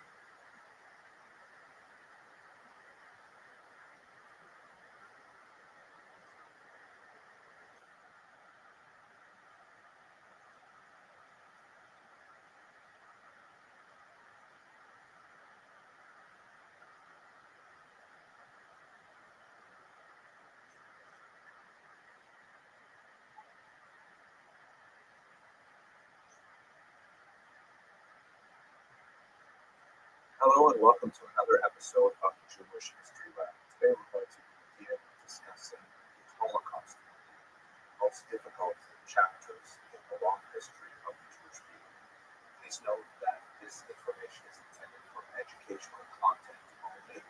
I will be speaking very briefly about the Holocaust in the context of this series, but if you are curious and are motivated to learn more, I have an entire online course which is specifically on the topic of the Holocaust, and it is free and open to the community. Please see the lecture notes for a link to that particular course. What I'd like to do today is to speak a little bit about the interwar period and the Jews. But let us begin first with the discussion of terminology. What is this word Holocaust? Where does it come from? Why do we use that term? So the Holocaust itself, obviously, we're speaking about the Nazi attempt to destroy the Jews of Europe during World War II. It was such a tremendous, such a huge and audacious act of brutality that it begged a specific term to try to capture what it referred to. In the 1940s through the 1970s, various terms were tossed about to try and capture the sense of this historical event. Probably the first term that was used is the word genocide, which was coined by this man, Rabbi, in 1944. And the term comes from the words genos, meaning people, or class, in the sense of a class of family, and side, meaning to kill, like as in homicide or suicide or patricide, that kind of thing. So genocide means the killing of the people. And that term was very useful and, of course, has entered the English language, but it lacks a specific Jewish context. It doesn't specifically address the fact that the Nazis really targeted the Jews. There are other people, such as the Roma and Sinti and others, but the Jews really were high on the list of the targeted populations. So genocide is a little bit too generic. A term that we get used in the 1960s is Holocaust. Here's a poster from the film that popularized the Holocaust, starring Meryl Streep and others. And where does this term come from? Well, actually, it's kind of a problematic term. It is a word taken from the Latin translation of the Hebrew Bible. The translation is called the Vulgate. And in Leviticus chapter 29, by the way, it's a different numbering system as well in the Hebrew Bible, the verse in Leviticus uses the term Holocaust as a translation for the Hebrew term Ola, which means a sacrifice that is completely burned up.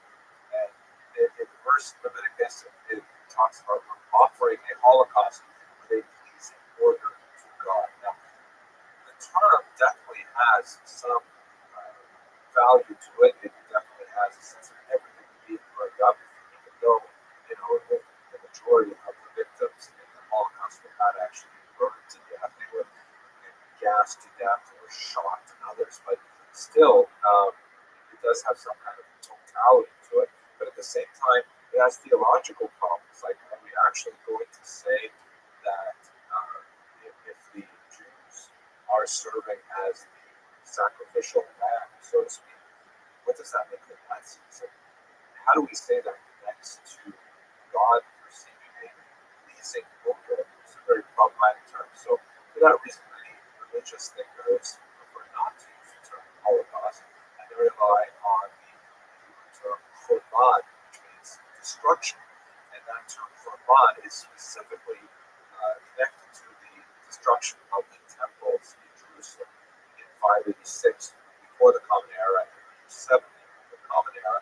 So for religious thinkers, the term Korban is definitely popular, but it also adds a kind of religious coloration that is problematic for more secular users. In Israel, the most popular term is Shoah, also a term that occurs in the Bible, but it does not have that same connotation of connecting it to the destruction of the temples and the theological baggage of Islam. One last term. We should be careful because some of the terms that are used, I personally think are rather offensive. For example, to use the term extermination of the Jews of Europe. Extermination is a term we use for farming, which plays right into the Nazi death with regards to the destruction of this population of people. And there are certain terms like final solution and unison, which were actually coined by Nazis themselves. Here you see a mugshot of Herman from the Nuremberg trials, and he used terms like this, the end seal, the end goal, things like that. So Holocaust is a difficult term to use. It has some problems with it, but nevertheless it is the term that has become most popular in English language, so therefore we use it for expediency. So when we go to the historical data here, the Jews in Europe at this time, you can see this map, which comes from the United States Holocaust Memorial Museum. They're spread out across Europe. The great mass of them are in Eastern Europe, in Soviet Union, and Poland in particular. Germany has only about half a million Jews. They tend to be highly assimilated. They tend to speak German very well, dress like Germans, tend to less outward adherence to traditional Jewish observance, whereas when you move to the east, you have a lot more of the masses of traditional Hasidic and Lithuanian Jews who are much more obviously Jewish from without. But that didn't stop anti-Semitism from spreading in Germany in particular. In fact, a lot of the anti-Semitism that Nazis relied on had a specific coloration. We've spoken in previous lectures about the development of anti-Semitism through several phases, from ancient xenophobia to medieval Jew hatred. And when we get to the modern period, there is a very kind of quasi-scientific quality to it, in which the Nazis have largely abandoned the outwardly religious aspect of previous forms of anti-Semitism, and they focus on this racial quality connected with the idea of a conspiracy, specifically that the Jews constitute a distinct kind of race that are altogether joined in a global conspiracy to dominate other races. And the way in which they dominate, which obviously is very difficult because the Jews are a tiny minority of the population, is specifically in some kind of cancerous or bacteriological form. For example, here you see a German language novel from 1920 that shows a hideous kind of vulture that's weighing down this shirtless man.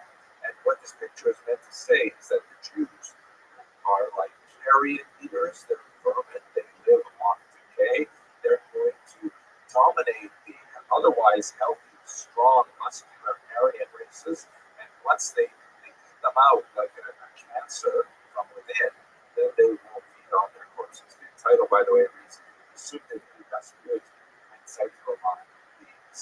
Against the Blood, a novel of the times. And the fact that the Jews in Germany, which were much more assimilated, actually fed into a lot of this, such as, for example, this really bizarre form of children's propaganda published in the 1930s by Elvira Bauer, a really twisted kindergarten teacher who became a propagandist. This is a book for children called It's the Poison Toadstool. Right? And the thing about toadstools is that they look like mushrooms, but unless you are very careful and you know the signs, you always mistake them for healthy mushrooms. And you might eat one of these, but it's actually poison. So too, the metaphor goes that the Jews look like regular Germans, but in reality, they are quite distinct, racially different, and they represent a threat. And that's the kind of thing that goes on in that particular piece of propaganda.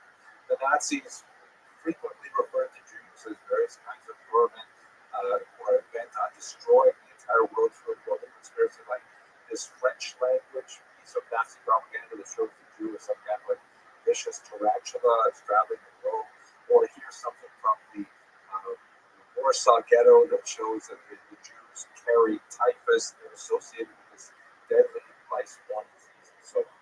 So, and finally, here's an Austrian example. This is just terrifying. Again, from the elections of that early interwar period, the Jew is portrayed as some kind of like devilish snake who is strangling the Austrian Eagle. And the image reads in German, Deutsche Christen retten Österreich, which means German Christians save Austria, right? And you have to vote for it. And you put a party in order to save Austria from this Jewish snake, who, by the way, is associated with the communists, because you can see the hammer and sickle are lying underneath it. So that's the kind of atmosphere that Hitler came of age in. Now, here's an image of Hitler as a baby, kind of a chilling image to look at. Hitler had a difficult relationship with his father, who was much older than his mother. And when his father passed away at 18, that allowed Hitler himself a little bit more freedom because he had always wanted to be an artist. He had some literary talent. Here you can see some of his artwork that's actually available on the web. But unfortunately for the young Adolf, he was not especially talented, and he was rejected from the Vienna School of Art. A rejection that stung him bitterly, and in fact, he complained about it in his memoirs later. And he always felt that somehow his rightful place in the Vienna School of Art was taken by a Jewish applicant, and this idea of the replacement theory that Hitler felt he should have been in the Vienna School of Art, but a Jew had replaced him. A Jew had, supplanted his rightful place in the incoming student body. That's something that, by the way, reverberates throughout a lot of white supremacist thought, right up until America in the early 21st century. At any rate, he found new purpose with the onset of World War I, and he joined it enthusiastically. He was actually wounded during World War I. He was the victim of a gas attack, which was used at that time, as we discussed in the previous lecture. But when Germany surrendered in November 1918, he, like many other Germans, felt that this was a stab in the back that was somehow orchestrated by Jews. Here you can see another Austrian propaganda cartoon that captures the idea of the stab in the back, which in German was the Dolchstoß. You can see by the way, I'm using some Austrian materials here. We should mention that Hitler himself was actually an Austrian. Austria and Germany, although they are separate countries, they're really in one larger cultural unit. Austria would join with Germany in the Anschluss, they prosecute the war together, but that's for later on. Anyway, here is an Austrian depiction of the anger that many Austrians felt over the surrender in World War I. There's the lantern-jawed Austrian soldier with a steely gaze, defending the Western Front, and sneaking up behind him is this hideous-looking woman that has a Jewish star on the French-style hat that she is wearing, and with this leering smile, she's stabbing him in the back. The Jews somehow betrayed Germany and Austria from within, causing a lot of anti-war sentiment and causing the Germans to surrender prematurely before they could have actually won in World War I. Hitler, when he came back from the war, got very much involved in right-wing politics. He participated in the Beer Hall Putsch, in which there was actually an attempted insurrection for which he was arrested and sent to jail. Here is a picture of him, believe it or not, in jail. He actually had a very cushy time there. The judge who sentenced him was clearly very sympathetic to Hitler's aims, and although he could not let him off scot-free, he gave him a very, very light sentence in jail, very brief duration, and allowed him a personal chef, all kinds of ridiculous things. And it was in jail that his reputation was secured. He got, credibility for having gone to jail for his right-wing beliefs. And while he was there, he wrote his memoir, Mein Kampf, My Struggle, in which he essentially laid out his political program. It's a rambling, frequently incoherent document that lists all of his anti-Semitic complaints and his, ambitions for Germany and so on. And essentially, this gave him, when he was released from prison, a lot more popularity. He used these thugs that were organized in so-called brown shirts, the Sturmabteilung, to intimidate much of the population in the various elections that were held in the 1920s and 1930s. But he never gained a majority of the vote with his Nazi party.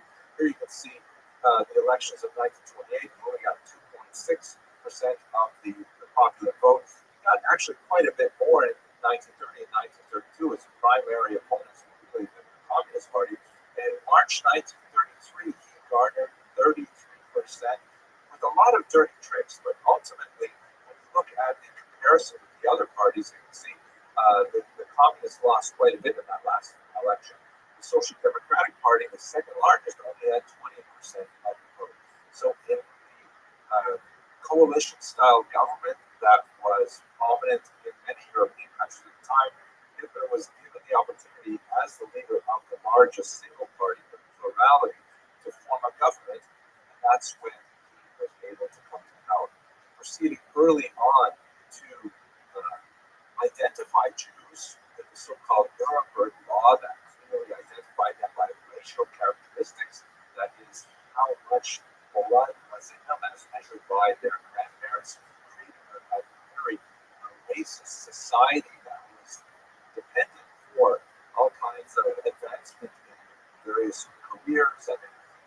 services like education and so on whether or not one was free of any taint of Jewish blood. Jews were removed from civil service, from the courts, from education, and a whole series of measures were put in place to gradually push them out of German society.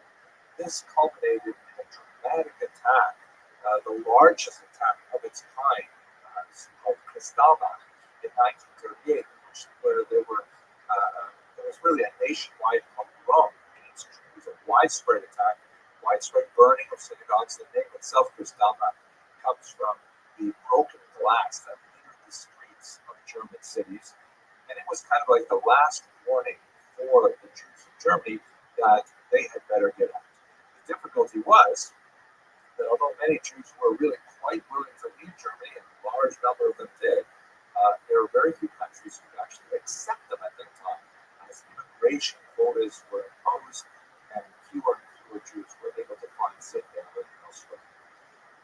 We're going to continue with the onset of World War II and the Holocaust in the next lecture. Thank you very much for watching.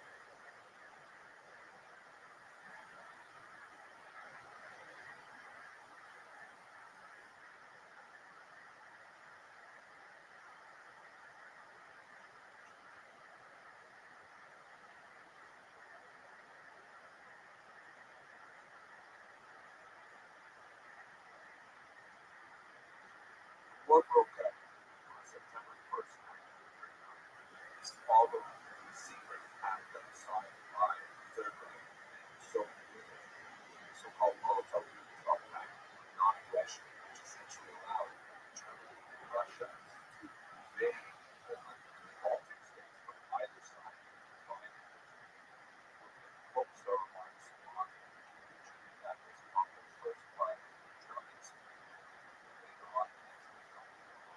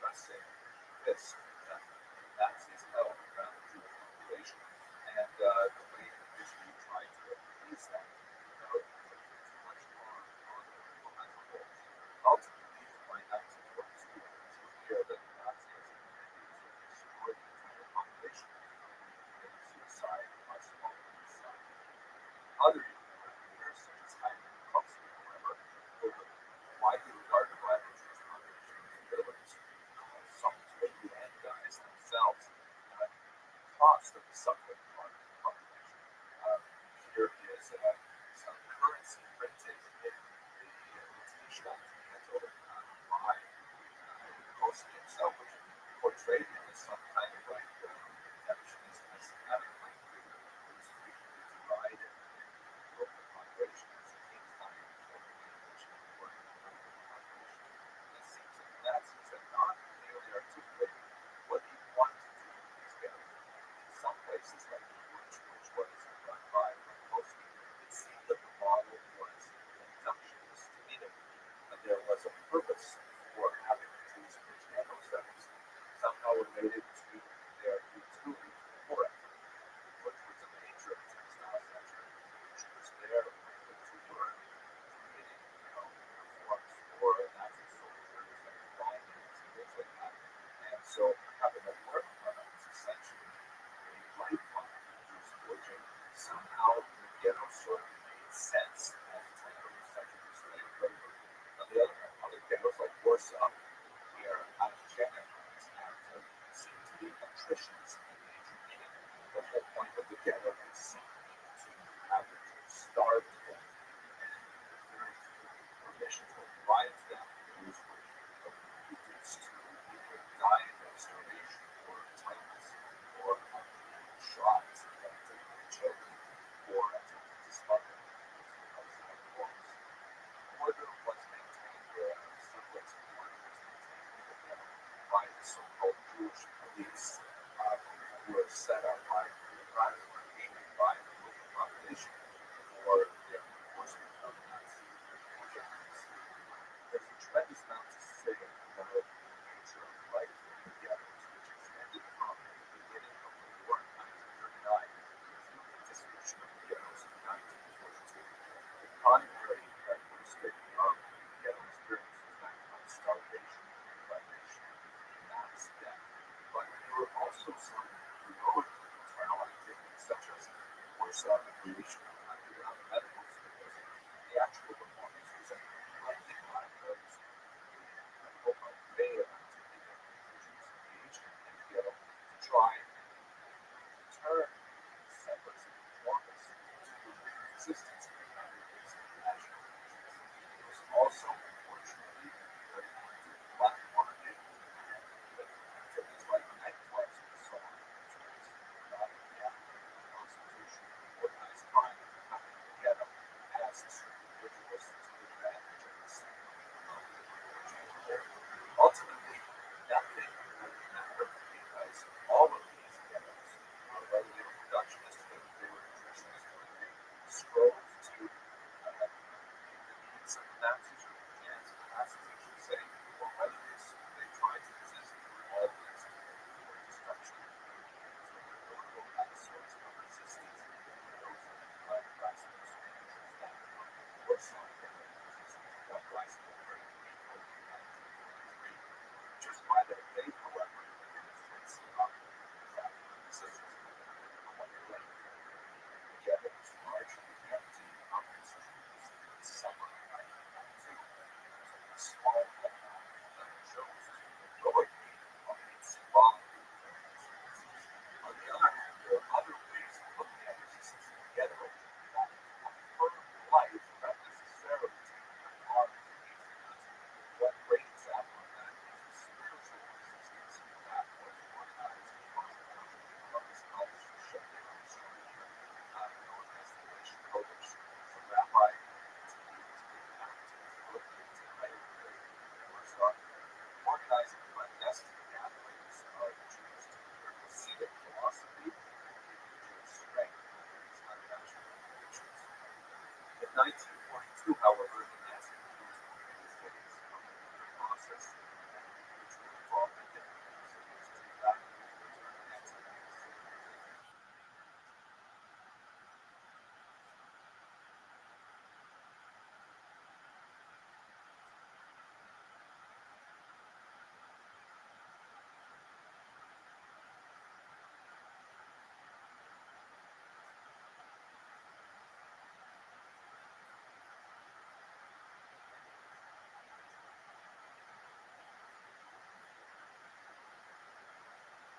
Hello, fellow students of Jewish history. Welcome to another lecture in the Jewish History Lab series. We are now continuing our discussion of the Holocaust. These lectures are intended for educational purposes only.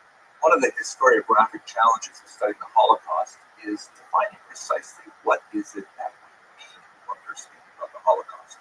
Are we talking about the overall period of persecution that the Jews suffered through, as well as other peoples, during the reign of terror of Adolf Hitler? That could easily take us back into the early 1930s. Or are we speaking about something more narrowly focused, like the persecutions that came along with the invasion of Poland in September 1939? That's also quite a reasonable possibility. But the Holocaust and World War II are overlapping and not identical phenomena. Coming to the core of the events which we associate with the Holocaust involve two major periods of Nazi activity: the period of the Einsatzgruppen and the period of the death camps. This era in which the Nazis enacted actual mass murders, as opposed to the horrific conditions that were endured by Jews during the period of the ghettos. So let us look at those two moments in particular. We recall that one of the prerequisites of the beginning of hostilities in September 1939 is the sealing of a non-aggression pact between the Soviet Union and the Third Reich, which allowed both Stalin and Hitler to invade Poland and the Baltic states and simply divide up the territory between them. That meant that a significant number of Jews found themselves inside the Soviet orbit between 1939 and 1941. I have a longer lecture on that topic specifically in a different series. My YouTube channel on the Holocaust for a longer discussion of what happened there. But basically, Jews there, like the surrounding people, were subjected to rapid communization, collectivization of farms, arrest of intelligentsia, and so on. The Holocaust per se really begins, in my humble opinion, with the end of that Soviet period on June 22nd, 1941, with the launch of Operation Barbarossa, which was the Third Reich's double crossing of the Soviet Union, abrogating that non-aggression pact as Hitler surprised Stalin with a massive, rapid advance into Soviet territory. Now, why that is specifically connected to the Holocaust is because behind the Wehrmacht troops, behind the regular army that was sent in to defeat the Soviet Union, Hitler sent 4 mobile killing squads called Einsatzgruppen. As you can see in this map here, these 4 squads spread out throughout the territory that they conquered in the Soviet Union, and their task was not to prosecute the war against the Soviets, but to prosecute Hitler's war against the Jews. They would go into the local villages known as Städte, little Jewish townlets that dotted the countryside, round up the local Jewish population, along with other enemies of Hitler, such as communist leaders. The Einsatzgruppe would march these Jews and others out to local ravines. If there were no dry riverbeds in the vicinity, they would have the Jews dig their own graves, and then they would simply shoot them by firing squad. This is sometimes called the Holocaust by bullets, because it represented a remarkably large number of casualties, civilian casualties of the war. Estimates range from 1.5 to 2.5 million Jews were killed during this process. And here you can see a map from the United States Holocaust Memorial Museum that gives you a sense of the scope of the townlets that were attacked in this nature. Kiev, which was not a town but rather a large city, had one of the largest of these mass killings, 33,000 Jews killed in the space of 2 days. The ravine called Babi Yar was used for a much larger number of Ukrainians and other opponents of the Third Reich for coming months. The so-called Holocaust by bullets, however, proved to be a very inefficient and psychologically a very taxing form of mass murder. So the Nazis looked to a new way to rid themselves of their Jewish problem, so to speak. This was discussed at an important conference that took place at a resort at Wannsee on January 20th, 1942. Note the rather late date. The war began in 1939, Operation Barbarossa, which represents the first mass killings of Jews. The only thing that comes close to it before that would have been Kristallnacht in 1938, which had about 260 Jews killed. Now we're talking about hundreds of thousands, millions of Jews killed in Barbarossa. But that was not fast enough, and it proved to be too hard on the psychological makeup of the soldiers who were engaged in these killing squads. So at Wannsee, this conference, which was chaired by Adolf Eichmann, shown here, they drew up a list of all of the Jews in Europe, a terrifying list, in my humble opinion, perhaps the most terrifying document that survived the German archives of the period. And you can see from this list of countries that included countries that had not yet even been conquered by Germany, such as, for example, the United Kingdom, and it included even 200 Jews living in Albania, giving you a sense of just how determined the Nazis were to hunt down every last Jew of Europe. They counted up 11 million Jews, and from the Wannsee conference, it appeared that they intended to massacre all of them. The means to be used was gas poisoning, which they had already been experimenting with for some time. Chelmno was one of the regions where a gas chamber was constructed in order to see if they could scale this up, and in fact, the Nazis committed themselves to do so at that Wannsee conference. Here is a map that shows you 6 so-called extermination camps. I personally don't like that term. The German term was Vernichtungslager, which means make into nothing camps, or destruction camps, or perhaps most simply death camps. These 6 death camps, Chelmno, Treblinka, Sobibor, Majdanek, Belzec, and Auschwitz, were situated in and around the General Gouvernement, which still had a very large concentration of Jews in the ghettos that we discussed in the previous video. And they were very different in terms of camps from the concentration camps, which Hitler had set up from the early 1930s. Unlike the concentration camps, which held largely non-Jews, particularly in the early period, they're political enemies of Hitler, the concentration camps were horrific, awful places with a significant death rate of people dying from things like starvation and abuse, but they were nothing like the death camps. The death camps were intended primarily for the purpose of creating death. They were factories of death.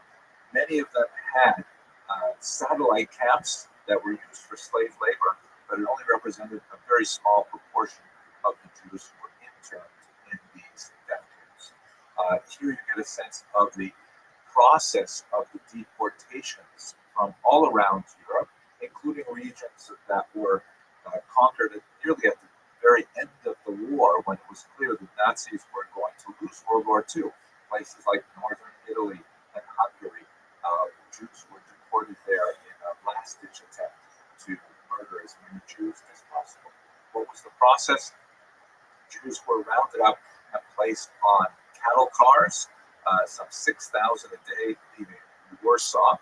And then when they disembarked, often after a terrifying and horrific long journey from places as far away as Paris, where many of whom had died actually en route, they disembarked and they were subject to selection, where those small numbers of Jews who were deemed to be healthy enough to work in a slave labor camp were isolated and sent away to those satellite camps. The vast majority of the rest of Jews were shorn of anything that could possibly be of value on their persons, not only their personal belongings, but also their prosthetic limbs, eyeglasses, gold teeth, even their hair was taken from them. And then they were sent to these gas chambers where they were made to think they were being sent to be deloused, lice removed from their bodies. This was very common in many of these camps, and even the Americans later would use DDT to try and remove lice from troops and from prisoners. But in reality, the gas that was used was Zyklon B, a rat poison that was poured in typically through the roof, and then Jews were exposed to it and died within 20 or 30 minutes of horrible asphyxiation. Then bodies were sent to crematoria in an attempt to get rid of the huge number of corpses, perhaps 1,500 a day in Auschwitz that would pile up. The crematoria, however, were very inefficient, and frequently the bodies simply had to be burned out in open air. Those small number of Jews who were sent for slave labor were sent to live in barracks and labor under unimaginable conditions. The vast majority of them died within a very short period of time because they were considered disposable. But those Jews who survived the Holocaust in these camps were typically the Jews who were not immediately processed for gassing, but rather managed to live because they were sent for slave labor. Other Jews were selected for medical experimentation. Horribly cruel genetic experiments were conducted on children in particular if they were identical twins. In the end, when these liberated the camps, they found a small number of emaciated Jews who had just barely survived the war. This is one of the most horrific chapters in Jewish history, perhaps world history. Thank you very much for watching.